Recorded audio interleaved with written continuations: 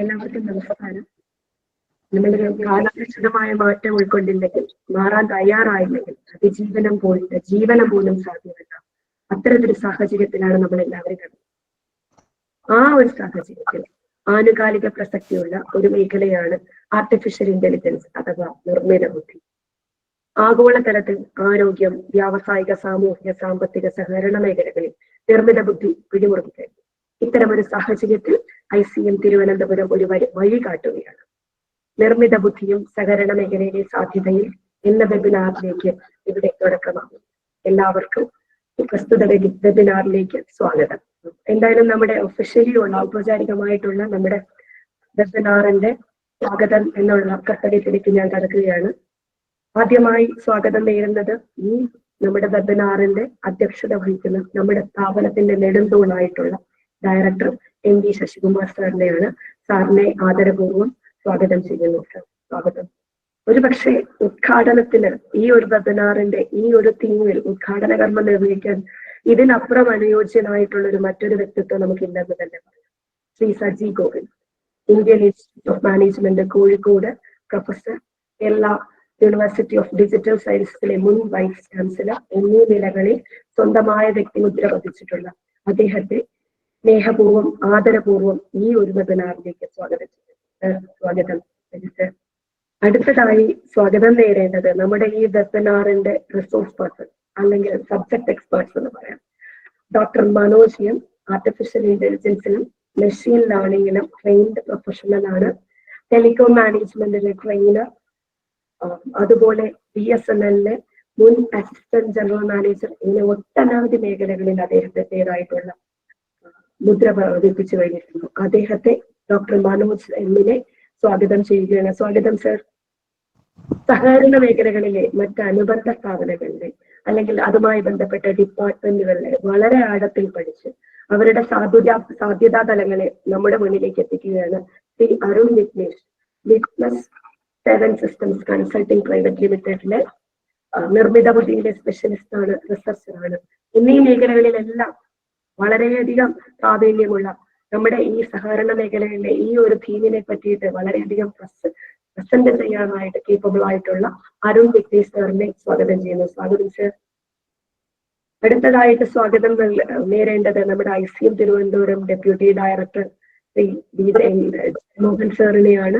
അദ്ദേഹത്തെ സ്വാഗതം ചെയ്യുന്നു. ഒപ്പം എന്റെ സഹപ്രവർത്തകർ, സർവോപരി നമ്മുടെ ഈ ഒരു ഓരോ തലത്തിലും ഞങ്ങളുടെ കൂടെ നിൽക്കുന്ന അല്ലെങ്കിൽ ഞങ്ങളെ വഴികാട്ടിയായിട്ട് ഞങ്ങളുടെ മുന്നോട്ട് കൊണ്ടുപോകുന്ന സർവസ്വമായ സഹകാരി സുഹൃത്തുക്കളെ എല്ലാവർക്കും നമ്മുടെ ഈ വെബിനാർ സീരീസിന്റെ ആദ്യത്തെ നിർമ്മിത ബുദ്ധിയും സഹകരണ മേഖലയിലെ സാധ്യതകളും എന്ന വിഷയത്തിലേക്ക് എല്ലാവർക്കും ഹാർദവമായ സ്വാഗതം.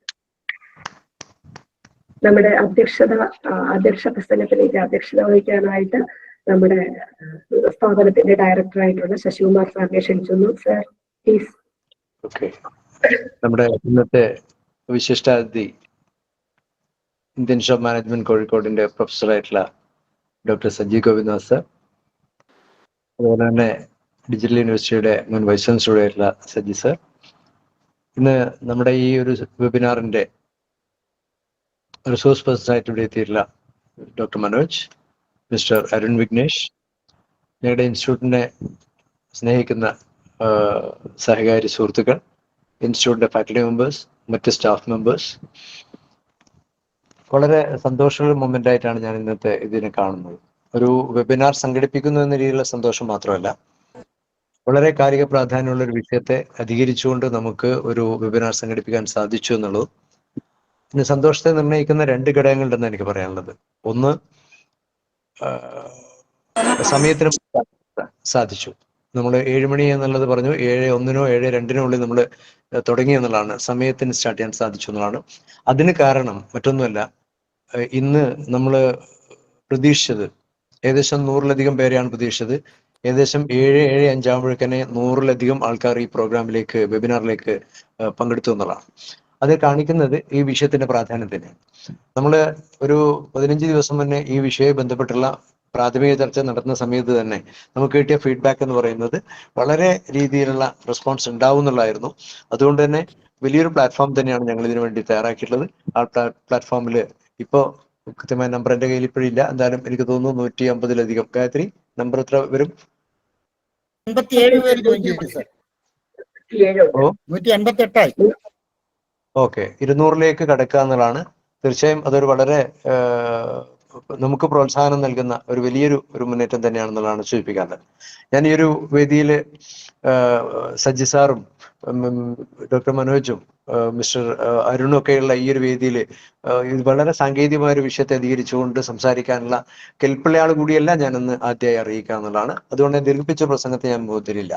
പക്ഷേ എൻ്റെ ഓർമ്മയിലേക്ക് വരുന്ന ഒരു വളരെ പ്രസക്തമായ ഒരു വാചകം ചരിത്രകാരനായ അർണോൾഡ് ടോയിൻബിയുടെ ഒരു വാചകമാണ്.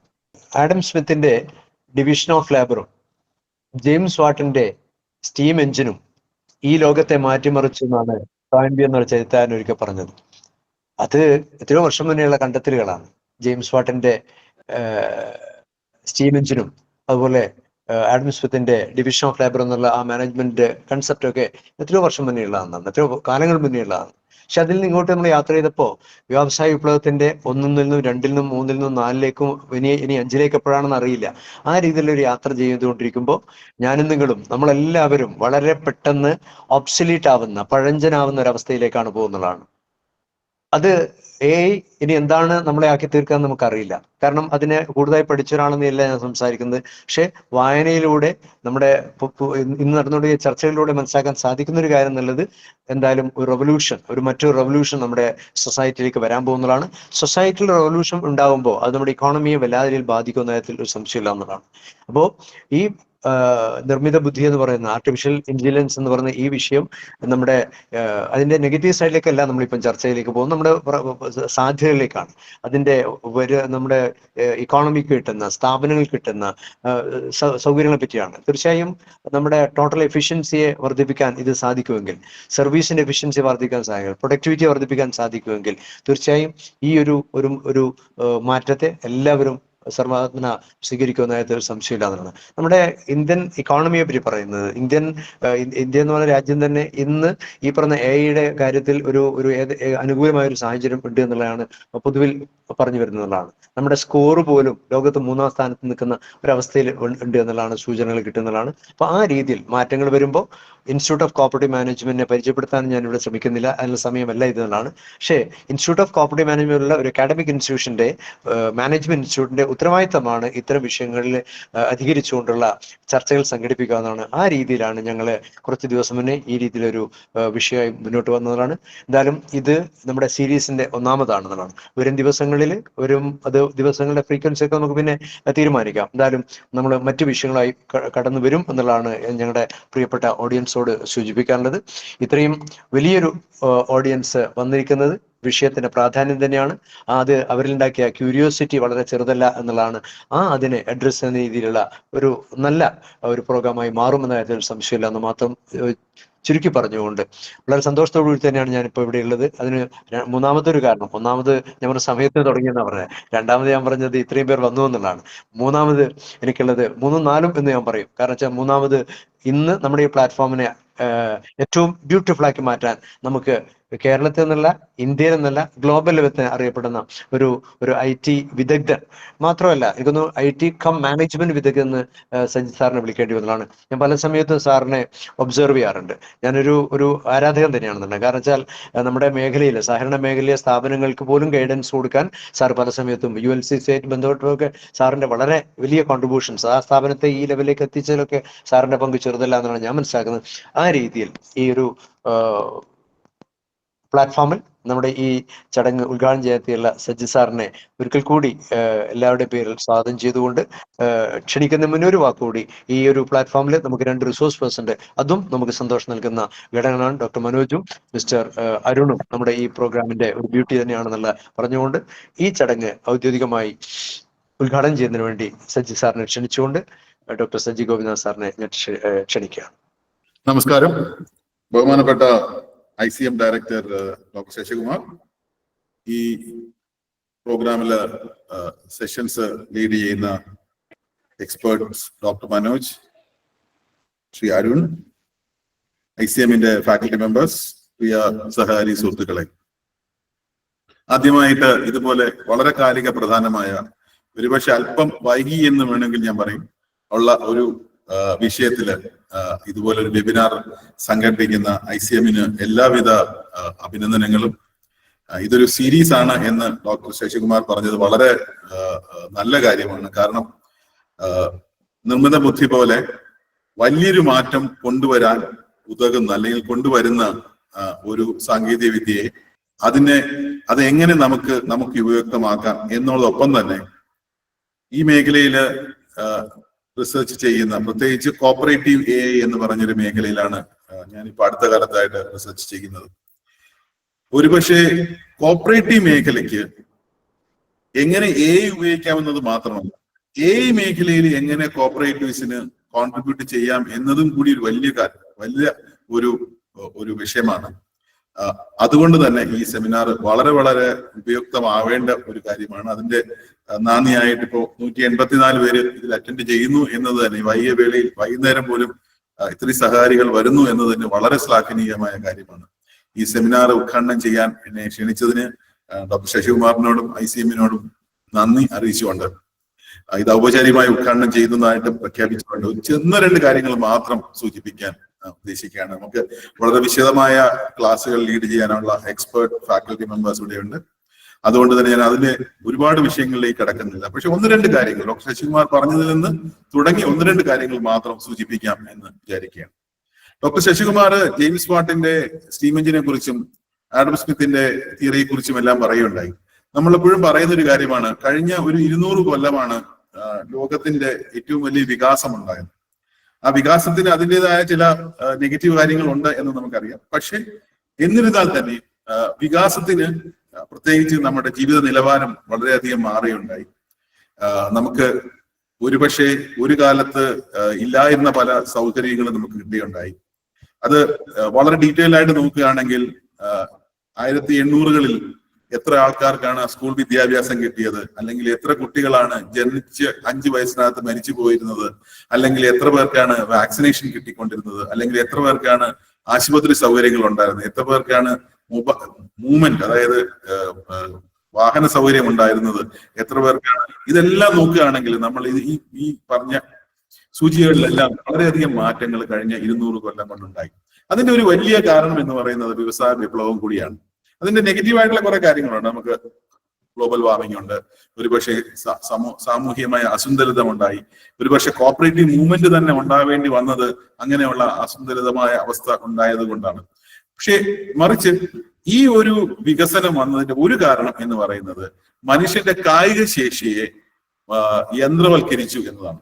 മനുഷ്യനെ കായിക ശേഷി ചെയ്യുന്നതിനെ യന്ത്രം മാറ്റിയപ്പോൾ നമുക്ക് എന്ന് ചെയ്യുന്നതിനേക്കാളും എത്രയോ ഇരട്ടി നിലയിൽ ചെയ്യാൻ കഴിയുകയുണ്ടായി. അതൊരു ചെറിയ യന്ത്രങ്ങൾ മുതൽ വലിയ യന്ത്രങ്ങൾ വരെ ഉള്ള ഒരു മാറ്റമാണ് അത് കൊണ്ടുവന്നത്. അതിന്റെ പല ഘടകങ്ങളായിട്ട് പിന്നീട് വന്നു. അതിന്റെ 1ാം വ്യവസായ വിപ്ലവത്തിൽ ഇലക്ട്രിസിറ്റിയും സ്റ്റീം എഞ്ചിനും ഒക്കെ വന്നപ്പോൾ 2ാം വ്യവസായ വിപ്ലവം എന്ന് പറഞ്ഞ കാലഘട്ടത്തിൽ IC എഞ്ചിനുകളും വാഹനങ്ങളും എല്ലാം വന്നു. 3ാം വ്യവസായ വിപ്ലവമായപ്പോൾ കമ്പ്യൂട്ടറുകൾ വന്നു.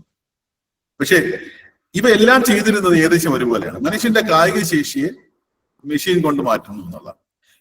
ഇതേപോലെ തന്നെ വലിയൊരു മാറ്റം വരുന്ന ഒരു കാലഘട്ടം ഇപ്പോഴാണ്. കാരണം ഇന്ന് നിർമ്മിത ബുദ്ധി കൊണ്ട് ഉദ്ദേശിക്കുന്നത് തന്നെ എങ്ങനെയാണോ മനുഷ്യന്റെ കായിക ശേഷി യന്ത്രങ്ങൾ മാറ്റിയത്, അതുപോലെ മനുഷ്യന്റെ ബൗദ്ധിക ശക്തിയെ അല്ലെങ്കിൽ കൊഗ്നിറ്റീവ് ലേബറിനെ എങ്ങനെയാണ് മെഷീൻ കൊണ്ട് റീപ്ലേസ് ചെയ്യുകയോ അല്ലെങ്കിൽ ഓഗ്മെന്റ് ചെയ്യുകയോ, റീപ്ലേസ് ചെയ്തെന്ന് മാത്രം പറയാൻ ഉദ്ദേശിക്കുന്നില്ല, ഓഗ്മെന്റ് ചെയ്യുകയും ചെയ്യുന്ന ഒരു കാലഘട്ടത്തിലേക്കാണ് നമ്മൾ കടക്കുന്നത്.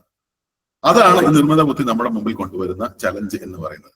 നമ്മൾ ഇന്ന് ചെയ്യുന്ന പല കാര്യങ്ങളും നമുക്ക് മെഷീനുകൾ നമ്മളെ എത്രയോ ഇരട്ടി വേഗത്തിൽ, എത്രയോ ഇരട്ടി ആക്യുറസിയിൽ ചെയ്യും. അതുകൊണ്ട് തന്നെ ഇന്ന് ചെയ്യുന്ന പല കാര്യങ്ങളും മാറ്റേണ്ടത് ആവശ്യമുണ്ട്. അത് മറ്റു ചില കാര്യങ്ങൾ നമ്മൾ ഇന്ന് ചെയ്യുന്നതിന് നമുക്ക് സഹായോത്തരമായി കൃത്രിമ ബുദ്ധി അല്ലെങ്കിൽ നിർമ്മിത ബുദ്ധി നമുക്ക് സഹായകരമാവുകയും ചെയ്യും. സാധാരണ പറയാറുണ്ട്, നിർമ്മിത ബുദ്ധിയുടെ കാലത്ത് ആൾക്കാർക്ക് ജോലി നഷ്ടപ്പെടും, അല്ലെങ്കിൽ നിർമ്മിത ബുദ്ധി ആൾക്കാരുടെ ജോലി സ്ഥലങ്ങളിൽ നിന്ന് മാറ്റുമെന്ന്. പക്ഷെ അത് നടന്നാലും ഇല്ലെങ്കിൽ ഒരു കാര്യം വ്യക്തമാണ്, നിർമ്മിത ബുദ്ധി അറിയാവുന്ന ഒരാൾ അല്ലെങ്കിൽ നിർമ്മിത ബുദ്ധി ഉപയോഗിക്കുന്ന ഒരു സ്ഥാപനം നിർമ്മിത ബുദ്ധി അറിയാത്ത അല്ലെങ്കിൽ നിർമ്മിത ബുദ്ധി ഉപയോഗിക്കാത്ത ഒരു സ്ഥാപനത്തിനെ എന്തായാലും റീപ്ലേസ് ചെയ്യും. So people who the AI may not replace people, but people who don't know AI, will be replaced by people who knows AI.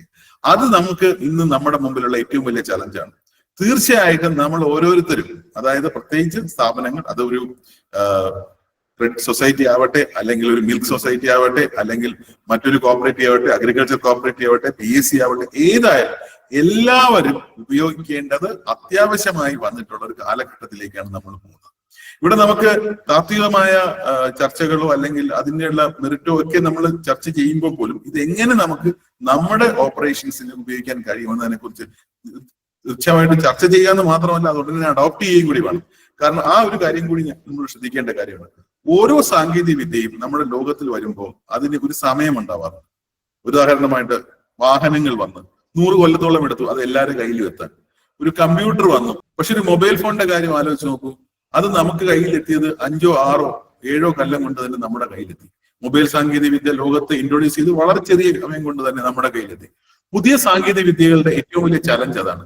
അത് വളരെ പെട്ടെന്ന് നമ്മുടെ കയ്യിലേക്ക് നമുക്ക് സ്വായത്തമാകുന്നു. ആക്സസ് എന്ന് പറയുന്നത് വളരെ എളുപ്പമാകുന്നു. അതുകൊണ്ട് തന്നെ ഒരുപക്ഷെ നിങ്ങളെ കോമ്പീറ്റ് ചെയ്യുന്ന ഒരു വലിയ വൻകിട കമ്പനി ആവണമെന്നില്ല. വളരെ ചെറിയിട മറ്റൊരു സ്ഥാപനത്തിന് ഇത് ഉപയോഗിച്ച് നിങ്ങളെക്കാളും നന്നായിട്ട് പെർഫോം ചെയ്യാൻ കഴിയും എന്ന ഒരു അവബോധം നമുക്ക് ഉണ്ടാവേണ്ടത് ആവശ്യമുണ്ട്. ഇതാണ് ശരിക്കും പറഞ്ഞാൽ നിർമ്മിത ബുദ്ധിയുടെ പോസിറ്റീവും അതേസമയം അത് ചലഞ്ചിങ്ങുമായിട്ടുള്ളത്. ഇത് എങ്ങനെയാണ് ഇത് ചെയ്യുന്നത് എന്നത് കൂടി ഒരു കാര്യം കൂടി ആലോചിക്കണം. ഏത് സാങ്കേതിക വിദ്യയും അതിനെ ജനറൽ പർപ്പസ് ആവുമ്പോൾ അത് പെട്ടെന്ന് വളരുകയുണ്ടാകും. ഉദാഹരണമായിട്ട് നമുക്കറിയാം, നമ്മളുടെ മൊബൈൽ ഫോൺ ചെയ്യാൻ മാത്രമായിരുന്നു ഉപയോഗിച്ചിരുന്നെങ്കിൽ നമ്മൾ പലരും ഫോൺ ഉപയോഗിക്കേണ്ടതുണ്ടാവില്ല, അല്ലെങ്കിൽ വളരെ ചുരുങ്ങിയ ഉപയോഗം ഉണ്ടാവുള്ളൂ. പക്ഷെ മൊബൈൽ ഫോൺ പല കാര്യങ്ങളും ചെയ്യുമ്പോൾ നമുക്ക് ബിസിനസ് ചെയ്യാൻ പറ്റും, നമുക്ക് കമ്മ്യൂണിക്കേറ്റ് ചെയ്യാൻ പറ്റും, നമുക്ക് ചാറ്റ് അയക്കാൻ പറ്റും, സിനിമ കാണാൻ പറ്റും, പാട്ട് കേൾക്കാൻ പറ്റും, നമുക്ക് വാട്സപ്പ് ചെയ്യാൻ പറ്റും. അങ്ങനെ മൾട്ടി പർപ്പസ് ആയപ്പോഴാണ് നമ്മൾ മൊബൈൽ ഫോണിനെ വളരെയധികം സ്നേഹിക്കാനും ഉപയോഗിക്കാനും തുടങ്ങിയത്. അതേപോലെയാണ് നിർമ്മിത ബുദ്ധി. 80കളിൽ തന്നെ നിർമ്മിത ബുദ്ധി ഉണ്ടായിരുന്നു. പക്ഷെ അന്നൊക്കെ നിർമ്മിത ബുദ്ധി അല്ലെങ്കിൽ AI അല്ലെങ്കിൽ AI ബേസ്ഡ് ആയിട്ടുള്ള മറ്റു സാധനങ്ങളെല്ലാം വളരെ സ്പെസിഫിക് പർപ്പസുകൾക്കായിരുന്നു, ഓരോരോ കാര്യങ്ങൾക്ക് വേണ്ടി മാത്രമായിരുന്നു. ഇന്ന് വരുന്ന നിർമ്മിത ബുദ്ധി അങ്ങനെയല്ല. അത് വളരെ മൾട്ടി പർപ്പസ് ആണ്. അതൊരു ജനറൽ ഇന്റലിജൻസ് ആയി എന്നല്ല ഞാൻ ഉദ്ദേശിക്കുന്നത്. അതിന് ഇനിയും കുറച്ചുകൂടി കാലമുണ്ടാവും. പക്ഷെ വളരെ പെട്ടെന്ന് പല കാര്യങ്ങളും ചെയ്യാൻ കഴിയും. നിങ്ങളുടെ ഒരു മെയിൽ അയക്കാൻ, അല്ലെങ്കിൽ റെസ്പോണ്ട് ചെയ്യാൻ, ഒരു പ്രൊജക്ട് റിപ്പോർട്ട് ഉണ്ടാക്കാൻ, ഒരു ബാങ്കിന്റെ കൊടുക്കാൻ വേണ്ടി പ്രൊജക്ട് റിപ്പോർട്ട് ഉണ്ടാക്കുക, അല്ലെങ്കിൽ നിങ്ങൾക്ക് കിട്ടുന്ന, നിങ്ങളൊരു ബാങ്ക് നടത്തുന്ന അല്ലെങ്കിൽ ക്രെഡിറ്റ് സൊസൈറ്റി നടത്തുന്ന ഒരാളാണെങ്കിൽ അതിന്റെ ക്രെഡിറ്റ് അനാലിസിസ് നടത്താൻ, ഇതിനെല്ലാത്തിനും ഇത് വളരെ വളരെ വളരെ ചുരുങ്ങിയ സമയം കൊണ്ട് നമുക്കിത് ചെയ്യാൻ കഴിയും. ചുരുക്കത്തിൽ പറഞ്ഞാൽ 3 തലത്തിൽ നമുക്ക് നിർമ്മിത ബുദ്ധിയുടെ ഉപയോഗങ്ങളെ കുറിച്ച് പറയാം. തീർച്ചയായിട്ടും അതിന്റെ വളരെ ഡീറ്റെയിൽ ആയിട്ട് നമ്മുടെ എക്സ്പേർട്സ് പറയുന്നുണ്ടാവും. ആദ്യത്തെ തല എന്ന് പറയുന്നത് നമ്മുടെ ഇന്നത്തെ ഓപ്പറേഷനുകളെ, ഇന്ന് ചെയ്യുന്ന കാര്യങ്ങളെ ഇന്നത്തെ നിന്ന് എത്രയോ ഇരട്ടി വേഗത്തിൽ ചെയ്യുവാൻ വേണ്ടി ഉപയോഗിക്കും. നമ്മൾ ഇന്ന് ചെയ്യുന്ന നമ്മുടെ വർക്കിലെ നമ്മുടെ കോസ്റ്റ് കുറയ്ക്കാൻ വേണ്ടിയിട്ട് നമ്മൾ ഇന്ന് ചെയ്യുന്ന പല കാര്യങ്ങളെയും എങ്ങനെ നമുക്ക് നിർമ്മിത ബുദ്ധി വെച്ച് ഉപയോഗിക്കാൻ ചെയ്യും, ഓപ്പറേഷണൽ ലെവൽ അല്ലെങ്കിൽ എഫിഷ്യൻസി കൂട്ടുക എന്നുള്ള ഒരു കാലഘട്ടത്തിലേക്ക് നമുക്ക് ചെയ്യാൻ കഴിയും. അതിനുവേണ്ടിയുള്ള ടൂൾസും ടെക്നിക്സും എല്ലാം നമുക്ക് അവൈലബിൾ ആണ്. പലതും സൗജന്യമായി ലഭിക്കുന്നതാണ്. ഇനി അല്ലെങ്കിൽ തന്നെ ഇത് ഡെവലപ്പ് ചെയ്യുന്ന സ്റ്റാർട്ടപ്പിന്റെ ഒരു എക്കോസിസ്റ്റം നമ്മുടെ ചുറ്റുമുണ്ട്. അതാണ് നമ്മുടെ ആദ്യത്തെ. അപ്പോൾ വളരെ ബ്യൂട്ടിഫുൾ ആയിട്ട് ഒരു ആർട്ടിസൻ ഒരു കോപ്പറേറ്റീവ് ആണെങ്കിൽ അതിന് എങ്ങനെ നമുക്ക് പുതിയ ഡിസൈനുകൾ ഉണ്ടാക്കാം, അതിനു വേണ്ടിയുള്ള സപ്പോർട്ടുകൾ എല്ലാം ഈ നിർമ്മിത ബുദ്ധി വഴി ചെയ്യാൻ പറ്റും. രണ്ടാമത്തെ തലം എന്ന് പറയുന്നത് ഇന്ന് നമുക്ക് ചെയ്യാൻ കഴിയാത്ത കുറെ കാര്യങ്ങൾ. ഒരുപക്ഷെ ഒരു കുതിരവണ്ടിക്ക് ഒരുപാട് ദൂരങ്ങൾ ഓടാൻ കഴിഞ്ഞിരുന്നില്ല, അതേസമയം ഒരു കാർ ആയപ്പോൾ അതിന് വളരെ പെട്ടെന്ന് ദൂരങ്ങൾ ഓടാൻ കഴിഞ്ഞു എന്നതുപോലെ ഇന്ന് നമുക്ക് ചെയ്യാൻ കഴിയാത്ത കുറെ കാര്യങ്ങൾ അത് ചെയ്യുവാൻ കഴിയുന്ന തലത്തിലുള്ള ഒരു എഫക്റ്റീവ്നെസ് എന്ന് പറയുന്ന, അല്ലെങ്കിൽ ഒരു എക്സലൻസ് ലെവലിലേക്ക് വരുന്ന കുറേയേറെ ആപ്ലിക്കേഷൻസ് നമുക്ക് നമ്മുടെ മേഖലകളിലേക്ക് കൊണ്ടുവരാൻ കഴിയും. പുതിയ മാർക്കറ്റുകൾ കണ്ടുപിടിക്കാൻ, പുതിയ പ്രൊഡക്റ്റുകൾ ഉണ്ടാക്കാൻ, പുതിയ സ്പേസിലേക്ക് മൂവ് ചെയ്യാൻ, ഇതിനെല്ലാം ഇത് ഉപയോഗിക്കാൻ കഴിയും. മൂന്നാമത്തെ തലം എന്ന് പറയുന്നത് ഇന്നോവേഷനാണ്. ഇന്ന് ചെയ്യുന്ന വർക്കിനെ മറ്റൊരു തലത്തിലേക്ക് മാറ്റുവാൻ, ഒരു ഇന്നോവേറ്റീവ് ആയിട്ടുള്ള ഒരു മോഡലിലേക്ക് കൊണ്ടുവരാൻ നിർമ്മിത ബുദ്ധി നമ്മളെ ഉപയോഗിക്കുന്നുള്ളതാണ്. റീപ്ലേസ്മെന്റിൽ നിന്ന് അതിനെ എങ്ങനെ ഉപയോഗിക്കാം എന്ന തലത്തിലേക്ക് കൊണ്ടുപോവുക എന്നതാണ് നമ്മൾ ആലോചിക്കേണ്ടത്. ഒരു കാര്യം കൂടി പറഞ്ഞുകൊണ്ട് അവസാനിപ്പിക്കാം. ഇതേപോലെ ഒരു സെമിനാർ നമ്മൾ 100 കൊല്ലം മുമ്പേ ആയിരുന്നു നടത്തിയിരുന്നു എന്ന് ആലോചിക്കാം. അന്ന് നമ്മൾ ചർച്ച ചെയ്യുന്നത് നിർമ്മിത ബുദ്ധിയെ കുറിച്ചായിരിക്കില്ല. അന്ന് നമ്മൾ ചർച്ച ചെയ്യുന്നത് ലോകത്ത് പുതിയൊരു സാധനം വന്നു, IC എഞ്ചിൻസ് അല്ലെങ്കിൽ ഒരു വാഹനങ്ങൾ. ഓട്ടോമാറ്റിക് ആയിട്ട് ഓടുന്ന വാഹനങ്ങൾ, കാറുകൾ, ട്രക്കുകളൊക്കെ വന്നു. ഇത് വരുമ്പോൾ നമ്മുടെ കയ്യിലുള്ള ഇന്ന് നമ്മൾ ഉപയോഗിക്കുന്ന കാളവണ്ടികളും കുതിരവണ്ടികളും കൈവണ്ടികളും എല്ലാം മാറിപ്പോവില്ലേ? അത് ചെയ്യുന്നവർക്ക് ജോലി നഷ്ടപ്പെടില്ലേ എന്ന ഒരു ചർച്ചയായിരിക്കും നമ്മൾ അന്ന് ചെയ്യുന്നത്. പക്ഷെ ഒന്ന് ആലോചിച്ച് നോക്കൂ, 100 കൊല്ലത്തിന് ഇപ്പം നമ്മൾ ആലോചിക്കുമ്പോൾ തീർച്ചയായിട്ടും അതെല്ലാം മാറിയുണ്ടായി. കൈവണ്ടികളും കാളവണ്ടികളും കുതിരവണ്ടികളും എല്ലാം മാറി. പക്ഷേ അതിന് പകരം കൊണ്ടുവന്ന അവസരം അന്നത്തെ സാങ്കേതിക വിദ്യ നമ്മുടെ മുമ്പിൽ കൊണ്ടു. ഇതേപോലെ തന്നെ ആയിരിക്കും നമ്മുടെ മുമ്പിൽ നിർമ്മിത ബുദ്ധിയും കൊണ്ടുവരുന്നത്. നിർമ്മിത ബുദ്ധി ഇന്നുള്ള കുറേയേറെ കാര്യങ്ങൾ, ഇന്ന് നമ്മൾ ചെയ്യുന്ന കുറേയേറെ കാര്യങ്ങൾ നമുക്ക് ചെയ്യേണ്ടി വരില്ല. പക്ഷെ അതുകൊണ്ട് തന്നെ ഇന്ന് നമുക്ക് ചെയ്യാൻ കഴിയാത്ത നമുക്ക് മറ്റു തലങ്ങളിലേക്ക് ഗ്രോ ചെയ്യാൻ കഴിയുന്ന, മറ്റു തലത്തിലേക്ക് പോകാൻ കഴിയുന്ന ഒരുപാട് ആപ്ലിക്കേഷനുകൾ നമ്മുടെ മുമ്പിൽ കൊണ്ടുവരും. അതിനെ സ്വയം ആക്കുകയും അതിനെ വളരെ കൃത്യതയോടെ ഉപയോഗിക്കുകയും ചെയ്യുക എന്നതാണ് ഒരുപക്ഷെ എല്ലാ ഓർഗനൈസേഷനുകളും ചെയ്യേണ്ടത്. തീർച്ചയായിട്ടും ഈ സെമിനാറിൽ പങ്കെടുക്കുന്ന എല്ലാവർക്കും ഈ സെമിനാറിൽ കൂടി അതിനുള്ള ഒരു ഇൻട്രൊഡക്ഷനെങ്കിലും, വളരെ ഡീറ്റെയിൽ ആയിട്ട് ഇൻട്രൊഡക്ഷനെങ്കിലും കിട്ടുമെന്നും ഇനി വരുന്ന സെമിനാർ കൂടി ആ സ്കില്ലുകൾ ഡെവലപ്പ് ചെയ്യപ്പെടുകയും ചെയ്യും എന്ന് എനിക്ക് പൂർണ്ണമായ വിശ്വാസമുണ്ട്. ഒരു ബാക്ക്ഗ്രൗണ്ട് പ്രിൻസിപ്പിൾസ് എന്ന് പറയുന്നതും കോപ്പറേറ്റീവ് പ്രിൻസിപ്പിൾ, റോസ്റ്റേജ് പ്രിൻസിപ്പിൾസ് തമ്മിൽ വളരെ വളരെ സാമ്യമുണ്ട് എന്നത് വളരെ ഇൻട്രസ്റ്റിംഗ് ആയിട്ടുള്ള കാര്യമാണ്.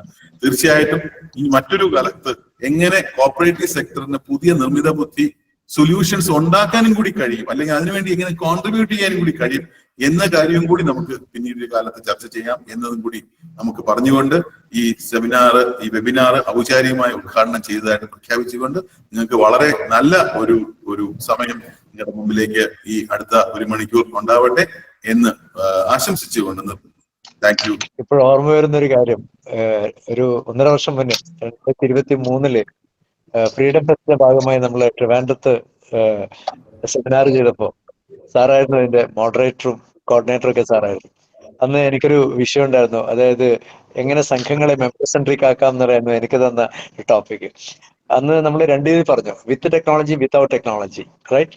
ഇപ്പോ സാറിപ്പം പറഞ്ഞത് കോപ്പറേഷനും എയും കോപ്പറേഷനും തമ്മിലുള്ള പരസ്പരം കൊടുക്കൽ വാങ്ങലിന്റെ ഒരു കാര്യമാണ് പറഞ്ഞാണ്. അതിന്റെ ആത്യന്തികമായ റിസൾട്ട് നമ്മുടെ അംഗങ്ങൾക്കാവട്ടെ എന്നുള്ള പ്രതീക്ഷയോടുകൂടി ഇത്രയും വളരെ ബ്യൂട്ടിഫുൾ ആയി ഇന്നത്തെ ഈ ഒരു സെമിനാർ ഇനോഗ്രേറ്റ് ചെയ്ത സാറിനുള്ള നിങ്ങളുടെ കൃതജ്ഞത കൂടി അറിയിച്ചുകൊണ്ട്, സാർ ഈ പ്ലാറ്റ്ഫോമിൽ ഉണ്ടാവുമെന്ന് എനിക്കറിയില്ല, സാറിന്റെ പ്ലാൻ എന്താണെന്ന് എനിക്കറിയില്ല, സാറിന്റെ സൗകര്യം. ഓക്കെ സാർ, അത് ഉണ്ടെങ്കിൽ വളരെ സന്തോഷം. എങ്കിലും ഇത്രയും നേരം നമ്മുടെ കൂടെ നിന്ന് സാറിനുള്ള കൃതജ്ഞത അറിയിച്ചുകൊണ്ട് ഞാൻ പ്ലാറ്റ്ഫോം നമ്മുടെ കോർഡിനേറ്റർ ഡോക്ടർ ഗായത്രിക്ക് കൈമാറുകയാണ്.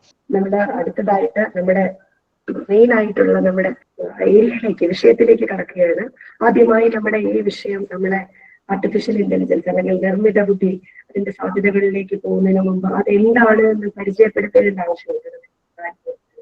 അതിനായി ആദ്യത്തെ നമ്മുടെ resource person doctor Manoj M സാറിനെ ക്ഷണിച്ചുകൊള്ളുകയാണ്. അദ്ദേഹം ആർട്ടിഫിഷ്യൽ ഇന്റലിജൻസും മെഷീൻ ലേണിംഗിലും ട്രെയിൻഡ് പ്രൊഫഷണൽ ആണ്, ടെലികോം മാനേജ്മെന്റ് ട്രെയിനർ ആണ്, ഒപ്പം തന്നെ BSNL മുൻ അസിസ്റ്റന്റ് ജനറൽ മാനേജറാണ്. അദ്ദേഹത്തെ സ്വാഗതം ചെയ്യുന്നു. സർ.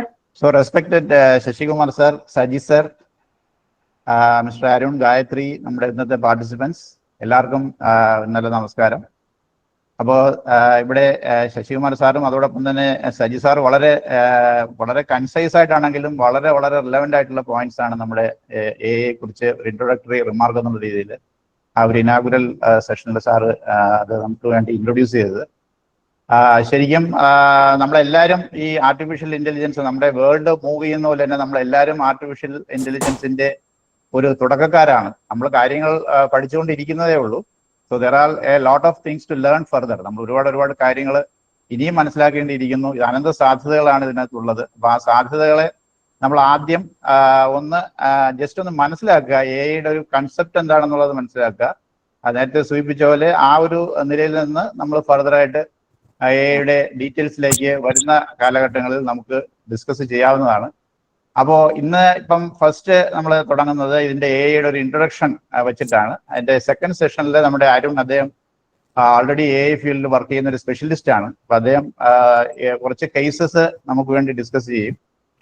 റിയൽ വേൾഡ് സിനാരിയോസ്, അല്ലെങ്കിൽ നമുക്ക് കോപ്പറേറ്റീവ് സെക്ടറിൽ നമുക്ക് ഈ പറഞ്ഞ ഏതൊക്കെ ഏരിയാസിൽ നമുക്ക് ഇത് എ പ്രോപ്പറായിട്ട് അപ്ലൈ ചെയ്യാൻ പറ്റും, സോ ദാറ്റ് നമുക്ക് ഉദ്ദേശിക്കുന്ന നേട്ടം അതുമൂലം കൈവരിക്കാൻ പറ്റും എന്നുള്ള ആ ഒരു ആസ്പെക്ട് അരുണ് സെക്കൻഡ് സെഷനിൽ കൈകാര്യം ചെയ്യും. സോ ഫസ്റ്റ് സെഷനിൽ നമ്മൾ ആർട്ടിഫിഷ്യൽ ഇന്റലിജൻസിന്റെ ഫൗണ്ടേഷൻസിലേക്ക് കിടക്കുകയാണ്. അപ്പോൾ the title is harnessing artificial intelligence for progress. അപ്പൊ എയെ കുറിച്ച് നമ്മൾ സംസാരിക്കുമ്പോൾ നമ്മൾ മനസ്സിലാക്കേണ്ടത് എ എന്നുള്ളത് നമ്മൾ ഉപഭോക്താക്കൾക്ക് എന്നുള്ള നിലയിൽ, കൺസ്യൂമർ അല്ലെങ്കിൽ കസ്റ്റമർ എന്നുള്ള നിലയിൽ നമ്മൾ ഓൾറെഡി നമ്മൾ എയുടെ ബെനിഫിറ്റ്സ് എൻജോയ് ചെയ്തുകൊണ്ടിരിക്കുന്നുണ്ട്. ഒരുപാട് നമ്മൾ അറിഞ്ഞോ അറിയാതെയോ നമ്മൾ എയുടെ നേട്ടങ്ങൾ ആൾറെഡി അനുഭവിച്ചുകൊണ്ടിരിക്കുന്ന ഒരു ഗ്രൂപ്പ് ഓഫ് ആൾക്കാരാണ്. അപ്പോ അത്തരത്തിലുള്ള ഒരു സംഗതി നമ്മൾ അനുഭവിക്കുന്നു. നമ്മുടെ പേഴ്സണൽ ലൈഫിൽ നമ്മൾ ഒരുപാട് മാറ്റങ്ങൾ അതുമൂലം ഓൾറെഡി വന്നു കഴിഞ്ഞു. അതുപോലെ തന്നെ നമ്മുടെ പ്രൊഫഷണൽ ലൈഫിലും നമ്മൾ അത് ഇൻട്രൊഡ്യൂസ് ചെയ്യേണ്ട സമയം അതിക്രമിച്ചിരിക്കുന്നു. അത്തരത്തിൽ നമ്മുടെ പ്രൊഫഷണൽ ലൈഫിൽ അത് ഇൻട്രൊഡ്യൂസ് ചെയ്യുമ്പോൾ തീർച്ചയായിട്ടും മൊത്തത്തിൽ society as a whole everybody will be benefited എന്നുള്ളൊരു കൺസെപ്റ്റിലാണ് നമ്മൾ നിൽക്കുന്നത്. അപ്പോൾ ഇവിടെ ഈ സബ്ജക്ട് ചൂസ് ചെയ്യുമ്പോൾ ഞാനിപ്പോൾ ഇതിന്റെ ഒരു ജസ്റ്റ് ഒരു അതിന്റെ ടൈറ്റിലിനോടൊപ്പം ഞാൻ ഒരു കാര്യം കാണിച്ചിരിക്കുന്നത് ശ്രദ്ധിച്ചാൽ അറിയാം. ഇത് തന്നെ എൻ്റെ ഈ പറഞ്ഞ സബ്ജക്റ്റിനെ ഞാനൊന്ന് ജസ്റ്റ് മലയാളീകരിച്ച് നോക്കിയതാണ്. So now there is a tool called AI translator that is enabled with AI. Artificial intelligence വെച്ച് എനേബിൾ ചെയ്തിരിക്കുന്ന ആ ടൂൾ തന്നെ എനിക്ക് വേണ്ടി ഇത് ട്രാൻസ്ലേറ്റ് ചെയ്ത് തന്നിരിക്കുകയാണ്. ഓഫ്കോഴ്സ് അവിടെ കൃത്രിമ ബുദ്ധി എന്നുള്ളത് നമ്മുടെ നിർമ്മിത ബുദ്ധിയാണ് നമ്മുടെ യൂഷ്വൽ യൂസേജ്. പക്ഷെ ഇവിടെ കൃത്രിമ ബുദ്ധി എന്നാണ് AI കണ്ടുപിടിച്ചിരിക്കുന്നത്. പക്ഷെ അത് നമുക്ക് ശരിയാണെന്ന് പറയേണ്ടി വരും. ബിക്കോസ് ആർട്ടിഫിഷ്യൽ എന്നുള്ള വാക്കിന്റെ എക്സാക്ട് കൺവേർഷൻ, അതിന്റെ മലയാളം കൺവേർഷൻ ആണ് അത് ട്രാൻസ്ലേഷൻ ആണ് അത് ചെയ്തിരിക്കുന്നത്.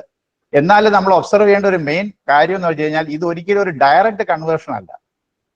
അപ്പൊ അത് അതിന്റെ വാക്കുകളെ എല്ലാം പ്രോപ്പറായിട്ട് അനലൈസ് ചെയ്തിട്ട് ആ വാക്കുകളിൽ നിന്ന് അത് അർത്ഥവത്തായ ഒരു സെന്റൻസ് ആണ് അത് നമുക്ക് മുന്നോട്ട് വെച്ചിരിക്കുന്നത്. അപ്പൊ അതിന്റെ അർത്ഥം എന്ന് വെച്ച് കഴിഞ്ഞാൽ ഈ സിസ്റ്റം ഒരിക്കലും വെറുതെ ഒരു ട്രാൻസ്ലേറ്റ് ചെയ്യുകയല്ല, എന്തൊക്കെയോ ഇന്റലിജൻസ് ഇതിന്റെ ഉള്ളിൽ കിടന്ന് ഓടുന്നുണ്ട്. ആ ഇന്റലിജൻസിന്റെ ഫലമായിട്ടാണ് നമ്മൾ ഈ കാണുന്ന ആ ഒരു സ്ട്രക്ചേർഡ് ആയിട്ടുള്ള ഒരു മീനിങ് ഫുൾ ആയിട്ടുള്ള ഒരു ഫ്രേസ് നമുക്ക് കിട്ടിയിരിക്കുന്നു. അപ്പോ ഇത്തരത്തിലുള്ള അറിഞ്ഞോ അറിയാതെയോ ആൾക്കാർ നിരവധിയുള്ള ഇത്തരത്തിലുള്ള കാര്യങ്ങൾക്ക് വേണ്ടി ഇത് ഉപയോഗിക്കുന്നുണ്ട് എന്ന് കാണിക്കാനുള്ള ഒരു ഇൻട്രൊഡക്ഷൻ ആണ് ഞാൻ എൻ്റെ ആ ടൈറ്റിലിനോടൊപ്പം തന്നെ ഞാനത് അവിടെ കാണിച്ചത്. അപ്പൊ നമ്മള് ഇന്ന് ഡിസ്കസ് ചെയ്യാൻ പോകുന്നത് നമ്മൾ എയുടെ ഒരു ഇൻട്രൊഡക്ഷൻ, എൻ്റെ ഡെഫിനിഷൻ കൊടുക്കുന്നുണ്ട്. അതുപോലെ ആ എയുടെ ഒരു എക്സൈറ്റിംഗ് വേൾഡ് എന്താണെന്നുള്ളതിനെ പറ്റി നമ്മളൊരു ചെറിയൊരു കൺസൈസ് ഡിസ്കഷൻ ഉണ്ട്. ടെക്നോളജി എയുടെ ടേംസും മറ്റു കാര്യങ്ങളൊക്കെ നമ്മൾ ജസ്റ്റ് ഒന്ന് ഫെമിലിയർ ആവേണ്ട കാര്യമുണ്ട്. കാരണം നമ്മളൊരു ആർട്ടിക്കിളോ ഒരു ന്യൂസ് ഐറ്റമോ ഒക്കെ വായിക്കുമ്പോഴോ കേൾക്കുമ്പോഴോ ഒക്കെ നമ്മൾ ഈ പറയുന്ന കാര്യം എന്താണെന്ന് നമുക്ക് ഇന്റർപ്രറ്റ് ചെയ്യാൻ പറ്റണം. നമ്മളെ പല കാര്യങ്ങളും ഇന്നത്തെ കാലത്ത് സെൽഫ് ലേണിംഗ് ആണ്. നമ്മൾ ഒരിക്കലും എല്ലാം ഇങ്ങനെ ഒരു ക്ലാസ് റൂം സെഷൻ അല്ലെങ്കിൽ അത്തരത്തിലുള്ള സെഷൻ വഴി അല്ല നമ്മളെല്ലാം ലേൺ ചെയ്തുകൊണ്ടിരിക്കുന്നത്. നമ്മൾ പല ഇന്ററാക്ഷൻസ്, പല മീഡിയം വഴിക്കുള്ള ഇന്ററാക്ഷനിൽ കൂടെയാണ് കാര്യങ്ങൾ നമ്മൾ പഠിച്ചുകൊണ്ടിരിക്കുന്നത്. അതുകൊണ്ട് തന്നെ ഒരു ബേസിക് അണ്ടർസ്റ്റാൻഡിങ് ഇതിന്റെ ടേംസ്, ടെക്നോളജി കാര്യങ്ങളൊക്കെ നമുക്ക് ഉണ്ടാവേണ്ടതുണ്ട്. പിന്നെ നമ്മളൊരു വളരെ ഫണ്ടമെന്റൽ ആയിട്ട് കുറച്ച് സ്റ്റാറ്റിസ്റ്റിക്സ്, എല്ലാം ഇല്ല, വളരെ കുറച്ച് സ്റ്റാറ്റിസ്റ്റിക്സും കൂടി ഇത് സംബന്ധിച്ചുള്ള ഇൻട്രൊഡ്യൂസ് ചെയ്യുന്നുണ്ട്. പിന്നെ അതിന്റെ ബെനിഫിറ്റ്സും of course a little bit on the concerns നമുക്ക് ഡിസ്കസ് ചെയ്യാം. ഓൾറെഡി സജി സാർ അതിന്റെ കൺസേൺസ് സൂചിപ്പിച്ചു. അത് തന്നെയാണ് ഈ പ്രസന്റേഷനിൽ എനിക്കും അല്പസ്വല്പം എംഫസിസ് ചെയ്യേണ്ടത്. അപ്പൊ അത് നമുക്ക് നോക്കാം. അതുപോലെ നമ്മൾ ഇതിന്റെ ഫ്യൂച്ചറിസ്റ്റിക് ആയിട്ടുള്ള കാര്യങ്ങളെ പറ്റിയും നമുക്ക് ഒന്ന് നോക്കാം. അതിനുശേഷം എൻ്റെ റിക്വസ്റ്റ് ഇതാണ്, നമ്മുടെ ഇന്ററാക്ഷൻസ് എല്ലാം നമുക്ക് ലാസ്റ്റ് 5 minutes ചെയ്യുന്നതാണ് നല്ലത്. കാരണം ഇതൊരു ഷോർട്ട് സെഷനാണ്. അപ്പൊ ആദ്യം ഞാനിതൊന്ന് പ്രസന്റ് ചെയ്യാം. പ്രസന്റ് ചെയ്തതിനു ശേഷം നമ്മുടെ ഡൗട്ടുള്ള പോയിന്റ്സ് എല്ലാം ഒന്ന് നോട്ട് ചെയ്ത് വെച്ചേക്കുക. We can discuss it. May be some 5 to 10 minutes നമുക്ക് അതിനുവേണ്ടി ചെലവാക്കാം. അപ്പൊ സജി സാറ് പറഞ്ഞ ആ പോയിന്റ് ഞാൻ ഒരു സ്ലൈഡ് രൂപത്തിലൂടെ കാണിച്ചിരിക്കുകയാണ്. ഇൻഡസ്ട്രിയൽ റെവല്യൂഷൻ നമ്മുടെ ഹ്യൂമൻ പ്രോഗ്രസിന് എത്രമാത്രം സപ്പോർട്ട് ചെയ്തു എന്നുള്ളതാണ് ഞാനിവിടെ പറയുന്നത്. ആദ്യം സാറ് പറഞ്ഞ പോലെ തന്നെ സ്റ്റീം എഞ്ചിനാണ് ഇൻഡസ്ട്രി 1.0 എന്നാണ് അത് അറിയപ്പെട്ടിരുന്നത്, ഇൻഡസ്ട്രിയൽ റെവല്യൂഷൻ 1. അപ്പൊ അത് വേ ബാക്ക് ഇൻ 1800s സംഭവിച്ചത്. അപ്പൊ അതിനുശേഷം നമുക്ക് നമ്മുടെ ഇലക്ട്രിസിറ്റി, അവിടെ ബൾബ് കാണിച്ചിരിക്കുന്ന ഇലക്ട്രിസിറ്റിയുടെ ഒരു റെപ്രസെന്റേഷൻ ആണ്. ഇലക്ട്രിസിറ്റിയുടെ വലിയൊരു ഇത് വന്നു. അത് വന്നത് ആ ഒരു കാലഘട്ടം ഇൻഡസ്ട്രി 2.0 എന്നറിയപ്പെട്ടു. അതിനുശേഷം വന്നു കമ്പ്യൂട്ടർ യുഗം. അപ്പൊ കമ്പ്യൂട്ടർ യുഗത്തില് നമ്മൾ ആ കാലഘട്ടത്തിനെ ഇൻഡസ്ട്രി 3.0 എന്നറിയപ്പെട്ടു. അതിനുശേഷം ഫൈനലി നമ്മൾ ഇന്റർനെറ്റ് ഓഫ് തിങ്സ്, IoT, അതുപോലെ AI, ഇങ്ങനെയൊക്കെയുള്ള കാര്യങ്ങളെ പറ്റി നമ്മൾ മനസ്സിലാക്കുകയും ഡെവലപ്പ് ചെയ്യുകയും ഇംപ്ലിമെന്റ് ചെയ്യുകയും ചെയ്തു തുടങ്ങി. ആ കാലഘട്ടത്തെയാണ് നമ്മളിപ്പോൾ ഇൻഡസ്ട്രി 4.0 എന്ന് പറയുന്നത്. Now we are moving towards industry 5.0 as well. But anyway as ഈ പറഞ്ഞ ഞാൻ ആ ഓരോ ഇമേജസ് ഇങ്ങനെ അടുക്കി വെച്ചിരിക്കുന്നത് ശ്രദ്ധിച്ചറിയാം. അതിങ്ങനെ മുകളിലായിട്ടാണ് അടുക്കി വെച്ചിരിക്കുന്നത്. ദാറ്റ് മീൻസ് അത് ഹ്യൂമൻ റേസിന് എപ്പോഴും ഉന്നതിയിലേക്ക് നയിച്ചിട്ടേ ഉള്ളൂ എന്നുള്ളത് കാണിക്കാൻ വേണ്ടിയാണ് അത് ഇങ്ങനെ ആ ഒരു ഗ്രാഫ് എപ്പോഴും അതിന്റെ സ്ലോപ്പ് ഒരു പോസിറ്റീവ് സ്ലോപ്പായിട്ട് കാണിച്ചിരിക്കും. അപ്പോ ഈ പറയുന്ന ടെക്നോളജിയും എഐയും തീർച്ചയായിട്ടും നമുക്ക് ഒരുപാട് നേട്ടങ്ങൾ കൊണ്ടുവരും. ഓൾറെഡി കുറെ നേട്ടങ്ങൾ കൊണ്ടുവന്നു കഴിഞ്ഞു. അതിന്റെ കൺസേൺസിനെ പറ്റി ടൂ മച്ച് വറീഡ് ആയിട്ട് കാര്യമില്ല. തീർച്ചയായിട്ടും ആദ്യം ഇത് മുന്നോട്ട് പോട്ടെ. Still it is in the nascent stage. ഇതൊരു തുടക്കം മാത്രമാണ്. കുറച്ച് പ്രോഗ്രസ് ചെയ്യട്ടെ. അന്നേരം അതിനെന്തെങ്കിലും മറ്റു രീതിയിലുള്ള കൺസേൺസ് ഒക്കെ ഉണ്ടെങ്കിൽ we can address it. Now let the technology progresses a little bit. കുറച്ച് മുന്നോട്ട് പോട്ടെ. പോയി കഴിഞ്ഞിട്ട് we can further discuss it എന്നുള്ളതായിരിക്കും ഒരു കറക്റ്റ് അപ്രോച്ച് എന്നുള്ളതാണ് എൻ്റെ ഒരു പോയിന്റ് ഓഫ് വ്യൂവിൽ തോന്നുന്നത്. പക്ഷെ നമ്മൾ എവിടെയൊക്കെ ഈ കാര്യങ്ങളെ കുറിച്ച് സംസാരിക്കുമ്പോൾ എഐയെ കുറിച്ചൊക്കെ സംസാരിക്കുന്നതിന് മുമ്പായിട്ട് അതിന്റെ കൺസെപ്റ്റിലേക്ക് വരുന്നതിന് മുമ്പായിട്ട് നമ്മൾ ഒരു ടെർമിനോളജി കറക്റ്റ് ആയിട്ടൊന്ന് ഉൾക്കൊള്ളുന്നതല്ലായിരിക്കും. ബിഗ് ഡേറ്റ എന്നുള്ള ഒരു ടെർമിനോളജി അല്ലെങ്കിൽ ബിഗ് ഡേറ്റ അനലിറ്റിക്സ് എന്നുള്ളൊരു സംഭവം ഈ പറഞ്ഞ നമ്മുടെ എൻവറോൺമെന്റിൽ കറങ്ങുന്നുണ്ട്. ഇതെന്താണെന്ന് വെച്ച് കഴിഞ്ഞാൽ ബിഗ് ഡേറ്റ, വലിയ ഡേറ്റ. എന്താണ് ഈ വലിയ ഡേറ്റ? ശരിക്കും പറഞ്ഞു കഴിഞ്ഞാൽ ഡേറ്റയെ കുറിച്ച് നമ്മൾ ആലോചിക്കുമ്പോൾ ആദ്യം നമ്മുടെ മനസ്സിലേക്ക് ഓടിയെത്തുന്നത് ഈ പറഞ്ഞ രീതിയിലുള്ള നമ്മുടെ ഫോർ എക്സാമ്പിൾ ഒരു ബാങ്കിന്റെ കേസിലാണെന്നുണ്ടെങ്കിൽ അവിടെ ഡേ ടു ഡേ ബേസിസ് നടക്കുന്ന ട്രാൻസാക്ഷൻസ്, അവിടെ എത്ര ഡെപ്പോസിറ്റ് വരുന്നു, എത്ര വിഡ്രോവൽസ് വരുന്നു, ഈ പറയുന്ന കാര്യങ്ങൾ എല്ലാം തന്നെ ഒരു എക്സൽ ഷീറ്റിൽ അടിച്ചു വെച്ച് കഴിഞ്ഞാൽ അത് നമ്മളൊരു ന്യൂമറിക്കൽ ഡേറ്റ, ഒരു ഡേറ്റ ആയിട്ട് നമുക്ക് മനസ്സിൽ അങ്ങനെ അതാണ് നമ്മൾ മനസ്സിൽ കാണുന്ന ഒരു സ്ട്രക്ചേർഡ് ഡേറ്റ എന്ന് പറയുന്നത്. യഥാർത്ഥത്തിൽ ഇത് മാത്രമല്ല ഡേറ്റ. എഐയുടെ പെർസ്പെക്റ്റീവിൽ അല്ലെങ്കിൽ പുതിയ കാലഘട്ടത്തിൽ നമ്മുടെ ഡേറ്റ എന്ന് പറയുന്നത് നമ്മൾ ഈ കാണുന്ന ന്യൂമറിക്കൽ ഡേറ്റ അല്ല. നമ്മുടെ ചുറ്റും കാണുന്ന എല്ലാ ഒബ്ജക്റ്റുകളും ഡേറ്റയാണ് റെപ്രസെന്റ് ചെയ്യുന്നത്. നമ്മളൊരു ടെക്സ്റ്റ് എഴുതി കഴിഞ്ഞാൽ, ഒരു വേർഡ് ഡോക്യുമെന്റ് എഴുതി കഴിഞ്ഞാൽ അതിലെ ഓരോ സെന്റൻസും വേർഡും എല്ലാം തന്നെ ഒരു ഡേറ്റ ആയിട്ട് വേണമെങ്കിൽ നമുക്ക് കൺസിഡർ ചെയ്യാം. ഞാനിപ്പോൾ എടുക്കുന്ന ഈ ക്ലാസ് ഇതിന്റെ ഓഡിയോ പുറത്തിറങ്ങുകയാണെന്നുണ്ടെങ്കിൽ that audio can be treated as data. ഒരു ഇമേജ് പുറത്തിറക്കുകയാണെന്നുണ്ടെങ്കിൽ that image can be treated as, ഒരു ഫോട്ടോഗ്രാഫ് ഉണ്ടെങ്കിൽ that can be treated as data. അപ്പോ അന്നേരം ചോദിക്കും ഈ ഇമേജസ്, ഈ പറഞ്ഞ ടെക്സ്റ്റ്, ഇതിനൊക്കെ എന്താണ് ഇത്ര പ്രാധാന്യം? അപ്പൊ തീർച്ചയായിട്ടും ഒരു വ്യത്യാസം, നമ്മൾ നേരത്തെ പറഞ്ഞ ന്യൂമറിക്കൽ ഡേറ്റയായിട്ടുള്ള ഒരു വ്യത്യാസം എന്ന് വെച്ച് കഴിഞ്ഞാൽ ഇത്തരത്തിലുള്ള ഡേറ്റ ഒക്കുപ്പൈ ചെയ്യുന്നതിന് ഒരുപാട് സ്പേസ് ആവശ്യമാണ്. അതായത് നമ്മൾ പണ്ട് കാലത്ത് ഈ MB GB എന്നൊക്കെ പറയുന്നത്, അതായത് മെഗാബൈറ്റ് ഗിഗാബൈറ്റ് എന്നൊക്കെ പറയുന്ന വലിയ വലിയ ഡേറ്റ സ്റ്റോറേജ് ആയിട്ടൊക്കെയാണ് നമ്മുടെ മനസ്സിൽ നമ്മൾ നേരത്തെ കുറെ കാലം മുമ്പ് കണ്ടിരുന്നത്. പക്ഷെ ഇപ്പൊ അതൊക്കെ പോയി. ഇപ്പൊ ഈവൻ ടെറാബൈറ്റ് പോലും, അതിന്റെ 1000 ടൈംസ് പറഞ്ഞാൽ പോലും നമുക്കത് വലിയൊരു ഡേറ്റ വോളിയമായിട്ട് നമ്മൾ പരിഗണിക്കുന്നില്ല. നമ്മളിപ്പോ സംസാരിക്കുന്നത് സെറ്റാബൈറ്റ്, അതായത് 10⁻21 ബൈറ്റ്സ്, ഒന്ന് കഴിഞ്ഞിട്ട് 21 പൂജ്യം ഇടുന്ന സംഖ്യയുള്ള ബൈറ്റ്സിനെ പോലും നമ്മൾ വലിയ ഡേറ്റ, അത്രയും വോളിയം ആണ് നമ്മളിപ്പോൾ വലിയ ഡേറ്റയായിട്ട് ഈ കാലഘട്ടത്തിൽ നമ്മൾ കൺസിഡർ ചെയ്തുകൊണ്ടിരിക്കുന്നത്. അപ്പം അത്രയധികം ഹ്യൂജ് വോളിയം, അത്രയും ഡേറ്റ എങ്ങനെ വരുന്നു? അതൊരിക്കലും നേരത്തെ പറഞ്ഞ ന്യൂമറിക്കൽ ഡേറ്റ മാത്രം വെച്ചിട്ടല്ല അത്രയും ഡേറ്റ വരുന്നത്. ഈ പറഞ്ഞ ടെക്സ്റ്റ്, ഇമേജ്, കാര്യങ്ങൾ എല്ലാം കോൺസ്റ്റിറ്റ്യൂട്ട് ചെയ്യുന്നതാണ് ഇത്രയും വലിയ ഡേറ്റ. അപ്പൊ അന്നേരം ചോദിക്കും ഈ ഡേറ്റയുടെ പ്രസക്തി എന്താണ്? തീർച്ചയായിട്ടും എയും ഈ പറഞ്ഞ ഡേറ്റ, ഇതിനെ പറയുന്ന അൺസ്ട്രക്ചേർഡ് ഡേറ്റ എന്നാണ്. ഈ ഡേറ്റയും തമ്മിൽ വലിയൊരു കോറിലേഷൻ ഉണ്ട്, വലിയൊരു ബന്ധമുണ്ട്. എന്താണെന്ന് ചോദിച്ചു കഴിഞ്ഞാൽ നമ്മുടെ ഇപ്പോൾ ഓടിക്കൊണ്ടിരിക്കുന്ന പല AI ആപ്ലിക്കേഷൻസും ഈ പറഞ്ഞ ഡേറ്റ പ്രോസസ് ചെയ്തിട്ടാണ് മുന്നോട്ട് പോയിക്കൊണ്ടിരിക്കുന്നത്. Four example ChatGPT or DeepSeek or what ever AI app നമ്മൾ പറഞ്ഞു കഴിഞ്ഞാൽ ഇതെല്ലാം തന്നെ ഈ പറയുന്ന അൺസ്ട്രക്ചേർഡ് ഡേറ്റയുടെ ബേസിസിലാണ് ഈ ആപ്ലിക്കേഷൻസ് എല്ലാം ഓടിക്കൊണ്ടിരിക്കുന്നത്. അവിടെ നമ്മൾ ഒരു ടെക്സ്റ്റ് കൊറിയാണ് കൊടുക്കുന്നത്. ആ ടെക്സ്റ്റ് കൊറിക്ക് for example ChatGPT text query കൊടുത്തു കഴിഞ്ഞാൽ നമുക്ക് അതിനനുസരിച്ചുള്ള മറുപടി കിട്ടുന്നുണ്ട്. അവിടെ കുറച്ച് ടെക്സ്റ്റ് അത് ജനറേറ്റ് ചെയ്ത് തരുന്നുണ്ട്. അപ്പൊ അത്തരത്തിലുള്ള ഒരു ആപ്പായിട്ടാണ് ChatGPT യൂഷ്വലി നമ്മൾ കാണുന്നത്. അപ്പോ ഇതൊക്കെയാണ് ശരിക്കും പറഞ്ഞാൽ ഇത്തരത്തിലുള്ള ഡേറ്റ കൊണ്ടുള്ള പർപ്പസ്. സിമിലർലി വേറൊരു ആപ്ലിക്കേഷൻ ശ്രദ്ധിച്ചു കഴിഞ്ഞാൽ നമ്മളൊരു ലീഗൽ ഒരു പെർസ്പെക്റ്റീവ് ചിന്തിക്കുക. അവിടെ നമ്മളടുത്ത് ഒരു 1000 പേജുള്ള ഒരു PDF ഡോക്യുമെന്റ് ഉണ്ട്. ആ 1000 പേജുള്ള ഒരു PDF ഡോക്യുമെന്റ് ഉണ്ടെങ്കിൽ ആ ഡോക്യുമെന്റിനെ നമ്മളൊന്ന് സമ്മറൈസ് ചെയ്ത് എടുക്കാൻ പറഞ്ഞു കഴിഞ്ഞാൽ എത്രമാത്രം ഹ്യൂമൻ എഫർട്ടാണ് അവിടെ വേണ്ടി വരുന്നതെന്ന് ചിന്തിക്കുക. അപ്പോൾ ആ ഡേറ്റയെ, ആ PDF-ലുള്ള ആ ടെക്സ്റ്റ് ഡേറ്റയെ നമ്മളൊരു AI ടൂളിലേക്ക് ഇട്ട് കഴിഞ്ഞാൽ ആ ടൂൾ തന്നെ അതിനെ സമ്മറൈസ് ചെയ്ത് നമുക്ക് തിരിച്ചു തരും. അപ്പൊ എത്രമാത്രം റിലീഫാണ് നമുക്ക് കിട്ടുന്നത്? നമുക്ക് നമ്മുടെ വർക്ക് ലോഡ് വളരെ ഇതായിട്ട് കുറയും. അതേസമയം എഫിഷ്യൻസി കൂടും, ടൈം സേവ് ചെയ്യാൻ പറ്റും, മണി സേവ് ചെയ്യാൻ പറ്റും. ഒരുപാട് അഡ്വാൻറ്റേജസ് ആണ് അതുമൂലം ഉണ്ടാകുന്നത്. അപ്പം ഈ പറഞ്ഞ ടെക്സ്റ്റ്, ഇങ്ങനെയുള്ള സംഗതികളെല്ലാം തന്നെ ബിഗ് ഡേറ്റയുടെ എക്സാമ്പിൾസ് ആണ്. ഈ ബിഗ് ഡേറ്റയാണ് ഇന്നത്തെ കാലത്ത് റൂൾ ചെയ്യുന്നത്. അപ്പൊ അത് ബേസ് ചെയ്തിട്ടാണ് ഇന്ന് നമ്മൾ കാണുന്ന ഒരുപാട് മെജോറിറ്റി ഓഫ് AI ആപ്ലിക്കേഷൻസ് എല്ലാം ഓടിക്കൊണ്ടിരിക്കുന്നത്. അപ്പൊ നമുക്കൊരു ഡെഫിനിഷനിലേക്ക് പോവാം. A is coined by John McCarthy എന്ന് പറഞ്ഞിട്ടുള്ള മാത്തമാറ്റീഷ്യൻ ആണ്. അദ്ദേഹമാണ് ഇതിനെ കോയിൻ ചെയ്തത്. ഇത് 1955 തൊട്ടേ ഉണ്ടായിരുന്നു ഈ സംഭവം.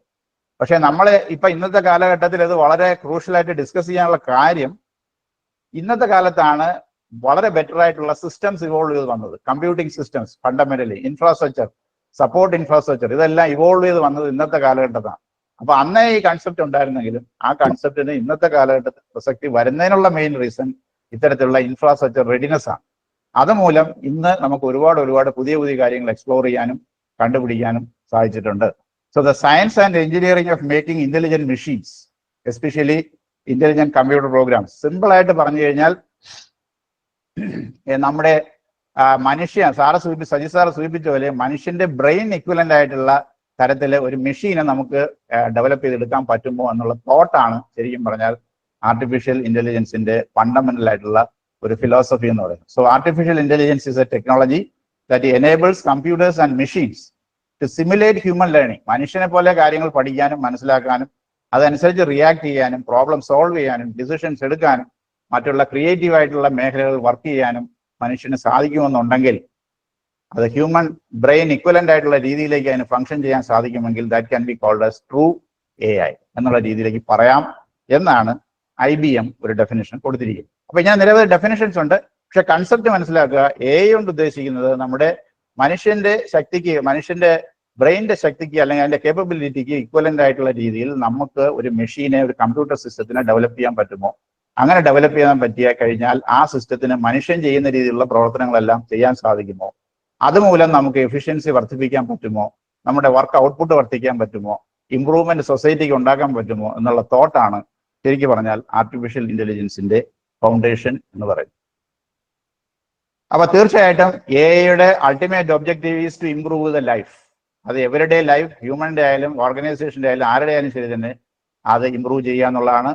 ഇത് നമ്മൾ മനസ്സിലാക്കണമെന്നുണ്ടെങ്കിൽ നമ്മൾ കുറച്ച് കേസസ് ഒന്ന് എക്സാമിൻ ചെയ്ത് നോക്കണം. ഓരോ സിനാരിയോസ്, ഓരോരോ പ്രത്യേക സാഹചര്യങ്ങളൊന്ന് വിലയിരുത്തി നോക്കണം. അപ്പൊ നമുക്ക് AI ഈ പറയുന്ന സ്ഥലങ്ങളിൽ എത്രമാത്രം നമ്മളെ ഹെൽപ്പ് ചെയ്യുന്നുണ്ട് എന്ന് നമുക്ക് മനസ്സിലാക്കാം.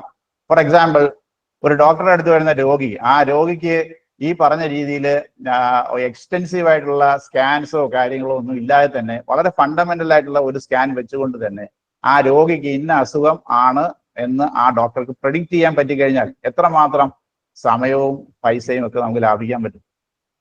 അപ്പോൾ ഓൾറെഡി AI ആ മേഖലകളിൽ കടന്നു വന്നിട്ടുണ്ട്.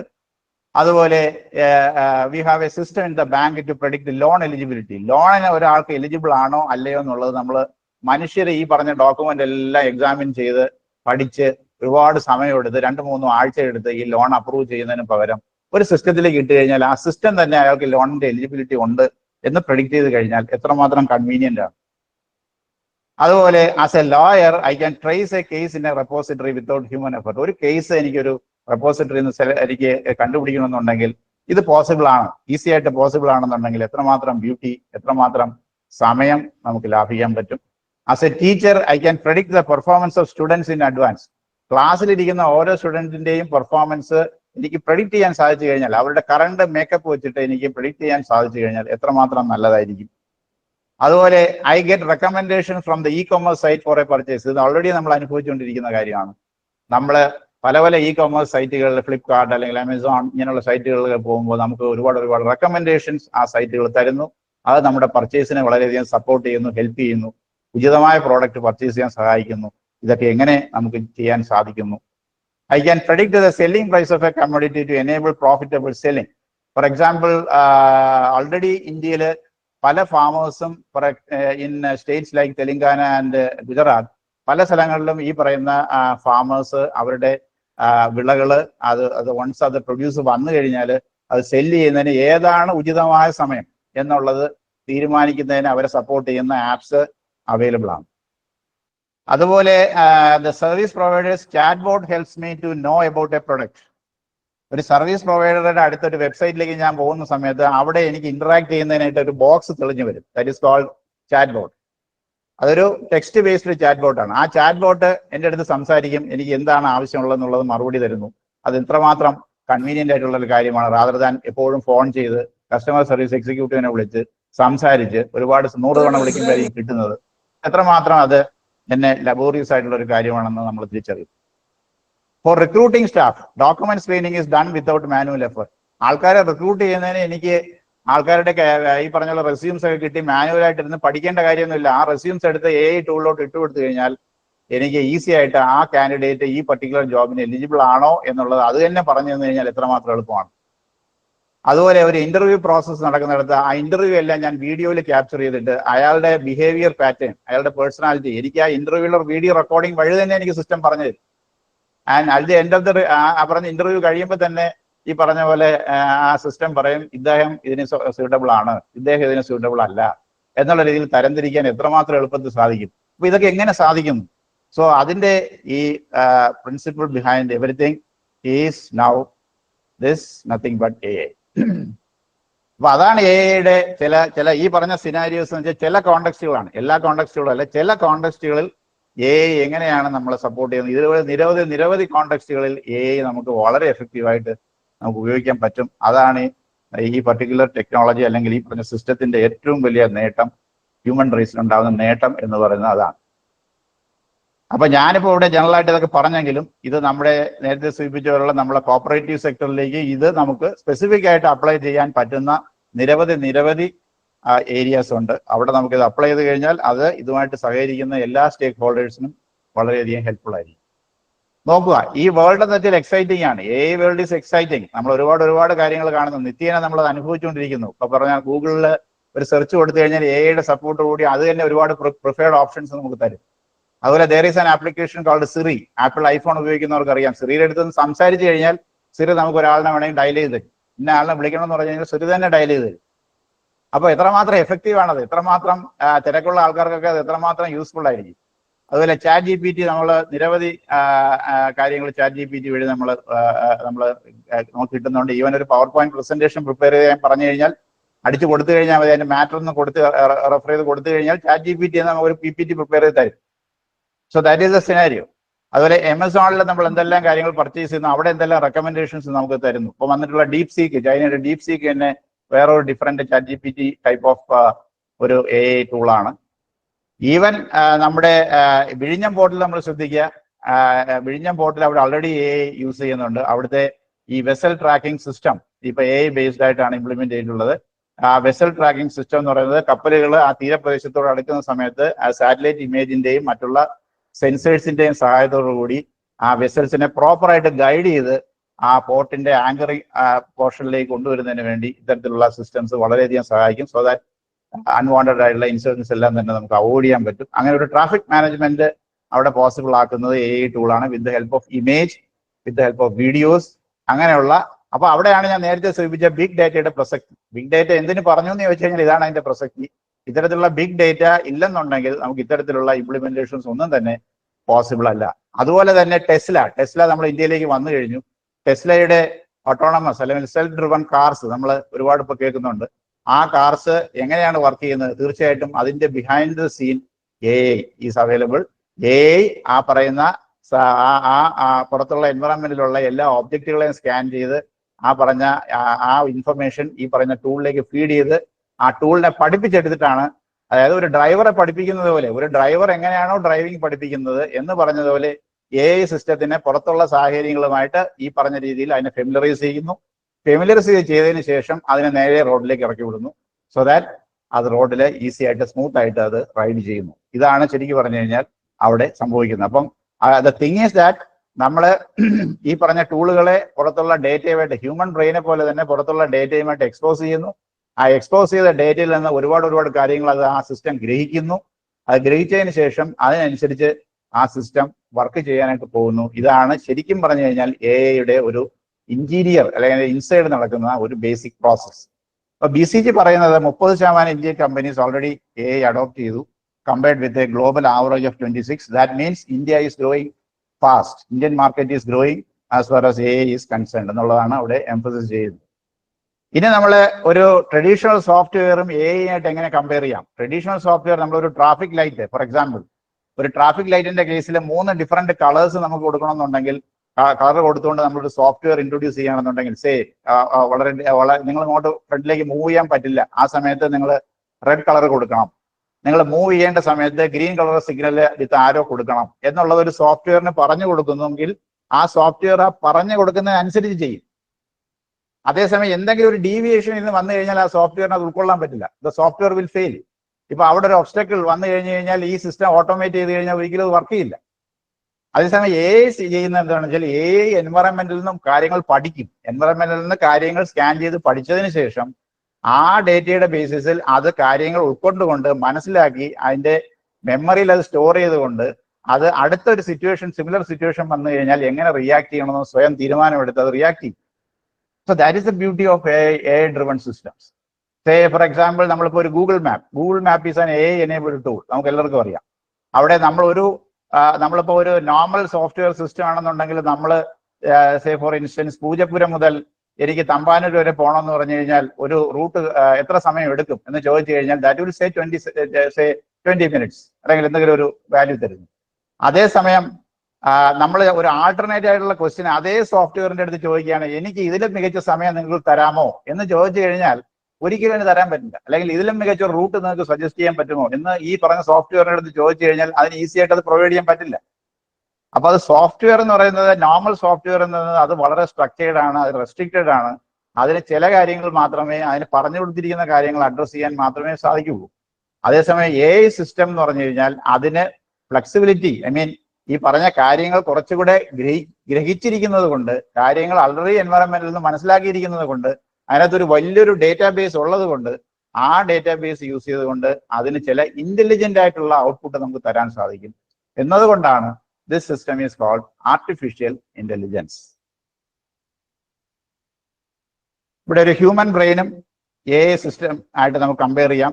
AIയുടെ പുതിയൊരു സിസ്റ്റം ഉണ്ട്. ആ പുതിയ സിസ്റ്റത്തിൽ വർക്ക് ചെയ്യുന്ന പ്രിൻസിപ്പിളിനെ നമ്മൾ പറയുന്നത് AI ന്യൂറൽ നെറ്റ്വർക്ക്സ് എന്നാണ്. അത് ന്യൂറൽ നെറ്റ്വർക്ക് എന്ന് പറയാൻ കാരണം അത് ഹ്യൂമൻ ബ്രെയിനിന്റെ ന്യൂറോൺസ് ആയിട്ട് ഇക്വേറ്റ് ചെയ്തിരിക്കുന്നതുകൊണ്ടാണ് അതിനെ AI ന്യൂറൽ നെറ്റ്വർക്ക്സ് എന്ന് പറയുന്നത്. ഹ്യൂമൻ ബ്രെയിനിന്റെ ന്യൂറോൺസ് എങ്ങനെ മെസ്സേജ് പരസ്പരം കൈമാറി ഒരു ഇൻഫർമേഷനെ അടിസ്ഥാനത്തിൽ, അതായത് പുറത്ത് കാണുന്ന ഒരു എൻവയറമെന്റിൽ ഒരു ഇമേജ് കണ്ടു കഴിഞ്ഞാൽ, സപ്പോസ് ഒരു ഇമേജ് കണ്ടു കഴിഞ്ഞാൽ ആ ഇമേജ് ഇന്ന ഒബ്ജക്റ്റിൻ്റെതാണെന്നുള്ളത് ഹ്യൂമൻ ബ്രെയിൻ എങ്ങനെ മനസ്സിലാക്കി എടുക്കുന്നുവോ അതുപോലെ തന്നെയാണ് AI സിസ്റ്റംസും കാര്യങ്ങൾ ഗ്രഹിക്കുന്നത്. അത് പുറത്തുനിന്നുള്ള കാര്യങ്ങൾ അത് ഒരുപാട് കാര്യങ്ങൾ ഉൾക്കൊള്ളുന്നു. ആ ഉൾക്കൊള്ളുന്ന കാര്യങ്ങൾ അത് മനസ്സിൽ വച്ചിരിക്കുന്നു. ഇതേ ഇൻഫർമേഷൻ പിന്നെയും ഒരുപാട് ഒബ്ജക്റ്റുകളെ അത് കാണുന്നു. ഇങ്ങനെ നിരവധി എൻവയറമെന്റൽ ഒബ്ജക്റ്റുകളെ അത് കണ്ടതിന് ശേഷം അല്ലെങ്കിൽ ഫീച്ചേഴ്സ് മനസ്സിലാക്കിയതിന് ശേഷം ആ ഫീച്ചേഴ്സിന്റെ അടിസ്ഥാനത്തിൽ ഈ സിസ്റ്റം പിന്നീട് റെസ്പോണ്ട് ചെയ്യാൻ തുടങ്ങുന്നു. അങ്ങനെയാണ് ഈ പറഞ്ഞ സിസ്റ്റം വർക്ക് ചെയ്യുന്നത്. ഇവിടെ ഹ്യൂമൻ ബ്രെയിനുമായിട്ട് നമ്മൾ ഇക്വേറ്റ് ചെയ്യുകയാണെന്നുണ്ടെങ്കിൽ ഇവിടെ കാണുന്ന ഡിസ്റ്റിങ്ഷൻസ് എന്തൊക്കെയാണെന്ന് വെച്ച് കഴിഞ്ഞാൽ, ഹ്യൂമൻ ബ്രെയിൻ എപ്പോഴും ഒരുപോലെ റിയാക്ട് ചെയ്യണമെന്നില്ല. കാരണം സിറ്റുവേഷൻസ് അനുസരിച്ച്, മൂഡ് അനുസരിച്ച്, ഇമോഷൻസ് അനുസരിച്ച് ഹ്യൂമന്റെ റെസ്പോൺസ് വേറൊന്നാകാം. പക്ഷെ AI സംബന്ധിച്ചിടത്തോളം അതിനെന്താണോ നമ്മൾ പഠിപ്പിച്ചു കൊടുത്തിരിക്കുന്നത് ആ പഠിപ്പിച്ചു കൊടുത്തിരിക്കുന്ന ബുദ്ധി ഉപയോഗിച്ചുകൊണ്ട് മാത്രമേ അതിന് റെസ്പോണ്ട് ചെയ്യാൻ സാധിക്കുകയുള്ളൂ. ആ ഒരു റിജിഡിറ്റി അതിനുണ്ട്. പക്ഷെ ഇന്നത്തെ AI ടൂൾസ് എല്ലാം തന്നെ ആ റിജിഡിറ്റിയെ ഓവർകം ചെയ്ത് മാക്സിമം ഫ്ലെക്സിബിലിറ്റി കൊണ്ടുവരാൻ വേണ്ടിയുള്ള ഒരു എഫർട്ടിലാണ് ഇതിന്റെ ഡെവലപ്പേഴ്സ് എല്ലാം ഇപ്പൊ എൻഗേജ് ചെയ്തിരിക്കുന്നത്. അവർ ഈവൻ ഇമോഷൻസ് കൂടെ അതിന്റെ ഇതിലേക്ക് കൊണ്ടുവരാനായിട്ടാണ് ശ്രമിക്കുന്നത്. ഇപ്പൊ ഫോർ എക്സാമ്പിൾ ChatGPT നമ്മൾ സംസാരിക്കുമ്പോൾ ഗുഡ് മോർണിംഗ് എന്ന് പറഞ്ഞു കഴിഞ്ഞാൽ ChatGPT ഗുഡ് മോർണിംഗ് എന്ന് റെസ്പോണ്ട് ചെയ്യുന്നു. ഹ്യൂമൻ ലൈക്ക് കോൺവെർസേഷൻ ആണ് അത് എനേബിൾ ചെയ്തിരിക്കുന്നത്. ഇത് എങ്ങനെ സംഭവിക്കുന്നു? ബിക്കോസ് ഈ ഗുഡ് മോർണിംഗ് കണ്ടു കഴിഞ്ഞാൽ എങ്ങനെ റെസ്പോണ്ട് ചെയ്യണമെന്നുള്ളത് ChatGPTക്ക് അകത്തുള്ള അതിന്റെ ഒരു ലേണിംഗ് പ്രോസസ്സ് വഴി, ഹ്യൂമൻ ബ്രെയിൻ പോലുള്ള ലേണിംഗ് പ്രോസസ്സ് അതിനകത്ത് നടക്കുന്നുണ്ട്. ആ ലേണിംഗ് പ്രോസസ്സ് നടക്കുന്നത് നിരവധി ഡേറ്റയുമായിട്ട് അത് എക്സ്പോസ് ചെയ്തത് കൊണ്ടാണ്. ആ എക്സ്പോസ് ചെയ്തത് മുഖാന്തരം അത് കിട്ടിയ ആ ലേണിംഗ് യൂസ് ചെയ്തുകൊണ്ടാണ് അത് റെസ്പോണ്ട് ചെയ്യുന്നത്. അപ്പൊ പലപ്പോഴും ഈ പറയുന്ന പ്രോപ്പറായിട്ട് ഒരുപക്ഷെ ഞാനൊരു ഒരു സെന്റൻസ് അവിടെ ടൈപ്പ് ചെയ്ത് കൊടുക്കുമ്പോൾ ആ സെന്റൻസ് ഞാൻ ഒരു ജോക്ക് ചെയ്യുന്ന രീതിയിലാണോ ആ സെന്റൻസ്, അല്ലെങ്കിൽ അവരെ ക്രിട്ടിക്ക എന്നുള്ള രീതിയിലാണോ ആ സെന്റൻസ് ഞാൻ ഉപയോഗിച്ചിരിക്കുന്നത്, അതോ ഞാൻ സ്ട്രെയിറ്റ് ഫോർവേഡ് ആയിട്ടുള്ള സദുദ്ദേശത്തോടു കൂടിയാണോ ആ സെന്റൻസ് ഞാൻ അവിടെ കൊടുത്തിരിക്കുന്നത് എന്നുള്ളത് ഇപ്പോൾ അത്ര കൃത്യമായിട്ട് ഇവാലുവേറ്റ് ചെയ്യാനായിട്ട് ഒരുപക്ഷെ ChatGPTക്ക് പറ്റണമെന്നില്ല. അപ്പൊ അതിൽ ക്യാരി ചെയ്യുന്ന ഇമോഷൻസോ ഫീലിങ്സോ ഒരു പക്ഷേ അത് പ്രോപ്പറായിട്ട് അതിനെ ഗ്രാസ്പ് ചെയ്യാൻ പറ്റണമെന്നില്ല. ബട്ട് സ്റ്റിൽ AIക്ക് ആ കാര്യങ്ങൾ മനസ്സിലാക്കാനും അതിനെ അനുസരിച്ചുള്ള ഒരു മറുപടി ഹ്യൂമൻ ലൈക്ക് ഒരു കോൺവെർസേഷനിൽ ഏർപ്പെടാനും ഇപ്പൊ തന്നെ ChatGPTക്ക് പറ്റുന്നുണ്ട് എന്നുള്ളതാണ് നമ്മൾ മനസ്സിലാക്കുന്നത്. പിന്നെ എയുടെ ടെക്നോളജി സൈഡിലേക്ക് വന്നു കഴിഞ്ഞാൽ കുറച്ച് ടേംസ് നമ്മൾ ഇങ്ങനെ കേൾക്കാറുണ്ട്. ഒന്നെന്ന് വെച്ച് കഴിഞ്ഞാൽ ആർട്ടിഫിഷ്യൽ ഇന്റലിജൻസ് തന്നെയാണ്. ആർട്ടിഫിഷ്യൽ ഇന്റലിജൻസ് എന്ന വലിയൊരു അംബ്രല്ല ടേം, എല്ലാം കൂടെ ചേർത്തുകൊണ്ട് പറയുന്നതാണ് ആർട്ടിഫിഷ്യൽ ഇന്റലിജൻസ്. ഇനി അതിന് കീഴിൽ വരുന്ന ഒരു സെഗ്മെന്റ് ആണ് മെഷീൻ ലേണിംഗ്. മെഷീൻ ലേണിംഗ് എന്ന് വെച്ച് കഴിഞ്ഞാൽ ഈ പറഞ്ഞ പോലുള്ള മെഷീൻസിന് അല്ലെങ്കിൽ കമ്പ്യൂട്ടേഴ്സിന് നമ്മൾ കുറച്ച് ഇൻപുട്സ് കൊടുത്തുകൊണ്ട് അല്ലെങ്കിൽ കുറച്ച് ഫീച്ചേഴ്സ് അതിലേക്ക് ഇൻപുട്ട് ചെയ്തുകൊണ്ട് നമുക്ക് ഈ പറഞ്ഞ കമ്പ്യൂട്ടേഴ്സിന് കാര്യങ്ങൾ പ്രെഡിക്റ്റ് ചെയ്യാൻ സാധിക്കുമോ ഇല്ലയോ. ഫോർ എക്സാമ്പിൾ, നമ്മൾ ഒരു ഇപ്പം ലോൺ ആപ്ലിക്കേഷന്റെ ഒരു കേസ് തന്നെ എടുക്കാം, അല്ലെങ്കിൽ നമുക്കൊരു ഫ്രോഡുലന്റ് ഒരു സ്പാം ഇമെയിൽസ് നമ്മൾ കേട്ട് കാണുമല്ലോ. വേണ്ട, നമുക്ക് ലോൺ ആപ്ലിക്കേഷൻ തന്നെ എടുക്കുക. ലോൺ ആപ്ലിക്കേഷന്റെ കേസിൽ നമുക്ക് ഒരുപാട് പാരാമീറ്റേഴ്സ് വച്ചിട്ടാണ് നമ്മൾ ലോൺ ആപ്ലിക്കേഷൻ അപ്രൂവ് ചെയ്യണമോ വേണ്ടയോ എന്ന് തീരുമാനിക്കുന്നത്. So over a period of time ഈ സിസ്റ്റം ഈ പല തരത്തിലുള്ള ഈ പറഞ്ഞ ഡോക്യുമെന്റ്സും കാര്യങ്ങളും അല്ലെങ്കിൽ സംഗതികളെല്ലാം ഇൻപുട്ട് ഡോക്യുമെന്റ് എല്ലാം കൊടുത്തു കഴിയുമ്പോൾ ഈ സിസ്റ്റം ഈ പല ഡോക്യുമെന്റുകളുടെയും അടിസ്ഥാനത്തിൽ over a period of time system തന്നെ മനസ്സിലാക്കും ഇന്ന സംഗതികൾ ഒരു കസ്റ്റമർ കൊണ്ടുവന്നു കഴിഞ്ഞാൽ this loan can be approve. അപ്പൊ ആ ഡോക്യുമെന്റ് സബ്മിറ്റ് ചെയ്യുന്ന ഡോക്യുമെന്റിൽ സ്ലൈറ്റ് ഡിഫറൻസസ് വന്നാൽ പോലും സിസ്റ്റം അതെല്ലാം മനസ്സിലാക്കിക്കൊണ്ട് ഇന്ന ഫീച്ചേഴ്സ് അല്ലെ ഇന്ന പാരാമീറ്റേഴ്സ് ഫുൾഫിൽ ചെയ്യുകയാണെന്നുണ്ടെങ്കിൽ ഈ പറഞ്ഞ ലോൺ എനിക്ക് അപ്രൂവ് ചെയ്യാൻ സാധിക്കുമെന്ന് സിസ്റ്റം അത് ഗ്രഹിക്കുകയാണ് over a period of time. അങ്ങനെ ഒരു സിസ്റ്റം ഗ്രഹിച്ചു കഴിഞ്ഞാൽ ആഫ്റ്റർ സം ടൈം ആ സിസ്റ്റത്തിന് സ്വതവേ തന്നെ ഒരു സംഗതി കുറെ ഡോക്യുമെന്റ്സ് കൊണ്ടു ചെല്ലുമ്പോൾ അത് പിന്നീട് അതിന് പ്രെഡിക്റ്റ് ചെയ്യാൻ പറ്റും ഈ ഡോക്യുമെന്റ് നമുക്ക് അപ്രൂവ് ചെയ്യാൻ ഈ ലോൺ ആപ്ലിക്കേഷൻ അപ്രൂവ് ചെയ്യാൻ പറ്റുമോ ഇല്ലയോ എന്നുള്ളത്. അതായത് ആദ്യ ഒരു ഫേസിൽ നമ്മൾ കുറെ ഇൻപുട്ട് അതിന് കൊടുക്കുന്നു, നമ്മൾ തന്നെ അതിനോട് പറഞ്ഞു കൊടുക്കുന്നു നിങ്ങൾ ഇന്ന ഇൻപുട്ട് കണ്ടു കഴിഞ്ഞാൽ ലോൺ അപ്രൂവ് ചെയ്യാം, ഇന്ന ഇൻപുട്ട് കണ്ടു കഴിഞ്ഞാൽ അല്ലെ ഇന്ന ഫീച്ചേഴ്സ് ആണ് ഉള്ളതെന്നുണ്ടെങ്കിൽ നിങ്ങൾക്ക് ലോൺ അപ്രൂവ് ചെയ്യാം, ഇന്നതാണെങ്കിൽ നിങ്ങൾക്ക് ലോൺ അപ്രൂവ് ചെയ്യാൻ പാടില്ല എന്നുള്ളത് over a period of time system is going to learn. അത് മനസ്സിലാക്കുന്നു. മനസ്സിലാക്കിയതിന് ശേഷം ആഫ്റ്റർ ലേണിംഗ് എ ലോട്ട് കുറേ മനസ്സിലാക്കി കഴിഞ്ഞു കഴിഞ്ഞാൽ അവസാനം സിസ്റ്റം തന്നെ പറയാൻ തുടങ്ങും. തീർച്ചയായിട്ടും ഇങ്ങോട്ട് തന്നെ അത് പ്രെഡിക്റ്റ് ചെയ്യാൻ തുടങ്ങും. കുറച്ച് ഇൻപുട്ട് കൊടുത്തു കഴിഞ്ഞാൽ സിസ്റ്റം തന്നെ ഇങ്ങോട്ട് തന്നെ പ്രെഡിക്റ്റ് ചെയ്യാൻ തുടങ്ങും ഈ ലോൺ എനിക്ക് അപ്രൂവ് ചെയ്യാം എന്നുള്ള അല്ലെങ്കിൽ അപ്രൂവ് ചെയ്യാതിരിക്കാം എന്നുള്ള കാര്യം. അപ്പൊ ഇതാണ് ഇതിന്റെ ബ്യൂട്ടി എന്ന് പറയുന്നത്. അതായത് സിസ്റ്റത്തെ നമ്മൾ പഠിപ്പിച്ചെടുക്കുകയാണ്. ഹ്യൂമൻ ബ്രെയിനെ നമ്മൾ എക്സ്പോസ് ചെയ്ത് പഠിപ്പിക്കുന്നത് പോലെ നമ്മളെ സിസ്റ്റത്തിനെ പഠിപ്പിച്ചെടുക്കുകയാണ്. ഒരു ലേണിംഗ് പ്രോസസ്സ് നടക്കുകയാണ്. ആ ലേണിംഗ് പ്രോസസ്സിന് ശേഷം സിസ്റ്റം സ്വയം റിയാക്ട് ചെയ്യാൻ തുടങ്ങും. പിന്നെ നമ്മൾ ഇൻപുട്ട് ഇട്ട് കൊടുത്താൽ മതി, system is going to predict. അതാണ് ഈ പറഞ്ഞ മെഷീൻ ലേണിംഗിൽ ഫണ്ടമെന്റലായിട്ട് നമ്മൾ അപ്ലൈ ചെയ്യുന്ന ഒരു പ്രിൻസിപ്പിൾ. സിമിലർലി ഇതിന്റെ തന്നെ വളരെ കുറച്ചുകൂടെ ഡീപ്പായിട്ടുള്ള അനാലിസിസുകളും ലേണിംഗ് പ്രോസസ്സും നടക്കുന്ന സിസ്റ്റംസ് ആണ് ഡീപ്പ് ലേണിംഗ്. ഡീപ്പ് ലേണിംഗ് കൂടുതലും നമ്മൾ നേരത്തെ പറഞ്ഞ ഈ സ്ട്രക്ചേർഡ് ഡേറ്റ അല്ല, അൺസ്ട്രക്ചേർഡ് ലൈക്ക് ഇമേജ്, വീഡിയോ അല്ലെങ്കിൽ ഇത്തരത്തിലുള്ള ഡേറ്റകളുമായിട്ട് ബന്ധപ്പെട്ടുള്ള ലേണിംഗ് പ്രോസസ്സും അതിന്റെ പ്രഡിക്ഷനും അതിന്റെ തമ്മിലുള്ള മറ്റു രീതിയിലുള്ള ഔട്ട്പുട്ടുകളും തരുന്ന സിസ്റ്റംസ് ആണ് ഡീപ്പ് ലേണിംഗ് സിസ്റ്റംസ്. അപ്പൊ ഡീപ്പ് ലേണിംഗ് സിസ്റ്റത്തിന്റെ കീഴിൽ വരുന്ന സിസ്റ്റംസ് ആണ് ജനറേറ്റീവ് AI. ചാറ്റ് GPT പോലുള്ള ടൂളെല്ലാം ജനറേറ്റീവ് AI എന്നുള്ള ക്ലാസ്സിലാണ് വരുന്നത്. ജനറേറ്റീവ് AI എന്ന് പറയാൻ തന്നെ കാരണം അത് കുറച്ച് ടെക്സ്റ്റ് നമുക്ക് പുതുതായിട്ട് ജനറേറ്റ് ചെയ്ത് തരുന്നതുകൊണ്ടാണ്. That is why it is called generative AI. നമ്മളൊരു ക്വറി കൊടുത്തു കഴിഞ്ഞാൽ chat GPT is going to generate some text for us. അതുകൊണ്ടാണ് ഇതിനെ ജനറേറ്റീവ് AI എന്ന് പറയുന്നത്. അല്ലെങ്കിൽ നമ്മളൊരു വലിയൊരു ഹ്യൂജ് ഡോക്യുമെന്റ് അപ്ലോഡ് ചെയ്ത് കഴിഞ്ഞാൽ the system AI system is going to summarise it. In that case also it can be called as generative AI. അപ്പൊ ഇങ്ങനെയുള്ള ടെക്സ്റ്റ് ബേസ്ഡ് ആയിട്ടുള്ള പുതിയ കണ്ടന്റുകൾ ജനറേറ്റ് ചെയ്യുന്നത് കൊണ്ടാണ് such systems are called generative AI. തീർച്ചയായിട്ടും അതിന്റെ പിന്നിൽ ഇങ്ങനെയുള്ള കണ്ടന്റുകൾ ജനറേറ്റ് ആവണമെന്നുണ്ടെങ്കിൽ എത്രമാത്രം ഡേറ്റയുമായിട്ട് ഈ പറയുന്ന സിസ്റ്റംസ് ഓൾറെഡി എക്സ്പോസ് ചെയ്തിട്ടുണ്ടാവും എന്നുള്ളതിനെ പറ്റി നിങ്ങളൊന്ന് ചിന്തിച്ച് നോക്കിയാൽ മതി. കാരണം എത്രയധികം വാക്കുകളുണ്ട്, എത്രയധികം കോണ്ടെക്സ്റ്റുകളുണ്ട്. ഈ പറയുന്ന ഓരോ കോണ്ടെക്സ്റ്റുകളിലും ചാറ്റ് GPTക്ക് ഒരു 80% പ്രോപ്പറായിട്ട് അതിന് റെസ്പോണ്ട് ചെയ്യാൻ സാധിച്ചു കഴിഞ്ഞാൽ തന്നെ that is going to be a great achievement as far as that model is concerned. അതാണ് ശരിക്കും പറഞ്ഞാൽ നമ്മൾ മനസ്സിലാക്കേണ്ടത്. അപ്പൊ AI ടേംസ് ഇതൊക്കെയാണ് സാധാരണ ഇതിൽ വരുന്നത്. നമ്മൾ AI കുറിച്ച് സംസാരിക്കുമ്പോൾ നമ്മളൊരു മോഡൽ എന്ന് പറഞ്ഞിട്ടൊരു ടേം കൊണ്ടുവരാറുണ്ട്. മോഡൽ എന്ന് വേറൊന്നുമല്ല, ഇതിന്റെ ലോജിക്. AI ജനറേറ്റ് ചെയ്യുന്ന ഔട്ട്പുട്ടിന്റെ ഉള്ളിലുള്ള ലോജിക്കിനെയാണ് നമ്മൾ പറയുന്നത് മോഡൽ. ഫോർ എക്സാമ്പിൾ, ഒരാൾക്ക് ലോൺ അപ്രൂവ് ചെയ്യണമോ വേണ്ടയോ എന്ന് പറയുമ്പോൾ അവിടെ രണ്ട് ഓപ്ഷൻസ് ആണ്. ഒന്നുകിൽ 0 അല്ലെങ്കിൽ 1, അയാൾക്ക് ലോൺ അപ്രൂവ് ചെയ്യാം അല്ലെങ്കിൽ പറ്റില്ല, യെസ് ഓർ നോ. അങ്ങനെയുള്ള മോഡൽസിനെ നമ്മൾ പറയുന്നത് ക്ലാസിഫിക്കേഷൻ മോഡൽസ് എന്നാണ്. ക്ലാസിഫിക്കേഷൻ മെഷീൻ ലേണിംഗ് മോഡൽസ് എന്നാണ് അങ്ങനെയുള്ള മോഡൽസിന് പറയുന്നത്. അവിടെ നമുക്ക് രണ്ട് ഓപ്ഷൻസ് ആണുള്ളത്. രണ്ട് തരത്തിലുള്ള ഔട്ട്കം ആണ് സാധാരണ പോസിബിൾ ആകുന്നത്. പക്ഷേ ഇതല്ലാതെ തന്നെ നമ്മൾ ചാറ്റ് GPT നോക്കി കഴിഞ്ഞാൽ അവിടെ ഇങ്ങനെയുള്ള ഓപ്ഷൻസ് ഒന്നും, ഇപ്പൊ ചാറ്റ് GPTയുടെ കേസ് നോക്കി കഴിഞ്ഞാൽ അവിടെ ഓപ്ഷൻസ് ഒന്നും നമുക്ക് അങ്ങനെ കാണാൻ പറ്റില്ല. അത് വേറെ രീതിയിലാണ് ആ മോഡൽ ഓപ്പറേറ്റ് ചെയ്യുന്നത്. അത് based on unstructured data. Already നമ്മൾ പറഞ്ഞു കഴിഞ്ഞു. പിന്നെ ഡേറ്റ സ്ട്രക്ചേർഡ് അൺസ്ട്രക്ചേർഡ് കാര്യങ്ങളെല്ലാം ഉണ്ട്. പിന്നെ ലേബൽ എന്ന് പറഞ്ഞൊരു ടേം കൊണ്ടുവരുന്നുണ്ട്. ലേബൽ വേറെ ഒന്നുമല്ല ഉദ്ദേശിക്കുന്നത്, നമ്മൾ ഡേറ്റ ഈ സിസ്റ്റത്തിന് AI സിസ്റ്റത്തിന് ആദ്യം പഠിപ്പിക്കുന്നതിന് വേണ്ടി നമ്മൾ ആദ്യം ഒരു ലേബൽ ഉപയോഗിക്കും. ലേബൽ എന്ന് വെച്ച് കഴിഞ്ഞാൽ ഇന്ന ഫീച്ചേഴ്സ് ആണെങ്കിൽ ഇന്നതായിരിക്കണം ഔട്ട്പുട്ട് എന്ന് പറഞ്ഞ് പഠിപ്പിക്കും.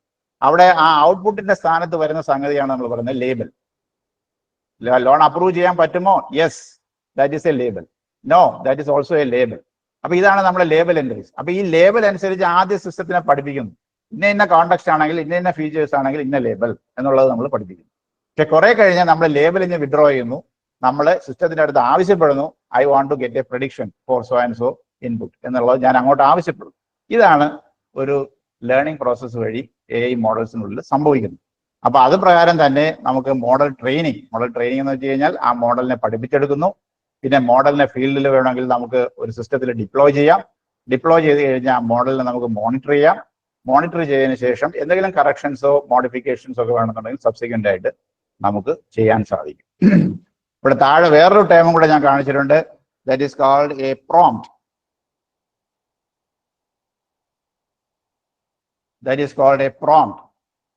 നോക്കൂ, ഇവിടെ പ്രോംപ്റ്റ് എന്ന് പറഞ്ഞിട്ട് ഈ പറഞ്ഞ ഷെയ്ഡിൽ ഒരെണ്ണം കാണിച്ചിട്ടുണ്ട്. ദിസ് ഈസ് നത്തിങ് ബട്ട് നമ്മൾ ഇപ്പൊ ചാറ്റ് GPT അടുത്ത് ഇന്ററാക്ട് ചെയ്യണമെന്നുണ്ടെങ്കിൽ ചാറ്റ് GPT അടുത്ത് നമുക്ക് ഇന്ററാക്ട് ചെയ്യണമെന്നുണ്ടെങ്കിൽ നമ്മൾ ഒരു ക്വറി അങ്ങോട്ട് ഇട്ട് കൊടുക്കും. ആ ക്വറിയെയാണ് നമ്മൾ പറയുന്നത് പ്രോംപ്റ്റ്. അതായത് എന്താണോ നമുക്ക് ഉത്തരം ആവശ്യമുള്ളത് ആ ഉത്തരത്തിന് അനുസരിച്ചുള്ള സ്യൂട്ടബിൾ ആയിട്ടുള്ള ഒരു വേർഡിങ് കൊടുക്കണം.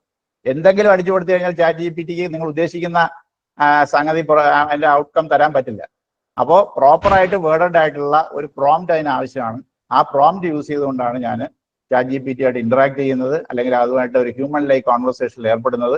അപ്പോൾ ചാറ്റ് GPT അത് പരിശോധിച്ചിട്ട് അതിന് ഉചിതമായിട്ടുള്ള മറുപടി തരും. So that input is called prompt from my side. എന്റെ സൈഡിൽ നിന്നുള്ള ആ input that is called prompt. അപ്പൊ ഇങ്ങനെയുള്ള ചില ടെർമിനോളജീസ് നമ്മൾ ജസ്റ്റ് ഒന്ന് മനസ്സിലാക്കിയിരിക്കുക.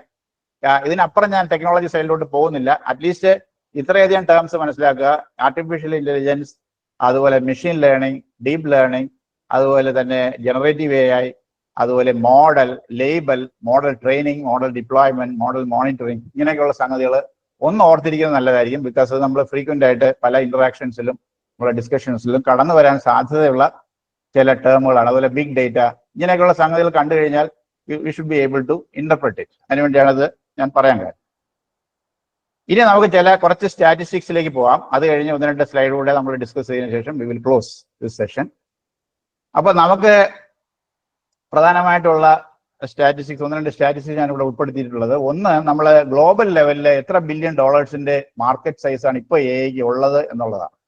അതായത് 2022 നിന്ന് 2030 നമ്മൾ ഫോർകാസ്റ്റ് ചെയ്യുമ്പോൾ അതിന്റെ വളർച്ച നിങ്ങളൊന്ന് ശ്രദ്ധിച്ചാൽ അറിയാം. 136 ബില്യൺ ഡോളേഴ്സിൽ നിന്ന് 1811 ബില്യൺ ഡോളറിലേക്ക് അത് പോകുന്ന തരത്തിലാണ് കാര്യങ്ങൾ ലോകത്ത് ഇപ്പം നീങ്ങിക്കൊണ്ടിരിക്കുന്നത്. Global market for AI. ഇന്ത്യയുടെ കോണ്ടക്സ്റ്റ് എടുത്താലും വളരെ ഇതായിട്ടുള്ള ചേഞ്ചസ് ആണ് നമ്മൾ ഒബ്സർവ് ചെയ്യുന്നത്. 8.3 ബില്യൺ ഡോളേഴ്സിൽ നിന്ന് 2030 അത് പ്രഡിക്റ്റ് ചെയ്യപ്പെട്ടിരിക്കുന്നത് 28.36 ബില്യൺ ഡോളേഴ്സിലേക്കാണ്. ദാറ്റ് മീൻസ് ഓൾമോസ്റ്റ് ഒരു 3 ഇരട്ടി കൂടുതലാണ് നമ്മൾ ഇവിടെ ചേഞ്ച്, നമ്മൾ ഗ്രോത്ത് ഫോർകാസ്റ്റ് ചെയ്തിരിക്കുന്നത്. നേരത്തെ സജി സാർ സൂചിപ്പിച്ച പോലെ AIയില് ഇന്ത്യയുടെ ഡോമിനൻസ് തീർച്ചയായിട്ടും ഉണ്ടാവും. ഇന്ത്യയുടെ AI മോഡൽ തന്നെ അടുത്തൊരു 10 മന്ത്സിനുള്ളിൽ പുറത്തിറക്കപ്പെടും എന്നുള്ള രീതിയിലാണ് കാര്യങ്ങൾ മുന്നോട്ട് പോയിക്കൊണ്ടിരിക്കുന്നത്. അപ്പോൾ അത്തരത്തിലുള്ള ചാറ്റ് GPT പോലുള്ള സ്വന്തമായിട്ടുള്ള ഒരു model for our own purpose ഇറക്കും. എല്ലാ ലാംഗ്വേജസിനും പ്രാധാന്യം കൊടുത്തുകൊണ്ട് ഇറക്കപ്പെടും എന്നുള്ളതാണ് ഇപ്പോൾ പ്രെഡിക്റ്റ് ചെയ്തിരിക്കുന്നത്. അപ്പൊ ഇത്തരത്തിലുള്ള കാര്യങ്ങൾ ഡെവലപ്മെന്റ്സ് ബാക്ക്ഗ്രൗണ്ടിൽ നടക്കുന്നുണ്ട്. അപ്പൊ അത് ഇന്ത്യയിലെ വലിയൊരു AI ബൂമിലേക്കാണ് കാര്യങ്ങൾ ഇനി വരാൻ പോകുന്നത് എന്നുള്ളതിന്റെ സൂചനയാണ്. AI അഡോപ്ഷൻ ഇന്ത്യയിൽ നോക്കിക്കഴിഞ്ഞു കഴിഞ്ഞാൽ എല്ലാ സെക്ടറിലും അങ്ങനെ പ്രോപ്പർലി ഡിസ്ട്രിബ്യൂട്ടഡ് ആണെന്ന് പറയാൻ പറ്റില്ല. നമ്മുടെ ഇവിടെ നോക്കിക്കഴിഞ്ഞു കഴിഞ്ഞാൽ കറന്റ് AI അഡോപ്ഷൻ ഈ സൈഡ് നോക്കുക. ഈ സൈഡ് നോക്കിക്കഴിഞ്ഞു കഴിഞ്ഞാൽ ഇവിടെ അഡോപ്ഷൻ നോക്കിക്കഴിഞ്ഞു കഴിഞ്ഞാൽ ചില സെക്ടേഴ്സ് പെർസെൻറ്റേജ് അഡോപ്ഷൻ നോക്കിക്കഴിഞ്ഞു കഴിഞ്ഞാൽ ഫിനാൻഷ്യൽ സർവീസസിൽ നല്ല അഡോപ്ഷൻ നടക്കുന്നുണ്ട്. അവിടെ ആ അഡോപ്ഷൻ നടക്കുന്നതിന്റെ ഒരു കാര്യം എന്ന് പറയുന്നത് അവിടെ സ്പെൻഡിങ്ങും കൂടുതലാണ്. ദിസ് ഈസ് സ്പെൻഡിങ്, ഇതാണ് സ്പെൻഡിങ്. ഈ സ്പെൻഡിങ് കൂടുന്നതനുസരിച്ച് അവിടെ അഡോപ്ഷന്റെ ഒരു ഇതും കൂടെ കൂടുതലായിട്ട് ജനറലി ഒരു പോസിറ്റീവ് ട്രെൻഡ് കാണുന്നുണ്ട്. എന്നാലും ഓൾമോസ്റ്റ് 30% ആണ് കാണുന്നത്. അതുപോലെ hi-tech and telecommunications, transportation and logistics. അപ്പൊ ഇത്തരത്തിലുള്ള ഡെവലപ്മെന്റ് ഈ മേഖലകളിൽ നടക്കുന്നതിന് ഒരു റീസണുകളുണ്ട്. കാരണം ഇവിടുത്തെ ഇൻഫ്രാസ്ട്രക്ചർ റെഡിനെസ് ഒരു അഡ്വാൻറ്റേജ് ആണ്. അതുപോലെ അവിടുത്തെ awareness may be another factor. ആൾക്കാരുടെ അവയർനെസ്സും ഒരു ഫാക്ടറാണ്. അത് കൺസ്യൂമർ സൈഡിലായാലും നമ്മുടെ എംപ്ലോയ്മെന്റ് ഇൻസൈഡ് ഓർഗനൈസേഷൻ സൈഡിലായാലും ഈ പറഞ്ഞ രീതിയിലുള്ള അവയർനെസ് വലിയൊരു ഫാക്ടറാണ്. അതുകൊണ്ടായിരിക്കാം പ്രോബ്ലി അവിടെ കൂടുതൽ അഡോപ്ഷൻ. ഇൻഫ്രാസ്ട്രക്ചർ വളരെ സിഗ്നിഫിക്കന്റ് ആണ്. അതോടൊപ്പം തന്നെ പക്ഷെ ചില സെക്ടറുകളിലെ ഹെൽത്ത് കെയർ ഈ കാര്യങ്ങളിൽ ഒരു മോഡറേറ്റ് ലെവൽ ഓഫ് ഡെവലപ്മെന്റ് മാത്രമേ കാണുന്നുള്ളൂ. അവിടെയൊക്കെ ഇനി ഫെർദർ ആയിട്ട് കൂടുതൽ പുഷ് കിട്ടും. അതുപോലെ എഡ്യൂക്കേഷനിലും കുറച്ച് പെർസെൻറ്റേജ് വന്നിട്ടുണ്ട്. പക്ഷെ ഇവിടെ സ്പെൻഡിങ് കുറച്ച് കുറവാകുന്ന രീതിയിലാണ് കാണുന്നത്. ഓഫ് കോഴ്സ് ഈ ഗ്രോത്ത്, ഈ പാറ്റേണിന് കുറേയധികം changes in the coming years നമുക്ക് വിറ്റ്നസ് ചെയ്യാൻ പറ്റും. ഒരുപാട് മാറ്റങ്ങൾ ഇവിടെ നമുക്ക് എക്സ്പെക്ട് ചെയ്യാൻ പറ്റും. ഈ ഫിനാൻഷ്യൽ സർവീസസിൽ മാറ്റം വന്നത് ഒരുപക്ഷെ നമ്മുടെ കോപ്പറേറ്റീവ് സെക്ടറിൽ നമുക്ക് ഫർദർ ആയിട്ട് ഒരുപാട് മുന്നോട്ട് പോകാനുണ്ട്. ബിക്കോസ് നമ്മുടെ ഇൻഫ്രാസ്ട്രക്ചർ റെഡിനെസ്സും നമ്മുടെ സ്റ്റാഫിന്റെ സ്കിൽഡ് വർക്ക് ഫോഴ്സിന്റെ അവൈലബിലിറ്റി കാര്യങ്ങളെല്ലാം നമുക്ക് ഇതിലേക്ക് അഡോപ്ഷനിലേക്കുള്ള വലിയ ഇമ്പോർട്ടൻ്റ് ആയിട്ടുള്ള ഫാക്ടേഴ്സ് ആണ്. അപ്പൊ അതുകൊണ്ട് തന്നെ ആ ഒരു ഏരിയയിൽ കുറച്ചുകൂടെ നമ്മൾ ഇനി വരുന്ന കാലഘട്ടങ്ങളിൽ ഫോക്കസ് ഉണ്ടാവും എന്നുള്ളതാണ് പ്രതീക്ഷിക്കുന്നത്. അത് തീർച്ചയായിട്ടും അടുത്ത coming 2 to 3 years we can expect A lot of developments in this domain. നമ്മുടെ ഡൊമൈനിലേക്കും നമുക്ക് കാണാൻ സാധിക്കും. അപ്പൊ ജനറൽ ആയിട്ട് നമ്മൾ ഡിസ്കസ് ചെയ്ത കാര്യങ്ങൾ ഒന്നുകൂടെ ഒന്ന് റീട്രേറ്റ് ചെയ്ത് കഴിഞ്ഞാൽ തീർച്ചയായിട്ടും എഐക്ക് ഒരുപാട് ഓർഗനൈസേഷൻ ലെവലിൽ ഒരുപാട് ഫംഗ്ഷൻസിൽ ഇമ്പ്രൂവ്മെന്റ് കൊണ്ടുവരാൻ സാധിക്കും. അത് റിക്രൂട്ട്മെന്റ് ആവട്ടെ, ഒഡാഫോണിൽ ആൾറെഡി എഐ എനേബിൾഡ് റിക്രൂട്ട്മെന്റ് ആണ്. അതുപോലെ ആമസോണിന്റെ പ്രോഡക്റ്റ് റെക്കമെൻഡേഷൻ കണ്ടു കഴിഞ്ഞു. ചില ഓപ്പറേഷൻ ലെവൽ വർക്ക് ചെയ്യുന്ന ഓർഗനൈസേഷൻസ് ആണെങ്കിൽ അവിടെയുള്ള ഔട്ടേജ് തന്നെ എന്തെങ്കിലും ഫെയിലുവേഴ്സ് ഒക്കെ ഉണ്ടാവണമെങ്കിൽ ആ ഫെയിലുവേഴ്സ് പ്രൊയാക്റ്റീവായിട്ടും റിയാക്റ്റീവായിട്ടും അഡ്രസ് ചെയ്യുന്നതിന് ഉള്ള മെത്തേഡുകൾ ആൾറെഡി എഐ വെച്ചിട്ട് ചെയ്തിട്ടുണ്ട്. അതുപോലെ മാനുഫാക്ചറിങ് സൈഡിൽ ഫോർ എക്സാമ്പിൾ ഹാർഡ് ഡിസ്ക്, നമുക്കറിയാം ഹാർഡ് ഡിസ്ക് ഒക്കെ ഉണ്ടാക്കുന്നതിനുള്ള പ്രിസിഷൻ എത്രമാത്രം ആവശ്യമാണെന്നുള്ളത് നമുക്കറിയാവുന്ന കാര്യമാണ്. പലപ്പോഴും മനുഷ്യന് ഹാർഡ് ഡിസ്കിലുള്ള ഒരു ചെറിയ ന്യൂനത ഒരിക്കലും മനുഷ്യന് പോലും ഡിറ്റക്ട് ചെയ്യാൻ പറ്റില്ല. അങ്ങനെ ഡിറ്റക്ട് ചെയ്യാൻ പറ്റാത്ത ഒരു ന്യൂനതയുമായിട്ട് ഒരു ഹാർഡ് ഡിസ്ക് പുറത്തിറങ്ങി കഴിഞ്ഞു കഴിഞ്ഞാൽ അത് മാർക്കറ്റിൽ കഴിയുമ്പോൾ കുറെ വിഡ്രോ ചെയ്യേണ്ടി വരും. അപ്പോൾ ഇത്തരത്തിലുള്ള വളരെയധികം പ്രിസിഷൻസ് വേണ്ടുന്ന ജോലികളിൽ നമുക്ക് എഐയുടെ ഹെൽപ്പ് വളരെ ഇമ്പോർട്ടൻ്റ് ആണ്. തീർച്ചയായിട്ടും അത് ഒരുപാട് വേസ്റ്റേജസ് ഒഴിവാക്കാൻ പറ്റും. ഒരുപാട് മറ്റു രീതിയിൽ ചിന്തിച്ചു കഴിഞ്ഞാൽ കസ്റ്റമർ സാറ്റിസ്ഫാക്ഷൻ എൻഷുർ ചെയ്യാൻ പറ്റും, ബിസിനസ് ഡെവലപ്പ് ചെയ്യാൻ സഹായിക്കും. അപ്പൊ അതുകൊണ്ട് ഈ ഹൈലി പ്രിസിഷൻ വേണ്ടുന്ന ചില സ്കിൽഡ് ജോബുകളിൽ ഇത്തരത്തിലുള്ള എഐയുടെ പ്രസൻസ് ഹ്യൂമൻ ബീയിങ്സിന് ചെയ്യാൻ പറ്റാത്ത മേഖലകളിൽ എഐ ഉണ്ടെങ്കിൽ തീർച്ചയായിട്ടും ഇംപ്രൂവ്മെന്റ്സ് വിസിബിൾ ആണ്. അതാണ് ഈ ഒരു എക്സാമ്പിൾ ആണ് ഞാൻ പറഞ്ഞത് ഹാർഡ് ഡിസ്കിന്റെ കേസിൽ. അതുപോലെ ചാറ്റ് ബോട്ട്സും മറ്റുള്ള അസിസ്റ്റൻസും ഒക്കെ നമുക്ക് ഒരു സൈറ്റ് വിസിറ്റ് ചെയ്യുമ്പോൾ എത്രമാത്രം സപ്പോർട്ടാണ് ഇപ്പോൾ അത് തന്നുകൊണ്ടിരിക്കുന്നത് എന്നുള്ളത് നമുക്കറിയാം. ഒരുപാട് റെക്കമെൻഡേഷൻസ്, മറ്റുള്ള സർവീസ് സപ്പോർട്ട് എല്ലാം ഇത്തരത്തിലുള്ള സിസ്റ്റംസ് നമുക്ക് തരുന്നുണ്ട്. അത് പലപ്പോഴും ഒരു ഹ്യൂമന് വളരെയധികം ഈസി ആയിട്ട് നോട്ടീസ് ചെയ്യാനോ അതിനനുസരിച്ച് റിയാക്ട് ചെയ്യാനോ പറ്റുന്ന തരത്തിൽ ആയിരിക്കണമെന്നില്ല പല കോണ്ടെക്സ്റ്റുകൾ. ഇത് വേറൊരു ഗ്രാഫാണ്. നേരത്തെ സൂചിപ്പിച്ച പോലെ ഇതിന്റെ ഒരു എംപ്ലോയ്മെന്റ് സൈഡിൽ, അതായത് ആൾക്കാരുടെ ഒരു അപ്രിഹെൻഷനാണ് ഈ പറഞ്ഞ എംപ്ലോയ്മെന്റ് പെർസ്പെക്റ്റീവില്. നേരത്തെ സാറ് സൂചിപ്പിച്ച പോലെ ഇതിനകത്ത് അങ്ങനെ ഒരു അപ്രിഹെൻഷന്റെ ഒന്നും ആവശ്യമുണ്ടെന്ന് തോന്നുന്നില്ല. അപ്പോൾ ഈ ഗ്രാഫ് ആദ്യം ഒന്ന് ഡിസ്കസ് ചെയ്തിട്ട് we will come to that. ഇവിടെ നോക്കുക, ഈ ഗ്രാഫില് നമ്മൾ ഈ റെഡ് കളറിൽ റെപ്രസെന്റ് ചെയ്യുന്നതെന്ന് വെച്ച് കഴിഞ്ഞാല് ഫസ്റ്റ് ഈ പറഞ്ഞ ബാർ എന്ന് പറയുന്നത്, ഈ ടവർ എന്ന് പറയുന്നത് വേൾഡിലെ ഓവറോൾ ലേബർ മാർക്കറ്റിന്റെ സിനാരിയോ ആണ് എഐ വന്നു കഴിഞ്ഞാൽ.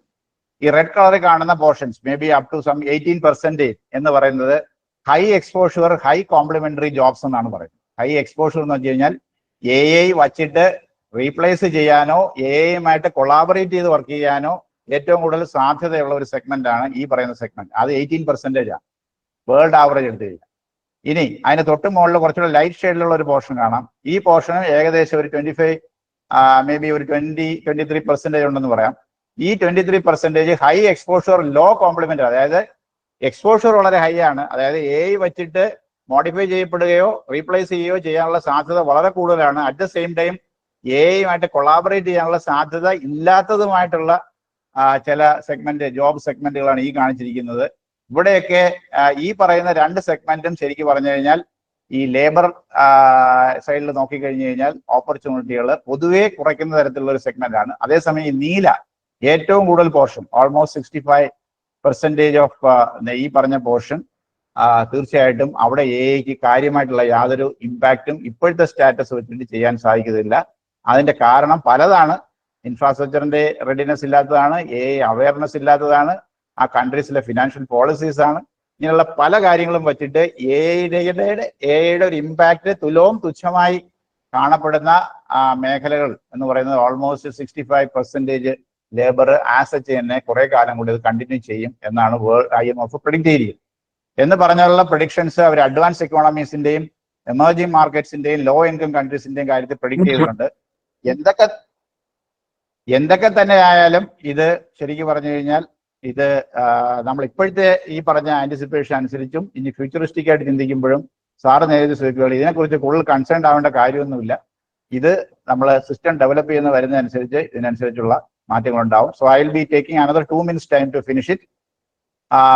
AI ഇമ്പാക്ട് നമ്മൾ നോക്കുമ്പോൾ അതിനകത്ത് പോസിറ്റീവ് സൈഡ് വരുന്നത് productivity increase, better customer relationships ഒക്കെയാണ്. അപ്പൊ തീർച്ചയായിട്ടും അതിന്റെ ലെഫ്റ്റ് സൈഡിലുള്ള പാനിനെ താഴോട്ട് നിർത്താൻ വേണ്ടി ശ്രമിക്കണം. അതിന്റെ ബെനിഫിറ്റ്സ് കൂടുതൽ എൻജോയ് ചെയ്യാൻ വേണ്ടി നമ്മൾ ശ്രമിക്കണം. Anyway the door is open. Only thing is നമ്മൾ AI മാനേജ് ചെയ്തുകൊണ്ട് ബെറ്റർ ഔട്ട്കംസ് കൊണ്ടുവരാൻ നോക്കണം. നമ്മൾ ഹ്യൂമൻ കൊളാബറേഷന് കൂടുതൽ പോസിബിലിറ്റി, ഹ്യൂമൻ കൊളാബറേഷന് കൂടുതൽ ഫോക്കസ് ചെയ്തുകൊണ്ട് നമ്മൾ വർക്ക് ചെയ്യാൻ ശ്രമിക്കണം. Door is open, so we can work together and develop. That's it. Anyway change is inevitable. നമ്മൾ ചേഞ്ചിലേക്ക് പോയാൽ മാത്രമേ കാര്യങ്ങൾ പറ്റൂ. AI അഡോപ്ഷൻ ഈസ് കമ്പൽസറി എന്നുള്ളതാണ് നമുക്ക് ഇതെല്ലാം തരുന്ന message. Thank you very much. Next resource person Arun sir റെഡിയാണ്. സാറ് നമ്മുടെ ഈ സഹകരണ മേഖലകളിലെ വിവിധങ്ങളായിട്ടുള്ള ഡിപ്പാർട്ട്മെന്റുകളും മറ്റനുബന്ധ സ്ഥാപനങ്ങളെയും കണക്ട് ചെയ്ത് നമ്മളിലേക്ക് ഈ ഒരു വിഷയം എത്തിക്കുന്നത് സാറിനെ സ്വാഗതം ചെയ്യുന്നു sir. Thank you, Gayatri. Thank you, ICM. Thank you, Shashikumar sir, Saji sir, and Manoj sir, giving this opportunity. ഈ ഓപ്പർച്യൂണിറ്റി തന്നതിന് വളരെയധികം നന്ദി. സോ എൻ്റെ പേര് അരുൺ വിഘ്നേഷ്. ഞാനൊരു ക്വിക്ക് ഇൻട്രൊഡക്ഷൻ തരാം. ലൈക്ക് എനിക്ക് 9 years ഓഫ് എക്സ്പീരിയൻസ് ഉണ്ട് IT-യിൽ. അതിൽ AI-ലാണ് ഞാൻ ഇപ്പോൾ വർക്ക് ചെയ്യുന്നത്. സോ ഇന്ന് ഞാൻ നിങ്ങളെ ഇവിടെ പരിചയപ്പെടുത്തുന്നത്, ഇപ്പം മനോജ് സാർ തന്നെ ഡീറ്റെയിൽ ആയിട്ട് ഒരു ഇൻഡെപ്ത് ഓവർവ്യൂ നമുക്ക് തന്നിട്ടുണ്ടായിരുന്നു. What you mean by AI, അല്ലെ? എന്താണ് AI, എങ്ങനെയാണ് AI ഉപയോഗിക്കുന്നത്, അതിനെക്കുറിച്ച് ഒരു ഡീറ്റെയിൽഡ് ആയിട്ട് ഒരു സെഷൻ തന്നെ നിങ്ങൾക്ക് സാർ തന്നു. അതുമല്ലാതെ ഇൻട്രൊഡക്ഷനിൽ തന്നെ ബെസ്റ്റ് വേയിൽ സജി സാർ അത് എക്സ്പ്ലെയിൻ ചെയ്തു എന്ന് ഞാൻ വിചാരിക്കുന്നു. ഓക്കെ, അതിന്റെ പുറമെ ഞാൻ എന്താണ് ഇവിടെ നിങ്ങൾക്ക് ലേൺ ചെയ്യിപ്പിക്കാൻ പോകുന്നത്. ഓക്കെ, നിങ്ങൾക്ക് ഞാൻ ഷെയർ ചെയ്യാൻ പോകുന്നത് എൻ്റെ ഒരു പെർസ്പെക്റ്റീവ്. ഓക്കെ, എൻ്റെ ഒരു like idea. Okay, how AI can create something in corporate sector. Okay, ഈ കോപ്പറേറ്റീവ് സെക്ടറിൽ എങ്ങനെ നിങ്ങൾക്ക് സഹായിക്കാൻ പറ്റും, ഏത് സ്ഥലത്ത് നിങ്ങൾക്ക് ഇത് പിച്ചിങ് ചെയ്യാൻ പറ്റും. ഇപ്പൊ നിങ്ങൾക്ക് കുറെ പേർക്ക് ഡൗട്ട്സ് ഉണ്ടായിരുന്നു, ഇത് എവിടെ ഉപയോഗിക്കാൻ പറ്റും, എങ്ങനെ ഉപയോഗിക്കാൻ പറ്റും, ഇതിന്റെ സാധ്യതകൾ. ഓക്കെ, അതിനെക്കുറിച്ചാണ് ഞാൻ ഡീറ്റെയിൽ ആയിട്ട് ഞാൻ നിങ്ങൾക്ക് പറഞ്ഞു തരാൻ പോകുന്നത്. ഓക്കെ, ഞാൻ ജസ്റ്റ് നിങ്ങൾക്ക് ഒരു ഐഡിയ പിച്ചിങ് ചെയ്യുക. ഓക്കെ, ഞാൻ ജസ്റ്റ് ഒരു നിങ്ങൾക്ക് സീഡ് ചെയ്യുക. ഓക്കെ, ഒരു വിത്ത് വിതയ്ക്കുക. Okay, just start thinking. Mobile number. Hello, അതൊക്കെ ഗ്രൂപ്പിലിടാം. ആ ക്ലാസിന്റെ ഫ്ലോനെ ബാധിക്കണ്ട, അതുകൊണ്ടാണ്. ഓക്കെ, സോ എവിടെയാണ് ഇതിന്റെ സാധ്യത? ഓക്കെ, അത് ഞാൻ കുറച്ച് ഐഡന്റിഫൈ ചെയ്ത് വെച്ചിട്ടുണ്ട്. ഞാൻ കുറച്ച് റിസർച്ച് ചെയ്തായിരുന്നു. ഈ കോപ്പറേറ്റീവ് മേഖലയിൽ എവിടെയൊക്കെ നമുക്കിത് ഉപയോഗിക്കാൻ പറ്റും, എങ്ങനെ ഉപയോഗിക്കാൻ പറ്റും, എങ്ങനെ ഉപയോഗിച്ച് കഴിഞ്ഞാൽ നിങ്ങളും ഈ വളർച്ചയിൽ, AI-യുടെ വളർച്ചയിൽ നിങ്ങളും കൂടെ കാണും. ഓക്കെ, സോ അതാണ് ഞാൻ ഇവിടെ ഡിസ്കസ് ചെയ്യാൻ പോകുന്നത്. Okay, how AI will revolutionize in cooperative sector in Kerala. Okay, let's see. Okay, first one, എവിടെയൊക്കെ സഹായിക്കാൻ പറ്റും? എനിക്ക് ഹൈ ലെവൽ ഞാൻ തിങ്ക് ചെയ്ത് നോക്കിയപ്പോൾ എനിക്ക് ദിവസേന കാണുന്ന കോപ്പറേറ്റീവ് സെക്ടേഴ്സ് എന്ന് പറഞ്ഞാൽ ഒന്ന് മിൽമ. ബിക്കോസ് ഞാൻ സ്റ്റാർട്ട് ചെയ്തത് തന്നെ ഒരു പാല് മേടിക്കാനാണ് ഏറ്റവും പോകുന്നത്. ആദ്യമേ തന്നെ എനിക്ക് അപ്രോച്ച് ചെയ്യാൻ പറ്റുന്നതെന്ന് പറഞ്ഞാൽ മിൽമയാണ്. ഓക്കെ, ഫസ്റ്റ് എന്റെ മൈൻഡിൽ വരുന്നത് മിൽമയാണ്. എങ്ങനെ മിൽമയിൽ ഞാൻ ഇത് ഇൻക്ലൂഡ് ചെയ്യാൻ പറ്റും. ഇപ്പത്തെ പ്രൊസീജിയറിൽ മിൽമയില് ഇപ്പം കുറെ ആക്ടിവിറ്റീസ് നടക്കുന്നുണ്ട് അല്ലെ. പക്ഷെ തന്നെ ഇതിൽ തന്നെ AI വന്നു കഴിഞ്ഞാൽ അവരുടെ വളർച്ച എങ്ങനെയാണ് അതെനിക്ക് തിങ്ക് ചെയ്യാൻ തുടങ്ങി. ഓക്കെ, അതുമല്ലാതെ സപ്ലൈകോ എല്ലായിടത്തും ഉണ്ട്, റൈറ്റ്. ഓണമായ തന്നെ സപ്ലൈകോ പോയി സാധനം മേടിക്കാന്ന് പറഞ്ഞ ഒരു കുട്ടിക്കാലത്ത് വലിയൊരു എനിക്കുള്ള ഒരു കാഴ്ചയായിരുന്നു. എന്റെ അമ്മ വിളിച്ചോണ്ട് പോകും ഓണക്കാലത്ത്, റൈറ്റ്. അതുമല്ല എല്ലാ കാലഘട്ടങ്ങളിലും സപ്ലൈകോ ആണ് നമുക്ക് സഹായിച്ചിട്ടുള്ളത് അല്ലെ, ഫോർ കേരള പെർസ്പെക്ടീവ്, കേരള റീജിയനിൽ അല്ലെ.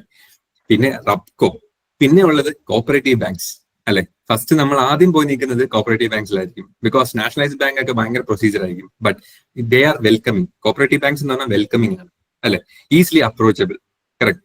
സോ അപ്പൊ എന്താ, ഇങ്ങനത്തെ മേഖലകളാണ് എനിക്ക് ആദ്യമേ ഞാൻ നിങ്ങൾക്ക് ഇൻട്രൊഡ്യൂസ് ചെയ്യാൻ പറ്റുന്നത്. ഇങ്ങനെ ഈ മേഖലകളിൽ എങ്ങനെ AIക്ക് പ്രസക്തി ഉണ്ട്, അപ്പം നിങ്ങൾക്ക് ഈസി ആയിട്ട് റിലേറ്റ് ചെയ്യാൻ പറ്റും. ഇതേപോലെ തന്നെ കുറെ സെക്ടേഴ്സ് കോപ്പറേറ്റീവിൽ ഉണ്ടാകും, ഓക്കെ.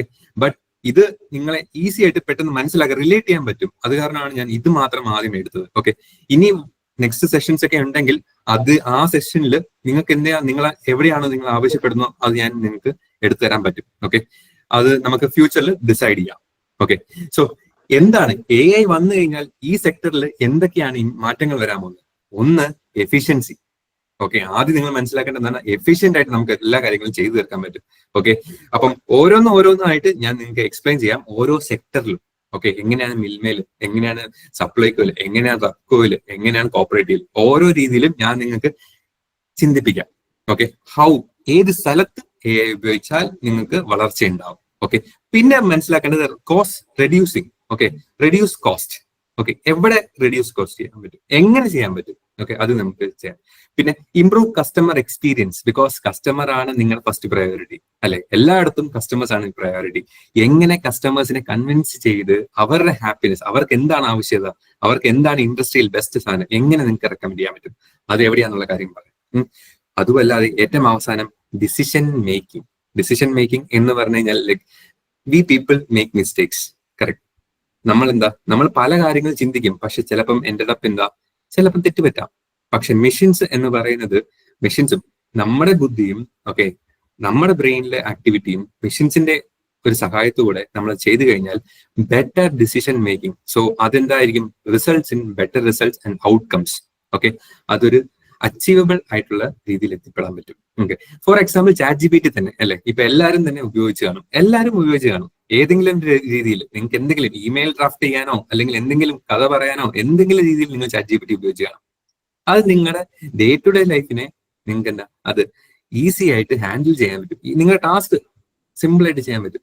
ഞാൻ കഷ്ടപ്പെടേണ്ട ആവശ്യമില്ല, നേരെ ചോദിക്കുന്നു, ChatGPT തരുന്നു. Okay, that's A revolutionary. People, അതായത് എല്ലാവരും ഈ AI-യുടെ ഇമ്പോർട്ടൻസ് അറിയാൻ തുടങ്ങിയത് 2022 തൊട്ടാണ്. മീൻസ് ChatGPT എന്ന് ഈ മാർക്കറ്റിൽ വന്നോ അന്ന് ഇത് ചർച്ചാ വിഷയമായി. ഓക്കെ, ഇത് എങ്ങനെ എന്റെ സ്ഥലത്ത് ഉപയോഗിക്കാൻ പറ്റും, ഇത് എനിക്ക് എങ്ങനെ ഹെൽപ്പ് ചെയ്യാൻ പറ്റും. അപ്പം പീപ്പിൾ സ്റ്റാർട്ടഡ് തിങ്കിങ്. അപ്പോഴാണ് മനസ്സിലായത്, AI ആണ് ഇതെല്ലാം കാരണം. ഓക്കെ, ഇതാണ് പൊട്ടൻഷ്യൽ ഓഫ് AI എന്നുള്ള കാര്യം. അന്ന് ഓരോ ആൾക്കാരും ഇതിലോട്ട് ഷിഫ്റ്റ് ചെയ്യാൻ തുടങ്ങി. ആരൊക്കെ ഇതിലോട്ട് ഷിഫ്റ്റ് ചെയ്യാൻ തുടങ്ങിയോ അവരൊക്കെ ഇപ്പം മാർക്കറ്റിൽ മുന്നിലാണ്. ഞാൻ അത് വെച്ച് ഞാൻ നിങ്ങൾക്ക് ഒരു എക്സാമ്പിൾസ് ആയിട്ട് നിങ്ങൾക്ക് പെനിട്രേറ്റ് ചെയ്യാം. Okay, so let's move.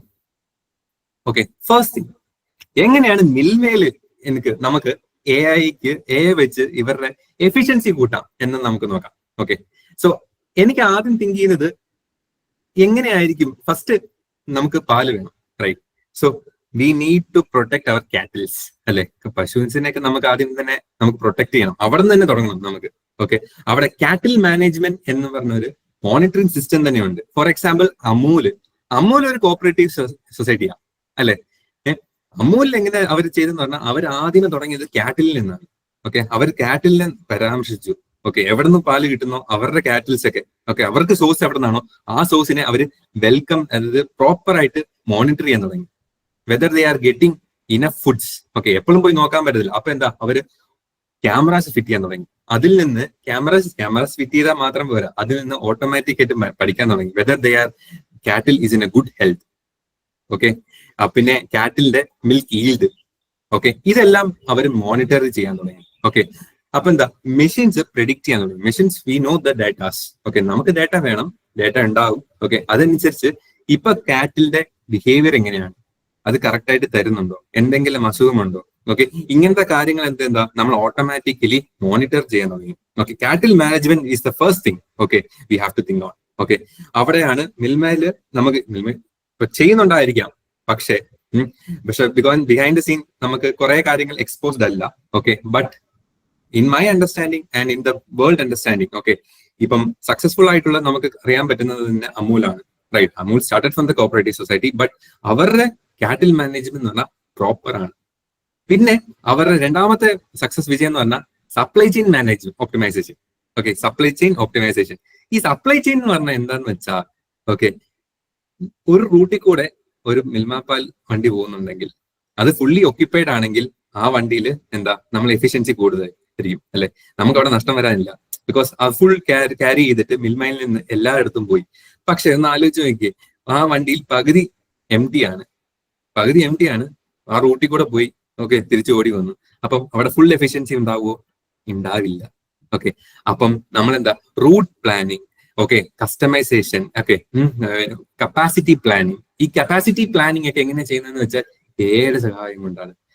തീരുമാനിക്കും ഏത് റൂട്ടിൽ കൂടെ പോയി കഴിഞ്ഞാൽ എത്ര ലോഡ് വെച്ച് കഴിഞ്ഞാൽ നിങ്ങൾക്ക് ഇത്ര എഫിഷ്യൻസി കിട്ടും എന്നുള്ള കാര്യം. So supply chain optimisation is very very very important. Okay, ഇവിടെ അമൂല് പിന്നെ അതുപോലെ മിൽക്കി മിസ്റ്റ് എന്ന് പറഞ്ഞാൽ നിങ്ങൾക്ക് കേട്ടി കാണാം. ഇത് കോപ്പറേറ്റീവ് അല്ല, പക്ഷെ അവരൊക്കെ ഇതിന് ഭയങ്കര ഇമ്പോർട്ടൻസ് കൊടുക്കുന്നുണ്ട്. സപ്ലൈ ചെയിൻ ഒപ്റ്റിമൈസേഷൻ, നന്ദിനി എന്ന് പറഞ്ഞ നമ്മളെ കർണാടകയിലെ അവരും ഇതിന് ഭയങ്കരമായിട്ട് ഒപ്റ്റിമൈസ് ചെയ്യുന്നുണ്ട്. അവരുടെ മൊത്തം സപ്ലൈ ചെയിൻ ഒപ്റ്റിമൈസേഷൻ മൊത്തം ഇപ്പം എ ഡ്രിവൺ ആണ്. So we have to think in that direction also. അങ്ങനെ ഡയറക്ഷനിൽ തിങ്ക് ചെയ്താൽ നമുക്ക് എഫിഷ്യൻസി കൂട്ടാൻ പറ്റും. എഫിഷ്യൻസി കൂട്ടുവാണെങ്കിൽ നമ്മുടെ പ്രൊഡക്ഷൻ കോസ്റ്റ് കുറയും, നമുക്ക് profit അധികമാകും. Okay, that's the most important things we have to. Maybe you are driving, but I am insisting. പിന്നെ automated quality control. Okay, so quality എപ്പോഴും നമുക്ക് എഷ്യൂർ ചെയ്യാൻ പറ്റുന്നില്ല. റൈറ്റ്, അതിന് മാനുവൽ ടെസ്റ്റേഴ്സും എല്ലാം കുറെ കാര്യങ്ങൾ ഓട്ടോമേറ്റഡ് ആയി കാണും. പക്ഷേ use of AI, okay, deep learning എന്ന് പറഞ്ഞ ഇതുണ്ട്. ഈ ഡീപ് ലേണിംഗ് എന്ന് പറഞ്ഞാൽ ഇമേജ് കണ്ട് ഓക്കെ അതിന്റെ ക്വാളിറ്റി ഒക്കെ നമുക്ക് പ്രെഡിക്ട് ചെയ്യാൻ പറ്റും. ഓക്കെ, സോ അവിടെ ഒരു ക്വാളിറ്റി ചെക്കിന് ഭയങ്കര ഇമ്പോർട്ടൻസ് ആണ്. പിന്നെ predicting the analytics for milk production in the sense like ചില കേസുകളിൽ ഓക്കെ ചില സമയത്ത് ഓണ സമയത്ത് ഉറപ്പായിട്ട് പാല് കൂടുതലായിരിക്കും അല്ലെ, പാല് എല്ലാവരും മേടിക്കും, ബിക്കോസ് പായസം ഉണ്ടാകും. കറക്റ്റ്, ആ സമയത്ത് പ്രൊഡക്ഷൻ ഇൻക്രീസ് ചെയ്യണം. അന്ന് എത്ര നമ്മൾ പാല് ഉണ്ടാക്കിയാലും അത് വാങ്ങിക്കാനുള്ള കൺസ്യൂമേഴ്സ് കാണും. കറക്റ്റ്, അന്ന് പോയിട്ട് പാലില്ല എന്ന് പാലിന്റെ അന്ന് ഇപ്പം ദിവസം 1 ടണ്ണാണ് നമ്മൾ പ്രൊഡ്യൂസ് ചെയ്യുന്നതെങ്കിൽ അന്ന് 2 ടൺ ഉപയോഗിച്ചാലും എന്തായിരിക്കും, അന്ന് നമുക്ക് കച്ചവടമായിരിക്കും. ബിക്കോസ് അതാണ് പ്രെഡിക്റ്റീവ് അനലിറ്റിക്സ്. ഓക്കെ, ഏത് സമയത്ത് ഡിമാൻഡ് അധികമാകും, ഏത് സമയത്ത് ഡിമാൻഡ് കുറയും എന്നുള്ള കാര്യം നമുക്ക് ഈസി ആയിട്ട് നമുക്ക് കൺവേ ചെയ്യാൻ പറ്റും. അത് കാരണം നമ്മൾ പ്രൊഡക്ഷൻ അതിനനുസരിച്ച് മാറ്റാൻ പറ്റും. ഓക്കെ, ഈ സമയത്ത് ഇപ്പൊ എന്തായാലും മിൽമയിൽ നമുക്ക് എന്തായാലും പാസ്റ്റ് എക്സ്പീരിയൻസ് ഉണ്ടാവും അല്ലെ, പാസ്റ്റ് ഡേറ്റ ഉണ്ടാവും. അത് വെച്ചിട്ട് ഫ്യൂച്ചറിൽ ഏത് സമയത്തായിരിക്കും ഈ trend up, trend low, okay, it's depend upon each locality. ഓരോ സ്ഥലത്തും ഓരോ ഇതായി. അപ്പൊ ആ ഓരോ സ്ഥലത്തും നമുക്ക് പ്രൊഡക്ഷൻസ് ഇൻക്രീസ് ചെയ്യാനും അതിനനുസരിച്ച് കപ്പാസിറ്റി പ്ലാനിങ് ചെയ്യാനും പറ്റും. എല്ലാ കാര്യങ്ങളും അവിടെ കാറ്റിൽ മാനേജ്മെന്റ്, അവിടെ എത്ര കാറ്റിൽസ് വേണം, ഓക്കെ, ഈ സ്ഥലത്ത് തിരുവനന്തപുരത്ത് ആറ്റുകാൽ പൊങ്കാല വരുവാണെങ്കിൽ അവിടെ ഇത്രയും ആൾക്കാർക്ക് ആ ദിവസം ഉണ്ടാവും. അപ്പം അതിനുള്ള കാറ്റിൽ വെച്ചിട്ട് നമുക്ക് മിൽക്ക് പ്രൊഡക്ഷൻ എല്ലാം നമുക്ക് കറക്റ്റ് ആയിട്ട് എവിടെയാണ് നമുക്ക് സ്ട്രഗിൾ ചെയ്യുന്നുള്ള കാര്യം നമുക്ക് ഐഡന്റിഫൈ ചെയ്യാൻ. ഓക്കെ, ഇതാണ് മിൽമയിൽ ഞാൻ കണ്ട ഒരു മാറ്റങ്ങൾ ഉണ്ടാവും. ഓക്കെ, ഇതുമല്ലാതെ കുറെ സാധ്യതകളുണ്ട് മിൽമയില്. ഫോർ എക്സാമ്പിൾ മിൽമയിൽ ഫാക്ടറിയിൽ ഓരോ ലേബേഴ്സും പ്രൊട്ടക്റ്റഡ് ആയിരിക്കണം. അത് നമ്മുടെ മിൽമയുടെ അല്ലെങ്കിൽ കോപ്പറേറ്റീവ് സൊസൈറ്റിയുടെ ഇമ്പോർട്ടൻസ് ആണ്. ഓരോ ആൾക്കാരും പ്രൊട്ടക്റ്റഡ് ആയിരിക്കും. അതിനുള്ള വേസ്, തൊപ്പി, ഓക്കെ, ഗ്ലൗ ധരിച്ചിട്ടുണ്ടോ, അവരുടെ യൂണിഫോം ആണോ, ഇതൊക്കെ മോണിറ്റേർഡ് ആയിരിക്കും. ഓക്കെ, അതിന് മോണിറ്ററിംഗ് സിസ്റ്റം കാണും. അത് സിസ്റ്റം കണ്ടുപിടിക്കും. ആരെങ്കിലും ഉപയോഗിച്ചിട്ടില്ലെങ്കിൽ ഒരു ഹസാർഡ് സ്ഥലത്ത്, ഓക്കെ, ഏറ്റവും കൂടുതൽ അപകടമുള്ള സ്ഥലത്ത് ഒരു വ്യക്തി ഹെൽമെറ്റ് ധരിച്ചിട്ടില്ലെങ്കിൽ ഒരു അലാറം അടിക്കണം. ബിക്കോസ് നമ്മൾ അത് മേക്ക് ഷുവർ ചെയ്യണം. Every employee working in Milma or any production system, okay, അതിനൊരു AI നമുക്ക് സഹായിക്കും, തീർച്ചയായിട്ടും സഹായിക്കും. ഓക്കെ, അത് അല്ലെങ്കിൽ നമുക്ക് ടീം ലീഡർ എന്ന് പറയും, സാരമില്ല, കുഴപ്പമില്ല. പക്ഷേ അവിടെ സേഫ്റ്റി ഇമ്പോർട്ടന്റ് ആണ്. ഇപ്പം നമ്മൾ ഹ്യൂമൻ നെഗ്ലക്ട് ചെയ്താലും മെഷീൻസ് അത് കണ്ടുപിടിച്ച് നമുക്ക് പറഞ്ഞു തരും.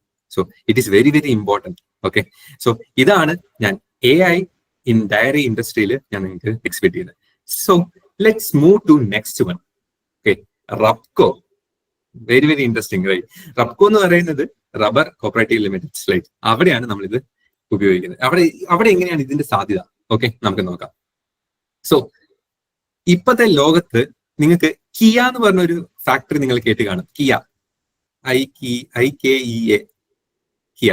ഓക്കെ, ഇതിന്റെ ഒറിജിൻ വന്നിട്ട് സ്വീഡനിലാണ്. ഓക്കെ, അവര് സ്വീഡനിൽ ഇരുന്ന ആൾക്കാര്, ഓക്കെ, അവിടെ കോപ്പറേറ്റീവ് സൊസൈറ്റി ആയിട്ട് തുടങ്ങിയ ആൾക്കാര് ഇപ്പം ഇന്ത്യയിൽ പിച്ച് ചെയ്യാൻ തുടങ്ങി. വൈ? നമ്മൾ തിങ്ക് ചെയ്യേണ്ടത് കാര്യത്തിലാണ്. ബിക്കോസ് അവര് ടെക്നോളജിക്ക് ഇമ്പോർട്ടൻസ് കൊടുത്തു. അപ്പൊ അവിടുത്തെ സൊസൈറ്റിയിൽ എന്ത് വേണമെന്ന് അവർ മനസ്സിലാക്കി. ഓക്കെ, അവര് പാറ്റേൺസ് മനസ്സിലാക്കി. അവരെങ്ങനെയാണ് യൂസേഴ്സ് ആഗ്രഹിക്കുന്നത് എന്നുള്ള കാര്യം മനസ്സിലാക്കി. ഓക്കെ, അപ്പം അവരെന്ത് ചെയ്തെന്ന് പറഞ്ഞാൽ smart and quality materials produce ചെയ്യാൻ തുടങ്ങി in A cheaper way. Okay, അപ്പൊ എന്താ, ആ കോപ്പറേറ്റീവ് സൊസൈറ്റി, അവിടെ നിന്ന് കോപ്പറേറ്റീവ് സൊസൈറ്റി ഇന്ത്യയിൽ വന്ന് പ്ലാന്റ് തുടങ്ങി. ബാംഗ്ലൂരിൽ ഭയങ്കര വിജയം. ബാംഗ്ലൂരിൽ അവിടെ നിൽക്കാൻ പോലും സ്ഥലമില്ലെന്നാ പറയുന്നത്. ഇപ്പൊ ലുലുമാള് പോലെ, ട്രിവാൻഡ്രത്തിലെ ലുലുമാള് പോലെ തന്നെയാണ് അവിടെ ഭയങ്കര വേറെ സ്ട്രാറ്റജിയാണ് അവർ ഉപയോഗിക്കുന്നത്. ഓക്കെ, അവര് ചെയർ എക്സ്പീരിയൻസ് ചെയ്യാൻ പറ്റും, അതിനോട് ഫുഡും ഉണ്ടാവും. അവർക്ക് എന്താ, അവിടെ നിന്ന് കഴിച്ച് നോക്കി അവർക്ക് എക്സ്പീരിയൻസ് ചെയ്ത് അവർ അങ്ങനത്തെ ഒരു പ്ലാറ്റ്ഫോം തന്നെ ഉണ്ടാക്കിയാണ് അവർ സെല് ചെയ്യുന്നത്. അപ്പം കയറുന്ന ഒരാൾ എങ്ങനെയെങ്കിലും ഒരു സാധനം മേടിച്ചിട്ട് പോകും. ഓക്കെ, അപ്പൊ എന്താ, അവിടെ possibilities of making money is high. Okay, so അതുമല്ലാതെ ഇതിൽ എങ്ങനെ നമുക്ക് ഇവിടെ ഉപയോഗിക്കാൻ പറ്റും? റബ്കോയിൽ എവിടെ, ഏത് മേഖലയിൽ, ഏത് സൈഡിൽ നമുക്ക് ഇത് ഉപയോഗിക്കാൻ പറ്റും? Four quality of Woods. Okay, so എപ്പോഴും നമ്മൾ ഒരു ഹ്യൂമൻ പോയി വാലിഡേറ്റ് ചെയ്യാനോ, ഹ്യൂമൻ പോയി വാലിഡേറ്റ് ചെയ്ത് ഇത് കൺഫേം ചെയ്ത് അത് ടൈം എടുക്കും. So let it automate. Okay, ഈ ക്വാളിറ്റി എല്ലാം ഓട്ടോമേറ്റ് ചെയ്യാം നമുക്ക്. Okay, if we have a quality automation for controlling, like വുഡ്സിന്റെ ക്വാളിറ്റി എല്ലാം കൺട്രോൾ ചെയ്യാൻ പറ്റുവാണെങ്കിൽ it will be easy for us. Okay, പിന്നെ AI ഡ്രിവൺ ഡിസൈൻ ഒപ്റ്റിമൈസേഷൻ, ഇതൊരു പുതിയൊരു ടെക്നോളജി വന്നുകൊണ്ടിരിക്കുകയാണ്. ഓക്കെ, അതെന്ന് പറഞ്ഞാൽ ഏതിനെ ഒരു ചെയർ നിങ്ങൾക്ക് സജസ്റ്റ് ചെയ്യും.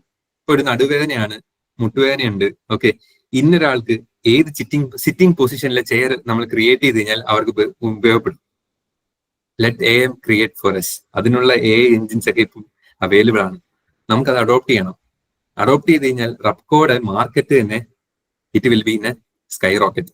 ബിക്കോസ് ഇങ്ങനത്തെ കാര്യങ്ങളൊക്കെ ആരും ചെയ്തിട്ടില്ല, ചെയ്യാൻ വരുന്നതേ ഉള്ളൂ. Okay, so AI powered decisions, okay, design optimisation ഒക്കെ വന്നു തുടങ്ങി. You have to use it. And so അങ്ങനെ ഉപയോഗിക്കുമ്പോൾ എന്താ, നിങ്ങൾ റബ്കോയുടെ പേര് മാറും. Okay, the level, the project in the industry in area will be high. Okay, പിന്നെ ഡിഫക്ട്, അതൊരു വലിയൊരു കാര്യമാണ്. ഇപ്പം പ്രൊഡക്ഷന്റെ സമയത്തിന് ഡിഫക്ട് നമ്മൾ കണ്ടുപിടിക്കണം. ഓക്കെ, അത് മാനുവൽ ആണെങ്കിൽ may be sometime it will miss, human error ഉണ്ടാവും. ഓക്കെ, ബട്ട് മെഷീൻസിൽ ചെറിയൊരു മൈന്യൂട്ട് എറർ പോലും ഉണ്ടെങ്കിൽ മെഷീൻസ് വിൽ ഐഡന്റിഫൈ. അതെന്താ, അങ്ങനെ ചെയ്യുവാണെങ്കിൽ നമുക്ക് മാർക്കറ്റിൽ പോലും എത്തത്തില്ല. അതിന് മുന്നേ എന്താ, മാർക്കറ്റിൽ എത്തുന്നതിന് ആ മാനുഫാക്ചറിങ് യൂണിറ്റിൽ തന്നെ അത് കറക്റ്റ് ചെയ്ത് അടുത്ത നമുക്ക് അതിന് നെക്സ്റ്റ് പ്രൊസീജിയേഴ്സ് ഒക്കെ നമുക്ക് എടുക്കാൻ പറ്റും. ഇല്ലെങ്കിൽ ഇത് കൊണ്ടുപോയി കടയിൽ കൊണ്ടെത്തിച്ചിട്ട് പറയുമോ ഇത് ഡിഫക്റ്റ് ആണ്, പിന്നെ ഇത് തിരിച്ചയക്കും. അവിടെ എന്താ, പിന്നെയും അഡീഷണൽ കോസ്റ്റ് ആണ് അവിടെ ഉണ്ടാകുന്നത്. അത് നമുക്ക് കട്ട് ഡൗൺ ചെയ്യാൻ പറ്റും. ഓക്കെ, ഇങ്ങനെ തന്നെ കുറെ കാര്യങ്ങൾ നമുക്ക് ഉണ്ടാവുമായിരിക്കും. അതൊക്കെ നമുക്ക് ഫർദർ അപ്ഫ്രണ്ട് തന്നെ നമുക്ക് കട്ട് ചെയ്ത് കളയാൻ പറ്റും. പിന്നെ നമുക്കറിയേണ്ടത്, ഞാൻ റബ്കോയുടെ വെബ്സൈറ്റിൽ പോയി നോക്കിയപ്പം അവിടെ റെക്കമെൻഡേഷൻസ് എൻജിൻസ് ഒക്കെ നമുക്കിപ്പം ആക്റ്റീവ് അല്ല. ആമസോൺ പോലെയുള്ള നോക്കുവാണെങ്കിൽ ഓക്കെ, റെക്കമെൻഡേഷൻസ് ഭയങ്കര ഇമ്പോർട്ടന്റ് ഈ വട്ടത്തെ. ഓക്കെ, ഇതാണ് എന്റെ ഇഷ്ടം. ഞാനിത് ഒരു കട്ടിൽ ക്ലിക്ക് ചെയ്യുവാണെങ്കിൽ എനിക്ക് വരേണ്ടത് റിലേറ്റഡ് പ്രൊഡക്ട്സ് ആയിട്ടാണ് വരുന്നത്. പക്ഷേ എന്റെ പാറ്റേൺ അനുസരിച്ച് കുറെ റെക്കമെൻഡേഷൻസ് നമുക്ക് വരണം. അതുമല്ലാതെ ഓട്ടോമേറ്റഡ് ഇമെയിൽസിലും അയച്ചു തരണം. ഓക്കെ, അങ്ങനത്തെ സിസ്റ്റം ഉണ്ടെങ്കിൽ എന്താ, നമ്മൾ ചേസ് ചെയ്യണം. ഓക്കെ, അങ്ങനത്തെ ചേസിംഗ് ഒക്കെ AI ഉപയോഗിച്ച് നമുക്ക് ചെയ്യാൻ പറ്റും. പിന്നെ ചാറ്റ് ബോട്ട്സ്, അതാണ് വളരെ അടുത്ത് ഇൻട്രസ്റ്റിംഗ് ആയിട്ടുള്ളത്. ഓക്കെ, ചാറ്റ് ബോട്ട്സ്, നിങ്ങൾക്ക് എന്തെങ്കിലും ക്വസ്റ്റ്യൻ ഉണ്ടെങ്കിൽ നിങ്ങൾ വെയിറ്റ് ചെയ്ത് നിൽക്കില്ല, അല്ലെങ്കിൽ കസ്റ്റമർ കെയറിന് വിളിച്ചിട്ട് സമയം കളയില്ല. മേ ബി കസ്റ്റമർ കെയർ വിളിക്കുവാണെങ്കിൽ ചിലപ്പോൾ അവൈലബിൾ അല്ലായിരിക്കാം. പക്ഷേ കസ്റ്റമർ കെയർ അവൈലബിൾ അല്ലെങ്കിൽ 24/7 നിങ്ങൾക്ക് കസ്റ്റമർ കെയർ സപ്പോർട്ട് ഉണ്ടാവും. ആരുടെ കൂടെ? നമുക്കൊരു ചാറ്റ് ബോട്ടിൽ കൂടെ, അല്ലെ? നമുക്ക് ചാറ്റ് ബോട്ടാണ് ഇപ്പം എല്ലായിടത്തും ഇപ്പം ഉപയോഗിക്കുന്നത്. ഏത് ഇൻഡസ്ട്രിയിൽ പോയാലും ചാറ്റ് ബോട്ട് കാണാം. എന്താ, നമുക്ക് ആ സമയത്ത് എന്തെങ്കിലും ഡൗട്ട് വരുവാണെങ്കിൽ അതിനോട് ചോദിക്കുക, അത് നമുക്ക് റെക്കമെൻഡ് ചെയ്ത് തരും. അല്ലെങ്കിൽ അത് നമുക്കൊരു ഡയറക്ഷൻ തരും, ആൻസർ തരും നമുക്ക്.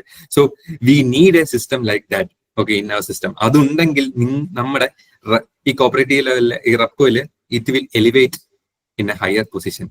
പിന്നെ ഇൻവെന്ററി മാനേജ്മെന്റ് പ്രോപ്പർ ആയിട്ട് ഒരു സ്ഥലത്ത് ഒരു റബ്കോയിൽ സാധനം, ഒരു ഐറ്റം സോൾഡ് ഔട്ട് ആയെങ്കിൽ it should automatically trigger a message.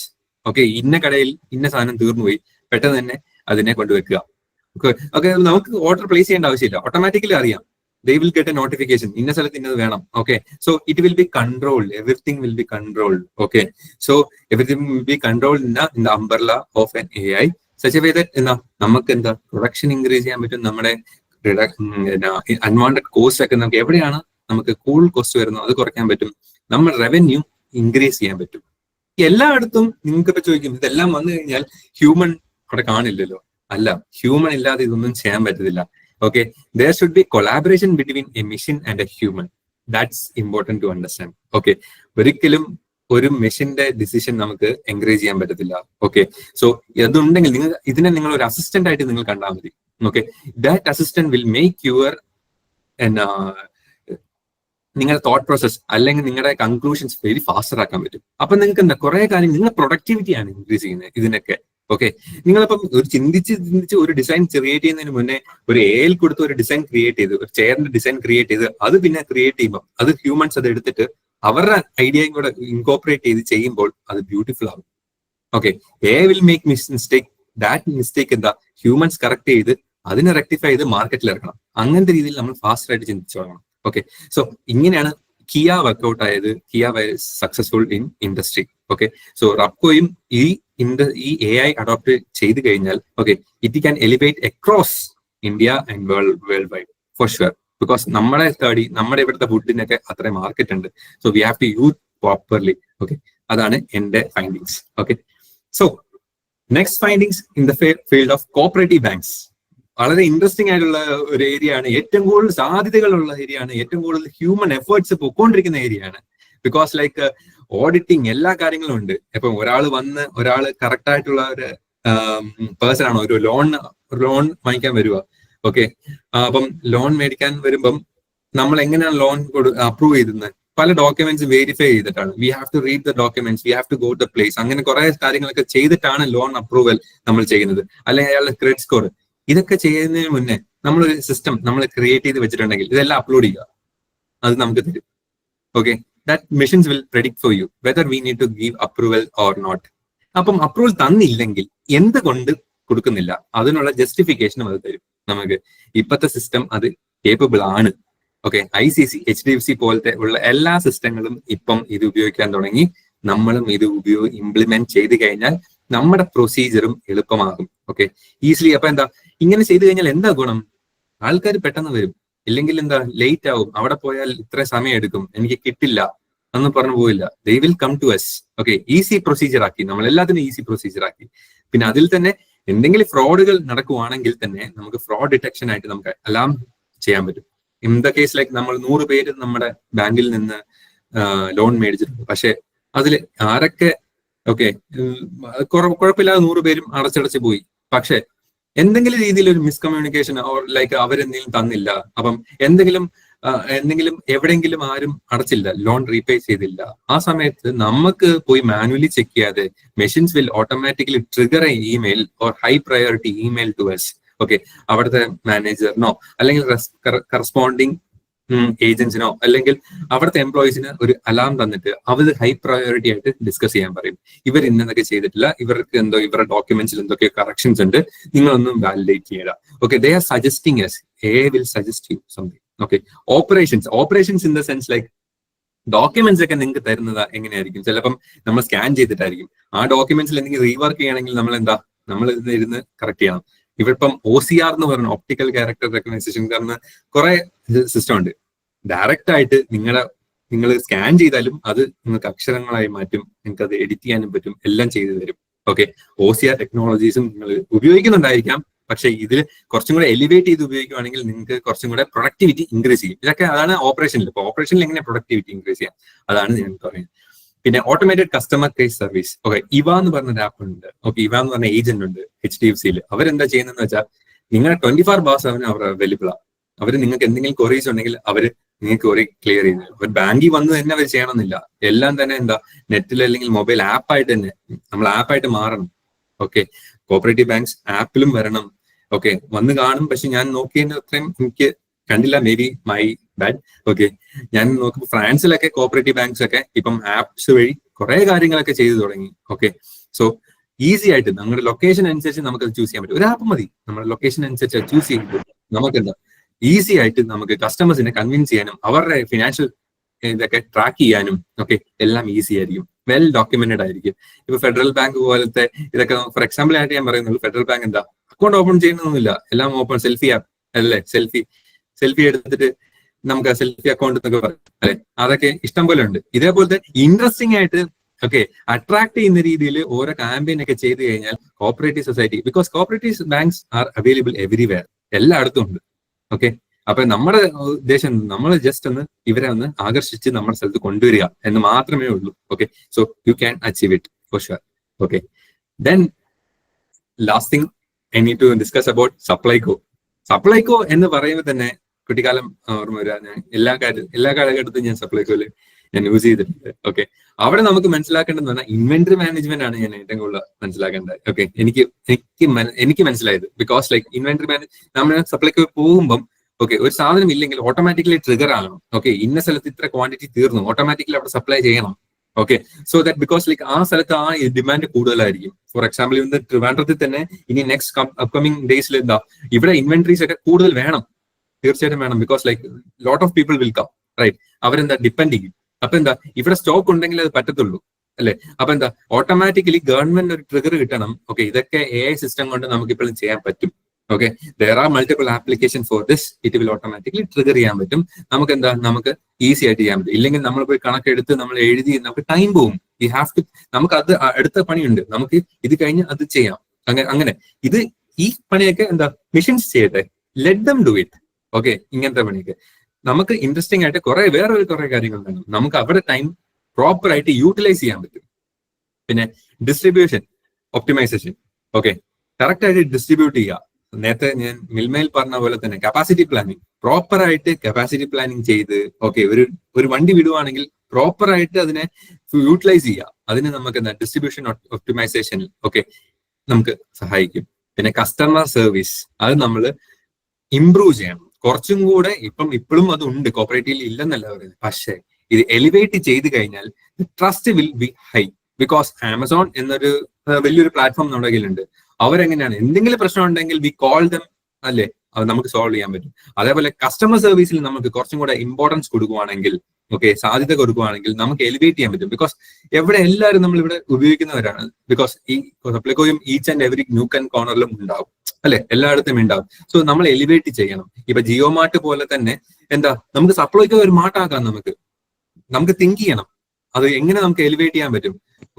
Jio പറഞ്ഞ ഒരു പ്രൈവറ്റ് സെക്ടർ ഇവിടെ വന്നിട്ട് നമുക്ക് ഇപ്പൊ എന്താ സ്വിഗ്ഗിയിലൊക്കെ നമുക്ക് സ്വിഗ്ഗി മാർട്ട്, ഇൻസ്റ്റാ മാർട്ട് എന്ന് പറഞ്ഞ കുറെ കാര്യങ്ങളൊക്കെ ചെയ്തിട്ടുള്ളൂ. Why can we do it in the Supplyco അത് ചെയ്തൂടെ? നമുക്കൊന്ന് തിങ്ക് ചെയ്യണ്ടേ? ഓക്കെ, സോ ഈ ഡയറക്ഷൻ നമുക്ക് എലിവേറ്റ് ചെയ്ത് തുടങ്ങണം. ഓക്കെ, സോ ഇവിടെയൊക്കെ എന്താണ് നമുക്ക് പ്രോഫിറ്റ് ജനറേറ്റ് ചെയ്യാൻ പറ്റും. കസ്റ്റമർ ആയിട്ടുള്ള നമുക്ക് നമ്മുടെ സൊസൈറ്റി ആയിട്ട് നമുക്ക് കൂടുതൽ ജെല്ല് ചെയ്യാൻ പറ്റും. They trust on us. Okay, so these kind of things are very very important. Okay, so at the end okay എന്താണ് ഇതൊക്കെ ഇംപ്ലിമെന്റ് ചെയ്ത് കഴിഞ്ഞാൽ എന്താണ് ബെനിഫിറ്റ്സ്, അതാണ് നമുക്ക് അറിയേണ്ടത് അല്ലേ. ചുമ്മാ ഇതെല്ലാം ഇംപ്ലിമെന്റ് ചെയ്ത് കഴിഞ്ഞാൽ എല്ലാവരും ചെയ്യുന്നു ഞാനും ചെയ്യുന്നു അല്ല. Because we have to do in specifically. എന്തുകൊണ്ടാണ്? ഓക്കെ, ഓപ്പറേഷണൽ എഫിഷ്യൻസി, എല്ലാത്തിലും നമുക്ക് എന്താ എഫിഷ്യൻസി കൂട്ടാൻ പറ്റും. Okay, with AI, with the help of AI it will increase your efficiency.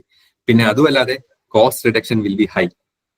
Okay, that is very very important. Because like route ഒപ്റ്റിമൈസേഷനിൽ തന്നെ നമുക്ക് എന്താ റൂട്ട് ഒപ്റ്റിമൈസ് ചെയ്ത് കഴിഞ്ഞാൽ ഇതാണ് ഷോർട്ടസ്റ്റ് റൂട്ട്, ഇതാണ് ഇവിടെ എത്താൻ പെട്ടെന്ന്. ഓക്കെ, അപ്പൊ എന്താ നമുക്ക് കോസ്റ്റ് റെഡ്യൂസ് ചെയ്യാൻ പറ്റും. ഓക്കെ, പിന്നെ അതുമല്ലാതെ എന്തെങ്കിലും ഡിഫക്റ്റഡ് പ്രോഡക്ട്സ് നമ്മൾ കടയിൽ പോയി കണ്ടിട്ട് തിരിച്ച് റിട്ടേൺ അയക്കുവാണെങ്കിൽ എന്താ ഡബിൾ ദ കോസ്റ്റ് ആയിരിക്കും. അവിടെയൊക്കെ എന്താ നമുക്ക് കോസ്റ്റ് റെഡ്യൂസ് ചെയ്യാൻ പറ്റും.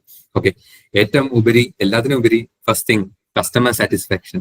ഓക്കെ, അതല്ലേ നമ്മുടെ important. So using this one you will achieve the better customer satisfaction level.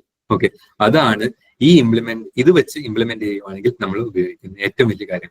പിന്നെ ഫ്യൂച്ചർ ട്രെൻഡ്സ്. ഓക്കെ, എല്ലാം ഇനി വോയിസ് ബേസ്ഡ് AI അസിസ്റ്റൻസ് വരും. ഓക്കെ, എല്ലായിടത്തും ഇനി വോയിസ് ബേസ്ഡ് ചെയ്യാൻ തുടങ്ങും. ഓക്കെ, നമ്മൾ ഇനി ടൈപ്പ് ചെയ്യേണ്ട ആവശ്യമില്ല. എല്ലാ സ്ഥലത്തും ഇങ്ങനത്തെ ഐറ്റംസ് ഇങ്ങനത്തെ ടെക്നോളജീസ് ഒക്കെ വരും. ഓക്കെ, ഇതുമല്ലാതെ ഓട്ടോമേറ്റഡ് ഡിസിഷൻ മേക്കിംഗ്. നിങ്ങൾ എത്രമാത്രം നിങ്ങൾ മെഷീൻസിനോടെ നിങ്ങൾ ഇന്ററാക്ട് ചെയ്യുന്നു അത് നമുക്ക് ഫ്യൂച്ചറിൽ ഓട്ടോമാറ്റിക്കലി ഡിസിഷൻസ് മേക്കിങ്ങിനെ അവർ സഹായിക്കും. ഓക്കെ, ഇന്ന സ്ഥലത്ത് ഒരു ഒരു എറർ കാണുന്നുണ്ട്, നിങ്ങൾ ഇവിടെ നോക്ക്, അല്ലെങ്കിൽ ഇന്ന സ്ഥലത്ത് നമുക്ക് ചെയ്ത് കഴിഞ്ഞാൽ നമുക്ക് ഉപയോഗപ്പെടും എന്നുള്ള സജഷൻസും അവർ തരാൻ തുടങ്ങും. നമ്മൾ ഹ്യൂമൻ കൊടുക്കുന്ന പോലെ they will also make suggestions. ഇങ്ങനെ സജഷൻസ് ചെയ്യുന്നത് എന്താ, നമുക്ക് നമ്മുടെ എഫിഷ്യൻസി കൂട്ടാൻ പറ്റും, നമ്മുടെ പ്രൊഡക്ട്സ്, നമ്മുടെ വിശ്വസ്ത, ഓക്കെ, കസ്റ്റമറുമായിട്ടുള്ള കസ്റ്റമർ നമുക്ക് കൊടുക്കുന്ന ഒരു പ്രാക്ടിക്കൽ, ഓക്കെ, ഒരു ട്രസ്റ്റ് നമുക്ക് കോപ്പറേറ്റീവ് സൊസൈറ്റിയിൽ നിന്ന് നമുക്ക് എൻഷുർ ചെയ്യാൻ പറ്റും. That's A benefit of it. Okay, in A final conclusion, okay, എനിക്ക് പറയാനുള്ള മൂന്ന് ലെവൽ ഓഫ് കൺക്ലൂഷൻസ് ആണ്. Okay, AI definitely will increase the efficiency and reduce the cost. തീർച്ചയായിട്ടും എഫിഷ്യൻസി നിങ്ങൾക്ക് കൂട്ടും. ഓക്കെ, നിങ്ങളുടെ ഡേ ടു ഡേ ലൈഫിലെ ആക്ടിവിറ്റി നിങ്ങൾക്ക് കൂട്ടും, തീർച്ചയായിട്ടും കൂട്ടും. പിന്നെ അതുമല്ലാതെ എനിക്ക് ഏറ്റവും കൂടുതൽ പറയാൻ പറ്റിയ മേഖലകൾ, എനിക്ക് റിലേറ്റ് ചെയ്യാൻ പറ്റിയ മേഖലകളാണ് ഞാൻ നിങ്ങൾക്ക് ചെയ്തത്. മിൽമ, സപ്ലൈകോ, റെപ്കോ. ഓക്കെ, അവരുടെ ഓപ്പറേഷൻ ലെവലിലും അവരുടെ ഗ്രോത്തിനും ഇത് സസ്റ്റെയിൻ ആകാൻ പറ്റും. Because Amul can do, why cannot Milma എന്നൊരു ക്വസ്റ്റ്യൻ ഉണ്ടാവും. Okay, we have to do that. Okay, future is completely driven on smarter and smarter things. Okay, so നമ്മളെന്താ, നമ്മൾ ഈ കോപ്പറേറ്റ് ചെയ്യും, ആ സ്മാർട്ടർ വേയിൽ നിന്ന് ചിന്തിക്കുക. ഓക്കെ, നമുക്ക് അങ്ങനത്തെ ഒരു മോട്ടോ ബിൽഡ് ചെയ്ത്, okay, now the new cooperative society എന്ന് പറയുന്ന smarter way of thinking. Okay, so that എന്താ ഈസി നമ്മുടെ ലൈഫ്, ഓക്കെ, കേരള പീപ്പിൾസിനെ ഈസി ആയിട്ട് നമുക്ക് ഡ്രൈവ് ചെയ്യാൻ പറ്റും. That's it. Okay, thank you everyone. I hope like ഞാൻ നിങ്ങൾക്ക് ഒരു പീസ് ഓഫ് എലമെന്റ് എങ്കിലും ഞാൻ നിങ്ങൾക്ക് ഇംപ്ലിമെന്റ് ചെയ്യാൻ പറ്റിയെന്ന് വിശ്വസിക്കുന്നു. Thank you. If you have any questions. Thank you sir, thank you. ഒരു piece of element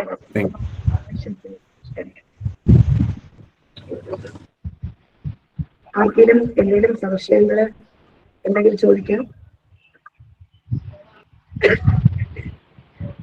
ഹലോ സാറേ, എൻ്റെ പേര് രാഹുൽ എന്നാണ്. നമസ്കാരം, ഞാൻ പള്ളുരുത്തിൽ നിന്നുള്ള സർവീസ് സഹകരണ ബാങ്കിൽ നിന്നാണ്. അപ്പൊ നമ്മളിപ്പോ എല്ലാവരും AI ഉപയോഗിച്ചുകൊണ്ടിരിക്കുന്നുണ്ട് സാർ. അത് നല്ല രീതിയിൽ തന്നെ അത് വിശദീകരിച്ചായിരുന്നു. സഹകരണ ബാങ്കിനെ സംബന്ധിച്ച് നമ്മളിപ്പോൾ ടെക്നോളജിയുടെ ഒരു സ്റ്റക്ക് ലിമിറ്റാണ്.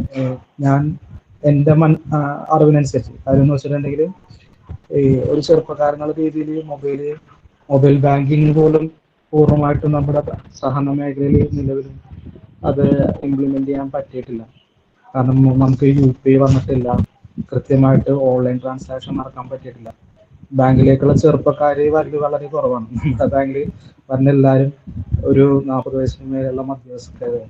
അപ്പൊ നമ്മൾ AI സംസാരിക്കാതെ എത്രയോ വർഷങ്ങൾക്കപ്പുറം നടക്കാൻ പോകുന്ന ഒരു കാര്യമാണ് നമ്മളിപ്പോൾ സംസാരിച്ചുകൊണ്ടിരിക്കുന്നത്. എന്നിരുന്നാലും അതിനു മുന്നേ നമ്മൾ ചെയ്ത് നമ്മുടെ മേഖല വരേണ്ട ഇഷ്ടംമാരെ കാര്യം ടെക്നോളജി വൈസ്, കാരണം ചെറുപ്പക്കാരും മേഖലയിലേക്ക് കടന്ന് വരുന്നില്ല. അതെന്താണെന്ന് വെച്ചിട്ടുണ്ടെങ്കിൽ, ഈ അവർക്ക് ഈസിലി അക്സസിബിൾ അല്ല ഒരു ദിവസം ലീവ് എടുത്ത് ബാങ്കിൽ വരിക എന്നുള്ളതൊക്കെ ആയിട്ട്. അപ്പൊ അതുകൊണ്ട് തന്നെ ശരിക്കും പറഞ്ഞിട്ടുണ്ടെങ്കിൽ ആ ഒരു ഗ്യാപ്പ് ഉണ്ട്. AI-യും ഈ നിലവിലുള്ള ഒരു ഓൺലൈൻ അതുപോലെ തന്നെ ടെക്നോളജിയുടെ ഒരു ഗ്യാപ്പ് ഉണ്ട്.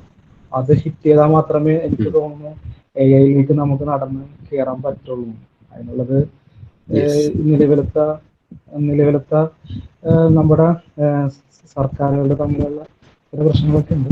അതെല്ലാം മറികടന്ന് നമ്മൾ വരുമെന്ന് നമുക്ക് പ്രതീക്ഷിക്കാം. ബിക്കോസ് ലൈക്ക് എല്ലാരും ഇപ്പം തുടങ്ങി മൊബൈൽ, എല്ലാവരുടെ കയ്യിലും മൊബൈൽ ഉണ്ട്. ആരും ബാങ്കിൽ വരില്ല. കറക്റ്റ്, ഈസിയാണ്. ഇപ്പൊ സെൽഫി ആപ്പ്, സെൽഫി അക്കൗണ്ട് എന്നൊക്കെ പറയുന്ന കാര്യങ്ങളൊക്കെ ഭയങ്കര ട്രെൻഡിങ് ആണ്. അത് ഈസി ആയിട്ട് പെനിട്രേറ്റ് ചെയ്തു മാർക്കറ്റില്, അല്ലെ? വേറെ ഒന്നും തന്നെ, എനിക്ക് ഡോക്യുമെന്റ് അപ്ലോഡ് ചെയ്ത് കഴിഞ്ഞാൽ അവിടെ എനിക്ക് അക്കൗണ്ട് ആയി. അടുത്ത നിമിഷം തൊട്ട് എനിക്ക് അക്കൗണ്ട് ട്രാൻസാക്ഷനുമായി എനിക്ക് അപ്ലൈ ATM എന്ന് കൊടുക്കാൻ എനിക്ക് എന്റെ വീട്ടിലെ ATM കാർഡ് വന്നു. ഓക്കെ, സോ കോപ്പറേറ്റീവ് ബാങ്ക്സ് എല്ലായിടത്തും ഉള്ളത് കാരണം എനിക്ക് പറയാനുള്ളത്, എനിക്ക് സജസ്റ്റ് ചെയ്യാനുള്ളത്, ഒരു ആപ്പ് പുഷിൻ ചെയ്യണം എത്രയും പെട്ടെന്ന് തന്നെ. എന്തുകൊണ്ടെന്ന് പറഞ്ഞാൽ ഈസി ആയിട്ട് നമുക്ക് വരാൻ പറ്റും. എന്തെങ്കിലും കാര്യം ഉണ്ടെങ്കിലും ICICI ബാങ്ക് ഒക്കെ ആണെങ്കിൽ, അല്ലെങ്കിൽ HDFC ഒക്കെ എവിടെയാണെന്ന് നമുക്ക് കറക്റ്റ് കൺട്രോൾ ചെയ്യാൻ പറ്റത്തില്ല, നാവിഗേറ്റ് ചെയ്യാൻ പറ്റത്തില്ല. പക്ഷെ ഇപ്പം കോപ്പറേറ്റീവ് ബാങ്ക് ഇവിടെയാണെന്ന് പറഞ്ഞാൽ ഏത് ഓട്ടോക്കാർക്ക് ചോദിച്ചാലും നമുക്ക് പറയാൻ പറ്റും ഇവിടെ ഉണ്ട്. നമുക്ക് എന്താ എന്തെങ്കിലും പ്രശ്നം ഉണ്ടെങ്കിൽ നമുക്ക് ഡയറക്റ്റ് ചെയ്യാനും പറ്റും. സോ ഫസ്റ്റ് തിങ് അതിൽ ഫോക്കസ് ചെയ്യാം. നമുക്ക് ICM പോലത്തെ ഉള്ള ഇൻസ്റ്റിറ്റ്യൂട്ട് ലൈക്ക് അവര് ഇതെല്ലാം ഫസ്റ്റ് പരിഗണന എടുത്തിട്ട് തീർച്ചയായിട്ടും നമുക്കൊരു കൊച്ചിലോട്ട് വരാൻ പറ്റും. ഒരു കാര്യം പറഞ്ഞോട്ടെ. യെസ്, ഈ ഞങ്ങളെ സംബന്ധിച്ചിടത്തോളം നമ്മൾ നേരത്തെ പറഞ്ഞ പോലെ മൊബൈൽ ആപ്പ് ഒക്കെ ഉണ്ട്. ഏകദേശം നമ്മൾ ഒരു 35-40 lakhs ഒരു മാസം ലോണിന്റെ തിരിച്ചടവ് ആപ്പ് വഴി വരുന്നുണ്ട്. ഓക്കെ ലോണിന്റെ തിരിച്ചടവ്, അതായത് മറ്റുള്ള ബാങ്കുകളിൽ നമ്മുടെ ആപ്പുകളിൽ നിന്നൊക്കെ തന്നെ ലോൺ ഇങ്ങോട്ട് അടയ്ക്കാവുന്ന തരത്തിലുള്ള സംവിധാനം നമ്മൾ സെറ്റ് ചെയ്തിട്ടുണ്ട്. ഗോൾഡ് ലോൺ റിന്യൂവൽ നമുക്ക് ആപ്പിൽ കൂടെ നടത്താം. SBയിലുള്ള പൈസ FD ആക്കല് ആപ്പിൽ കൂടെ നടത്താം. ഇതൊക്കെ തന്നെ നമ്മുടെ പ്രൈമറി കോപ്പറേറ്റീവ് ബാങ്കിലുണ്ട്. മറ്റൊന്ന് എന്താ വെച്ചാല് നമ്മള് വേറൊരു കാര്യം ചെയ്യണം. സാർ നേരത്തെ പറഞ്ഞ AI ഒരു ഉപയോഗം പറഞ്ഞത്, ഇപ്പോ ബാങ്കിന്റെ റീകൺസീലിയേഷൻ ഞങ്ങൾ ചെയ്യുന്നത് വളരെ കൃത്യമായിട്ട് റോബോട്ടിക് ആണ്. ഒരിക്കലും ഞങ്ങളുടെ സ്റ്റാഫ് അല്ല. 2 സ്റ്റേറ്റ്മെന്റും കൂടെ നമ്മൾ വെച്ചു കൊടുത്തു കഴിഞ്ഞാൽ അത് കൃത്യമായിട്ട് റീകൺസീൽ ചെയ്തിട്ട് എവിടെയാണ് വരാത്തത് എന്നുള്ള രീതിയിൽ കൃത്യമായിട്ട് റെഡിയാക്കി അത് റിപ്പോർട്ടാക്കി നമുക്ക് തരും. നമ്മൾ ചെയ്യുന്നുണ്ട്. അതിപ്പോ ജസ്റ്റ് ഒരു ജനുവരി മുതലാണ് നമ്മൾ സ്റ്റാർട്ട് ചെയ്തത്. നമ്മുടെ ആപ്പ് ക്രിയേറ്റ് ചെയ്ത് നിങ്ങളുടെ സ്വയം ആപ്പാണോ അല്ല ഏതെങ്കിലും തേർഡ് പാർട്ടി എന്തെങ്കിലും? തേർഡ് പാർട്ടി തന്നെയാണ്. അതായത് ഞങ്ങളുടെ ബാങ്കിങ് സോഫ്റ്റ്വെയർ ചെയ്തെന്ന അവർ തന്നെയാണ് ആപ്പ് ഡെവലപ്പ് ചെയ്തത്. അത് നമ്മളതിലെ മറ്റു ട്രാൻസാക്ഷൻസിന് യൂസ് ചെയ്യുന്നത് ICICIയുടെ UPIയും കാര്യങ്ങളൊക്കെയാണ്. നമുക്ക് കോപ്പറേറ്റീവ് സെക്ടറിൽ വേറെ ഇല്ല. അതുകൊണ്ട് നമ്മൾ ICICI യൂസ് ചെയ്തിട്ടാണ് ചെയ്യണത്. പിന്നെ അതല്ല, അത് ഒരു കോമൺ ആണ്. ഇത്രയും സാധനങ്ങൾ ആപ്പിൽ കൂടെ പറ്റുമെന്ന് ഞാൻ പറഞ്ഞു എന്ന് മാത്രമേ ഉള്ളൂ.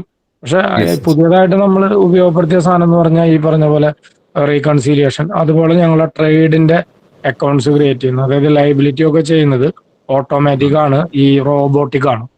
മെഷീനിൽ ഇത് വെച്ച് കൊടുത്തു കഴിഞ്ഞാൽ അവിടുത്തെ എൻട്രി ഒക്കെ ഇവിടെ അടിച്ച് ബാങ്കിലേക്ക് വന്ന എൻട്രിയുടെ റീകൺസീലിയേഷൻ ഉൾപ്പെടെ ചെയ്ത് മിസ്ലേനിയസ് അക്കൗണ്ടിലൊക്കെ കൊണ്ടുപോയി അടിച്ചു തരുവാണ്. ഇത്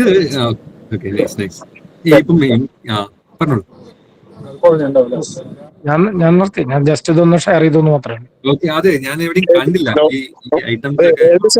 കാണിച്ച പറഞ്ഞാൽ നന്നായി. അത് എന്തായിരുന്നു? ഏത് കോപ്പറേറ്റീവ് ബാങ്കിലാണ് എന്ന് പറഞ്ഞാൽ നന്നായി. ഞാൻ തൃശ്ശൂരുള്ള തിരൂർ സർവീസ് കോപ്പറേറ്റീവ് ബാങ്കിന്റെ സെക്രട്ടറിയാണ്. പ്രദീപ് എന്ന പേര്.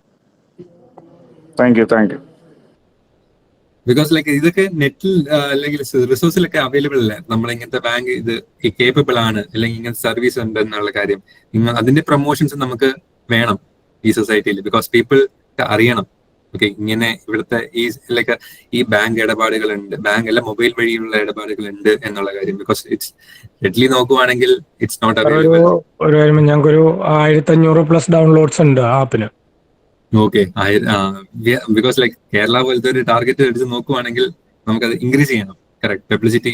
അല്ല, ഞങ്ങളെ സംബന്ധിച്ചിടത്തോളം നമുക്ക് ചെറിയൊരു ഏരിയ ആണല്ലോ ബാങ്കിന്റെ വർക്കിംഗ് ഏരിയ. അവിടെയുള്ള കസ്റ്റമേഴ്സ് ആണ് യൂസ് ചെയ്യുന്നത് ഭൂരിഭാഗം. അതിലുണ്ടായ ഒരു റിസൾട്ട് എന്ന് പറഞ്ഞു കഴിഞ്ഞാൽ ലോണിന്റെ കുടിശ്ശികകൾ കുറയുന്ന കാര്യത്തിൽ വലിയ ഗുണം ചെയ്തിട്ടുണ്ട്. അതായത് പലരും വായ്പ അടയ്ക്കാതിരുന്നത് നമ്മൾ ഇങ്ങനെ അവരോട് പലരോടും സംസാരിക്കുമ്പോൾ വിഷയം എന്താ വെച്ചാൽ ഇവിടെ വന്ന് പൈസ അടയ്ക്കാനുള്ള മക്കള് ലോൺ എടുക്കുന്ന കാരണന്മാരാണെങ്കിൽ പോലും അവരുടെ മക്കളൊക്കെ തന്നെ മിക്കവാറും സ്വർണ്ണക്കട അല്ലെങ്കിൽ അവര് ആ രീതിയിലുള്ള എന്തെങ്കിലും ജോലിയായിരിക്കും ചെയ്യണ്ടാവും. അവരെ സംബന്ധിച്ചിടത്തോളം പൈസ വരുന്നത് അക്കൗണ്ടിലാണ്. പക്ഷെ എന്ത് ചെയ്യാൻ പറ്റണില്ല, അവര് പിന്നെ ബാങ്കിൽ നിന്ന് എടുത്ത് അമ്മയുടെ കയ്യിൽ കൊടുത്ത് അമ്മയുടെ അല്ലെങ്കിൽ അച്ഛൻ്റെ കയ്യിൽ കൊടുത്ത് അവരിവിടെ കൊണ്ടുവന്ന് അടയ്ക്കണം.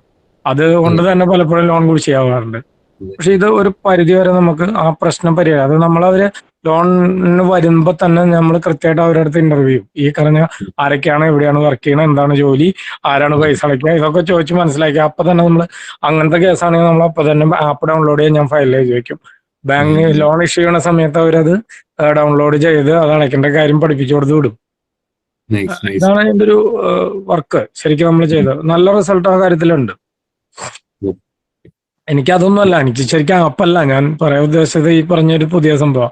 അതായത് നമ്മുടെ ബാങ്ക് റീകൺസിലേഷൻ നമ്മുടെ ബാങ്കുകളെ സംബന്ധിച്ച് ഏറ്റവും കൂടുതൽ ഇപ്പോൾ ഒരു ട്രേഡൊക്കെ ഉള്ള ഒരു ബാങ്ക് അക്കൗണ്ട് ആണെന്നുണ്ടെങ്കിൽ അതിന്റെ റീകൺസിലേഷൻ ചെയ്യാന്ന് പറഞ്ഞു കഴിഞ്ഞാൽ വലിയ എക്സ്പീരിയൻസ് ആയിട്ടുള്ള സ്റ്റാഫിനെ മാസങ്ങളോളം ഇരുത്തി എന്നിട്ടും സമയത്താവില്ല. അങ്ങനത്തെ ഒരു വിഷയം. ഏത് മന്ത്ലി നമ്മൾ ആഴ്ചയിൽ വേണമെങ്കിൽ ആഴ്ചയിൽ ക്ലിയർ ചെയ്ത് പോകും. ഓട്ടോമാറ്റഡ് ആണ്. സോ ഇങ്ങനത്തെ കാര്യങ്ങളൊക്കെ ഉണ്ട്. എല്ലാരും കോപ്പറേറ്റീവ് ലൈക്ക് ഒരു പ്ലാറ്റ്ഫോം എല്ലാത്തിനും all available in one single platform ആക്കി കഴിഞ്ഞാൽ എല്ലാവർക്കും ഉപയോഗിക്കുന്ന രീതിയിലോട്ട് നമുക്ക് കൺവേർട്ട് ചെയ്യാൻ പറ്റും. തീർച്ചയായിട്ടും ഇത് ICM പോലെയുള്ള ഒരു ഇനീഷ്യേറ്റീവ് തുടങ്ങി കഴിഞ്ഞാൽ it will be easy. Software banking software സീസൈം ആണ്, സ്പെറിഡിയൻ. പക്ഷെ അത് ആപ്പിന് മാത്രമാണ് അത് അവരുടെ ആവശ്യമുള്ളൂ. പക്ഷെ ഞാൻ ഈ പറഞ്ഞ റീകൺസിലേഷൻ കാര്യങ്ങളൊക്കെ നമ്മൾ ഈ റോബോട്ടിക് ആണ്, UI പാത്ത് വെച്ചിട്ടാണ് ഉപയോഗിച്ചിട്ടാണ് ചെയ്യുന്നത്.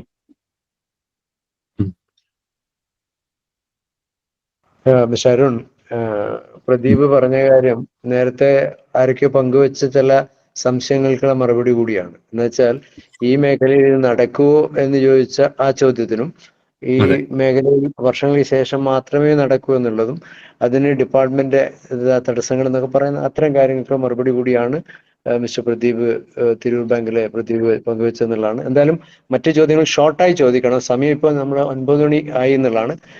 വളരെ ചുരുക്കി ചോദ്യം ചോദിക്കുന്ന രീതിയിലേക്ക് വരണം അല്ലേ അരുൺ? അതായിരിക്കും നല്ലത്. മറ്റേ ഒരു പ്രത്യേകത പറയാനുള്ളത്, എന്തായാലും നമ്മുടെ ഫാക്കൽറ്റി അഞ്ജനയാണോ അല്ലെങ്കിൽ ലക്ഷ്മിയാണോ എന്നറിയില്ല, അവർ തയ്യാറായി നിൽക്കുകയാണ് അല്ലേ ഗായത്രി?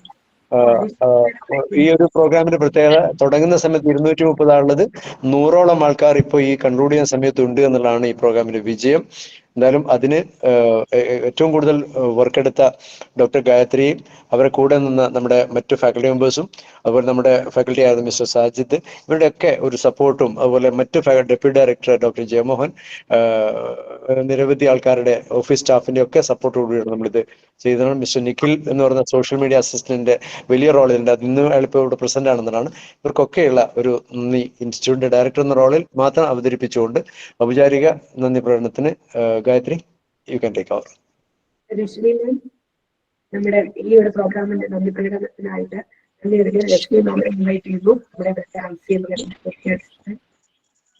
റെസ്പെക്ടഡ് അധ്യക്ഷൻ, ICM-ന്റെ ഡയറക്ടറുമായ ശ്രീ MV ശശികുമാർ സർ, അതുപോലെ തന്നെ നമ്മുടെ ഈ ഒരു വെബിനാർ വളരെ മനോഹരമായ രീതിയിൽ ഇനാഗുറേറ്റ് ചെയ്ത സജി ഗോപനാഥൻ സർ, ദെൻ നമുക്ക് അവൈലബിൾ ആയിട്ടുള്ള വളരെ എൻറിച്ച്ഡ് ആയിട്ടുള്ള ഈ ഒരു മേഖലയെ പറ്റി വളരെ വിശദമായ രീതിയിൽ തന്നെ നമുക്ക് അതിന്റെ ഒരു ഈ പറഞ്ഞതുപോലെ ഒരു ഓഷനാണ്. അതിൽ നിന്നും ഈ ഇത്ര ചുരുങ്ങിയ സമയം കൊണ്ട് ഒരു വെബിനാറിലൂടെ എത്രത്തോളം നമ്മളെ അതിലേക്ക് കൊണ്ടുപോകാം എന്ന രീതിയിൽ നമുക്ക് കാര്യങ്ങൾ നമ്മളിലേക്ക് എത്തിച്ചു തന്ന 2 റിസോഴ്സ് പേഴ്സൺസ് ആയിരുന്നു നമുക്കുണ്ടായിരുന്നത്, doctor Manoj sir and Arun sir. അതുപോലെ തന്നെ ഈ ഒരു പ്രോഗ്രാമിനെ വളരെ മനോഹരമായി കോർഡിനേറ്റ് ചെയ്ത എൻ്റെ കൊളീഗും ICM-ന്റെ ഫാക്കൽറ്റി മെമ്പറുമായിട്ടുള്ള ഡോക്ടർ ഗായത്രി മാം, അതുപോലെ deputy director Jayamohan sir. Then ഈ ഒരു പ്രോഗ്രാമിൽ 7 മണിക്ക് തുടങ്ങി ഇപ്പൊ ഏകദേശം സമയം 9:10 ആയിട്ടുണ്ട്. ഇത്രയും സമയം ഒരു 2 മണിക്കൂറിൽ കൂടുതൽ ഈ ഒരു പ്രോഗ്രാമിന് വേണ്ടി സ്പെൻഡ് ചെയ്തിട്ടുള്ള വിവിധ കോപ്പറേറ്റീവ് ബാങ്കുകളിൽ നിന്നും എത്തിയിട്ടുള്ള സഹകാരികളെ വളരെയേറെ സന്തോഷമാണ് ഈ ഒരു നിമിഷം. കാരണം ഈ ഒരു സബ്ജക്റ്റ് സാറ് മുന്നോട്ട് വെച്ചപ്പോ സാറിന്റെ ഒരു ഐഡിയ, അതായത് AI എന്ന് പറയുന്നത് ഇപ്പോൾ എല്ലാ മേഖലയിലും എത്തിക്കഴിഞ്ഞു. അപ്പൊ ഇനി കോപ്പറേറ്റീവ് മേഖലയിലും തീർച്ചയായും ഇതിന്റെ ഒരു ഇൻഫ്ലുവൻസ് ഉണ്ടായിരിക്കും. അപ്പോൾ എന്താണ് അതിന്റെ സാധ്യത, നിർമ്മിത ബുദ്ധിയുടെ സാധ്യത എത്രത്തോളം നമുക്ക് പ്രയോജനപ്പെടുത്താം, ആ ഒരു കോൺസെപ്റ്റ് ഓരോ കോപ്പറേറ്റീവ് ബാങ്കിന്റെ അല്ലെങ്കിൽ ഓരോ കോപ്പറേറ്റീവ് മേഖലയിലും എത്തിക്കുക എന്നതായിരുന്നു നമ്മുടെ ഈ ഒരു പ്രോഗ്രാം കൊണ്ടുള്ള ലക്ഷ്യം. ഈ പറഞ്ഞതുപോലെ 1-2 ദിവസം കൊണ്ട് അല്ലെങ്കിൽ നാളെയോ മറ്റന്നാളോ സാധിക്കുന്ന ഒരു കാര്യമല്ല ഇത്. ഒരുപക്ഷെ സമയമെടുക്കുമായിരിക്കാം. കാലത്തിനനുസരിച്ചുള്ള മാറ്റം ഏതൊരു മേഖലയിലും അനിവാര്യമാണ്. അത് നമുക്ക് സാധിക്കില്ല അല്ലെങ്കിൽ ആ മാറ്റം നമുക്ക് നടപ്പിലാക്കാൻ പറ്റില്ല എന്ന രീതിയിൽ നമ്മൾ മാറി നിന്നാൽ അവിടെ നമ്മൾ പിന്തള്ളപ്പെടും. തീർച്ചയായും കൊമേഴ്ഷ്യൽ ബാങ്ക്സ് ആയിക്കോട്ടെ, പ്രൈവറ്റ് സെക്ടർ ബാങ്കുകളായിക്കോട്ടെ, മറ്റു മേഖലകളായിക്കോട്ടെ, ഈ AI-യുടെ സാധ്യത അവരെല്ലാം പ്രയോജനപ്പെടുത്തും. അപ്പൊ നമുക്ക് ഈ സാധ്യത എങ്ങനെ പ്രയോജനപ്പെടുത്താം എന്നാണ് നമ്മൾ ഓരോരുത്തരും ചിന്തിക്കേണ്ടത്. അവിടെ നമ്മൾ എനിക്ക് പേഴ്സണലി എനിക്ക് പറയാനുള്ളത്, പ്രതിസന്ധി എന്നൊരു വാക്കിനുമേൽ പഴിചാരാതെ ഈ ഒരു സാധ്യതയെ എങ്ങനെ നമുക്ക് ഉപയോഗിക്കാനാകും. എല്ലാ മാറ്റങ്ങളും നമുക്ക് പറ്റില്ല അല്ലെങ്കിൽ നമുക്ക് അതിന് ഒരുപാട് കടമ്പകളുണ്ട്, അതെങ്ങനെ നമുക്ക് സാധിക്കും എന്നതിലുപരി ഇതിനെ എങ്ങനെ നമുക്ക് പ്രയോജനമായ രീതിയിൽ മാറ്റിയെടുക്കാം എന്ന് നാം ഓരോരുത്തരും ചിന്തിക്കേണ്ടതായിട്ടുണ്ട്. ആ മാറ്റം കൊണ്ടുവന്നില്ല എങ്കിൽ നമുക്ക് ഈ പറയുന്നത് പോലെ പ്രതിസന്ധി എന്നും നമുക്ക് മുന്നിൽ ഒരു പ്രതിസന്ധിയായി തന്നെ നിലനിൽക്കും. അതുകൊണ്ട് ഇപ്പോ കോർ ബാങ്കിങ് അല്ലെങ്കിൽ ATM കാർഡ് ഇതൊന്നും ഒരിക്കലും കോപ്പറേറ്റീവ് ബാങ്കിൽ അല്ലെങ്കിൽ കോപ്പറേറ്റീവ് മേഖലയിൽ വരുമെന്ന് നമ്മൾ ചിന്തിച്ചിരുന്ന കാര്യമല്ല. കേരള ബാങ്കിന്റെ രൂപീകരണത്തോടു കൂടി ഈ പറയുന്ന കോർ ബാങ്കിങ് സിസ്റ്റവും അല്ലെങ്കിൽ ഇലക്ട്രോണിക് ബാങ്കിങ്ങും മൊബൈൽ ബാങ്കിങ്ങും ഇപ്പൊ നമ്മുടെ പ്രദീപ് സാറൊക്കെ പറഞ്ഞതുപോലെ ഒരുപാട് ആപ്സ് അവർ യൂസ് ചെയ്യുന്നുണ്ട്. അപ്പൊ ഇതിന്റെ സാധ്യത അല്ലെങ്കിൽ ഇതിന്റെ വൈവിധ്യമാർന്ന മേഖലകൾ നമുക്ക് എത്രത്തോളം പ്രയോജനപ്പെടുത്താം എന്ന് വേണം, ആ ഒരു പോസിറ്റീവ് തിങ്കിങ് വേണം നമ്മൾ ഓരോരുത്തർക്കും ഉണ്ടാകേണ്ടത് എന്നാണ് ആദ്യം നമ്മൾ ചിന്തിക്കേണ്ടത്. അപ്പോൾ നെഗറ്റീവ് സൈഡിലേക്ക് നമ്മൾ പോകണ്ട, പോസിറ്റീവായി തന്നെ ചിന്തിക്കുക. നമുക്കും ഈ ഒരു AI എന്ന് പറയുന്ന സാധ്യത നമ്മൾ ഓരോരുത്തർക്കും നമ്മുടെ ബാങ്കുകളിലേക്ക് കൊണ്ടുവരാൻ സാധിക്കും. കസ്റ്റമേഴ്സിനെ വളരെ എഫിഷ്യൻ്റായി ഹാൻഡിൽ ചെയ്യാനും അവർക്ക് പ്രോപ്പറായിട്ടുള്ള സർവീസസ് കൊടുക്കാനും നമുക്ക് സാധിക്കും. അപ്പോൾ ആദ്യമായി ഞാൻ നന്ദി പറയാൻ ആഗ്രഹിക്കുന്നത് ഈ ഒരു കോൺസെപ്റ്റ് പല ബാങ്കിൽ നിന്നുള്ള പലരും നമ്മളോട് പറഞ്ഞു. അതായത് ഈ ഒരു കോൺസെപ്റ്റിനെ ഒന്ന് പോപ്പുലറൈസ് ചെയ്യുക, അല്ലെങ്കിൽ AI എന്ന് പറയുന്ന ഒരു കോൺസെപ്റ്റ് ഉണ്ട്, അത് നമുക്ക് എങ്ങനെ പ്രയോജനപ്പെടുത്താം, അതല്ലെങ്കിൽ ഓരോ കോപ്പറേറ്റീവ് മേഖലയിലുള്ള ഓരോരുത്തരിലേക്കും നമ്മൾ എത്തിക്കണം, AI എന്നൊരു കൺസെപ്റ്റ് എത്തിക്കണം എന്ന് മുൻകൈ എടുത്ത് ഈ പ്രോഗ്രാം നടപ്പിലാക്കാനായി അല്ലെങ്കിൽ നടത്തിക്കുന്നതിന് വേണ്ടി ഇനിഷ്യേറ്റീവ് എടുത്ത നമ്മുടെ സ്ഥാപനത്തിന്റെ ഡയറക്ടർ ശ്രീ MV ശശികുമാർ സാറിനാണ്. സാറിന് ICM-ന്റെ പേരിലും ഓരോരുത്തരുടെ പേരിലുമുള്ള നന്ദി അറിയിക്കുകയാണ്. സാറിനെ സംബന്ധിച്ച് പറയുകയാണെങ്കിൽ അടുത്ത ദിവസം എന്ത് പുതിയ പ്രോഗ്രാം ചെയ്യാം, ഓരോ നിമിഷവും കോപ്പറേറ്റീവ് ബാങ്കിന്റെ ഉന്നമനത്തിന് വേണ്ടി എന്ത് ചെയ്യാം. എന്താ സാർ ഇപ്പോഴും അവിടെ ഓഫീസിലുണ്ട്, ICM ഇൻസ്റ്റിറ്റ്യൂട്ടിൽ. 9 മണിയായിട്ടും സാർ രാവിലെ 9 മണിക്ക് എത്തിയ ആളാണ്, രാത്രി 9 മണിയായിട്ടും സാർ അവിടെ തന്നെ ഇരിക്കുകയാണ്. അപ്പൊ സാർ എടുക്കുന്ന ആ ഒരു എഫേർട്ട് കോപ്പറേറ്റീവ് മേഖലയുടെ ഉന്നമനത്തിന് വേണ്ടി അവിടെയുള്ള എംപ്ലോയീസിന് ഓരോ പുതിയ ട്രെയിനിങ്ങുകൾ കൊടുക്കുന്നതിനും എങ്ങനെ ഇതിനെ ഉയർത്തിക്കൊണ്ട് വരാം എന്നതിന് സാർ എടുക്കുന്ന ആ ഒരു എഫേർട്ട്, അതിനുള്ള നന്ദി സാറിന് അറിയിക്കുകയാണ്. Thank you sir. അതിനോടൊപ്പം തന്നെ ഈ ഒരു പ്രോഗ്രാം വളരെ മനോഹരമായ രീതിയിൽ AI-യുടെ സാധ്യതകളെ കുറിച്ച് വിശദമായ ഒരു വിവരണം നമുക്ക് സമ്മാനിച്ച് ഈ ഒരു പ്രോഗ്രാം ഇനാഗുറേറ്റ് ചെയ്ത സജി ഗോപിനാഥ് സാറിന് ഈ ഒരു അവസരത്തിൽ നന്ദി രേഖപ്പെടുത്തുകയാണ്. അതോടൊപ്പം തന്നെ AI-യെ പറ്റി, അതിന്റെ കോൺസെപ്റ്റ് എന്താണ്, AI-യുടെ സാധ്യതകളെ പറ്റി ഈ പറഞ്ഞതുപോലെ ഇത് 1-2 ദിവസം കൊണ്ട് നമുക്ക് തീരുന്ന ഒരു സബ്ജക്റ്റ് അല്ല. ഇത്ര സമയത്തിനുള്ളിൽ അത് മനോഹരമായി നിർത്തി എന്ന് വേണം പറയാൻ. ഇത്ര സമയത്തിനുള്ളിൽ ഇത് എന്ത് പറയും, എങ്ങനെ പറയും, അത് നിങ്ങൾ ഓരോരുത്തരെയും പോലെ ഞങ്ങൾക്കുമുള്ള ഒരു കൺഫ്യൂഷൻ ആയിരുന്നു. ഇത് എങ്ങനെ ഈ ഒരു 1 മണിക്കൂർ അല്ലെങ്കിൽ 2 മണിക്കൂറിനകം ഇതിൽ എന്ത് പറയും. മനോജ് സാർ പറഞ്ഞതുപോലെ ഇതൊരു ബിഗ് ഡേറ്റ എന്ന് പറയുന്ന ഒരു കോൺസെപ്റ്റ് ആണ്. അതിനകത്ത് നിന്നും ഇത്ര ചുരുങ്ങിയ സമയത്തിനുള്ളിൽ എന്ത് പറഞ്ഞ് അവതരിപ്പിക്കും എന്നുള്ളത് ഞങ്ങളുടെയും ഒരു കൺഫ്യൂഷൻ ആയിരുന്നു. പക്ഷെ അത് വളരെ മനോഹരമായി ഹാൻഡിൽ ചെയ്ത ഡോക്ടർ മനോജ് സാറിന് ഈ ഒരു അവസരത്തിൽ ICM-ന്റെയും എന്റെയും പേരിലുള്ള നന്ദി അറിയിക്കുകയാണ്. നന്ദി സാർ. അതോടൊപ്പം തന്നെ ശ്രീ അരുൺ സാർ വളരെ മനോഹരമായി, അതായത് ആദ്യം നമ്മുടെ മനോജ് സാറിന്റെ ഒരു സെഷൻ കഴിഞ്ഞപ്പോൾ പലർക്കും ഉണ്ടായിരുന്ന ഒരു സംശയമാണ്, ഇതെങ്ങനെ കോപ്പറേറ്റീവ് മേഖലയിൽ കൊണ്ടുവരും. കോപ്പറേറ്റീവ് മേഖലയുടെ ഓരോ സെക്ടേഴ്സിനെയും എടുത്ത് ആ ഓരോ സെക്ടേഴ്സിലും, ഡയറി ആയിക്കോട്ടെ, സപ്ലൈകോ ആയിക്കോട്ടെ, ഓരോ സെക്ടേഴ്സിലും ഇത് എങ്ങനെ അപ്ലൈ ചെയ്യാം എന്നുള്ള കാര്യം വളരെ വിശദമായി നമ്മളിലേക്ക് എത്തിച്ച അരുൺ സാറിന് ഈ അവസരത്തിൽ നന്ദി രേഖപ്പെടുത്തുകയാണ്. Very thank you sir. Okay. അതുപോലെ തന്നെ ഈ ഒരു പ്രോഗ്രാം ഈ ടൈംലി ഈ എല്ലാ അറേഞ്ച്മെന്റ്സും ചെയ്ത് വളരെ സിസ്റ്റമാറ്റിക് ആയിട്ട് വളരെ പ്രോപ്പർ ആയിട്ട് ചെയ്തിട്ടുള്ള ഗായത്രി മാമിന് നന്ദി പറയാൻ ഞാൻ ആളല്ല, മാമുമാണ് നമുക്ക് ഓരോരുത്തർക്കും നന്ദി പറയേണ്ടത്. കാരണം അത്ര മനോഹരമായി ഈ ഒരു പ്രോഗ്രാം കോർഡിനേറ്റ് ചെയ്ത മാമിന് ICM-ന്റെ പേരിലുള്ള നന്ദി അറിയിക്കുകയാണ്. ദെൻ മാമിനോടൊപ്പം തന്നെ സപ്പോർട്ട് ചെയ്ത് നിന്നിട്ടുള്ളത് നമ്മുടെ സോഷ്യൽ മീഡിയ അസിസ്റ്റന്റ് ആണ് നിഖിൽ. 2 ദിവസമായി നമുക്കറിയാം നിഖില് ഇതിന്റെ പുറകെയാണ്. ഓരോ സമയത്തും നമ്മൾ ട്രയലൊക്കെ ചെയ്ത് ഓരോ ടൈമിലും ട്രയൽ ചെയ്യുന്നു. ഓഡിയോ ക്ലിയർ ആണോ, വീഡിയോ ക്ലിയർ ആണോ, സ്ലൈഡ് ക്ലിയർ ആണോ, വളരെ സിസ്റ്റമാറ്റിക് ആയിട്ട് വളരെ കൃത്യമായി വളരെ സപ്പോർട്ട് ചെയ്ത് നമുക്കൊരു സ്റ്റാൻഡിങ് ആയിട്ട് നമുക്ക് ബാക്ക് ബോൺ ആയിട്ട് നിന്ന ഒരാളാണ് നിഖിൽ. നിഖിലിനുള്ള സ്പെഷ്യൽ താങ്ക്സ് ആണ് ഈ ഒരു അവസരത്തിൽ അറിയിക്കുന്നത്. ICM-ന്റെയും എന്റെയും പേരിലുള്ള താങ്ക്സ് നിഖിലിന് അറിയിക്കുകയാണ്. ദെൻ നിങ്ങൾ ഓരോരുത്തരും വളരെ ഈ ഒരു വെബിനാർ ഇത്രയും വിജയകരമാക്കിയത്, അതായത് ഈ ഒരു വെബിനാറിന്റെ തുടക്കത്തിൽ ഏകദേശം 225-ന് പുറത്ത് ആൾക്കാരുണ്ടായിരുന്നു. അപ്പൊ ആ ഒരു ഓഡിയൻസ് നമുക്ക് കിട്ടിയത് കൊണ്ടാണ് ഈ പ്രോഗ്രാം സക്സസ് ആയി, അല്ലെങ്കിൽ ഇതിന് ഇത്രയും ആവശ്യക്കാരുണ്ട് എന്ന് ഞങ്ങൾക്ക് അറിയാൻ സാധിച്ചത്. അപ്പൊ നിങ്ങൾ ഓരോരുത്തർക്കും നിങ്ങളുടെ ഓഫീസ് ടൈം കഴിഞ്ഞ് നിങ്ങൾ വീട്ടിലെത്തി റെസ്റ്റ് ചെയ്യേണ്ട ടൈമാണ്. ഈ ഒരു സമയം നമുക്ക് വേണ്ടി സ്പെൻഡ് ചെയ്ത നിങ്ങൾ ഓരോരുത്തർക്കുമുള്ള നന്ദി ഹൃദയത്തിൽ നിന്നും അറിയിക്കുകയാണ്. നന്ദി സർ. അപ്പൊ ഇനിയും അടുത്ത വെബിനാർ സീരീസിന്റെ അടുത്ത സീരീസുകൾ നമ്മൾ തുടങ്ങും. എന്തായാലും വെബിനാർസ് അല്ലാത്ത രീതിയിലുള്ള ഓഫ്ലൈൻ ട്രെയിനിങ്ങും ഇതിനോടൊപ്പം നമ്മൾ നിങ്ങളുടെ ആവശ്യമനുസരിച്ച് ഉറപ്പായും നടത്തുന്നതായിരിക്കും.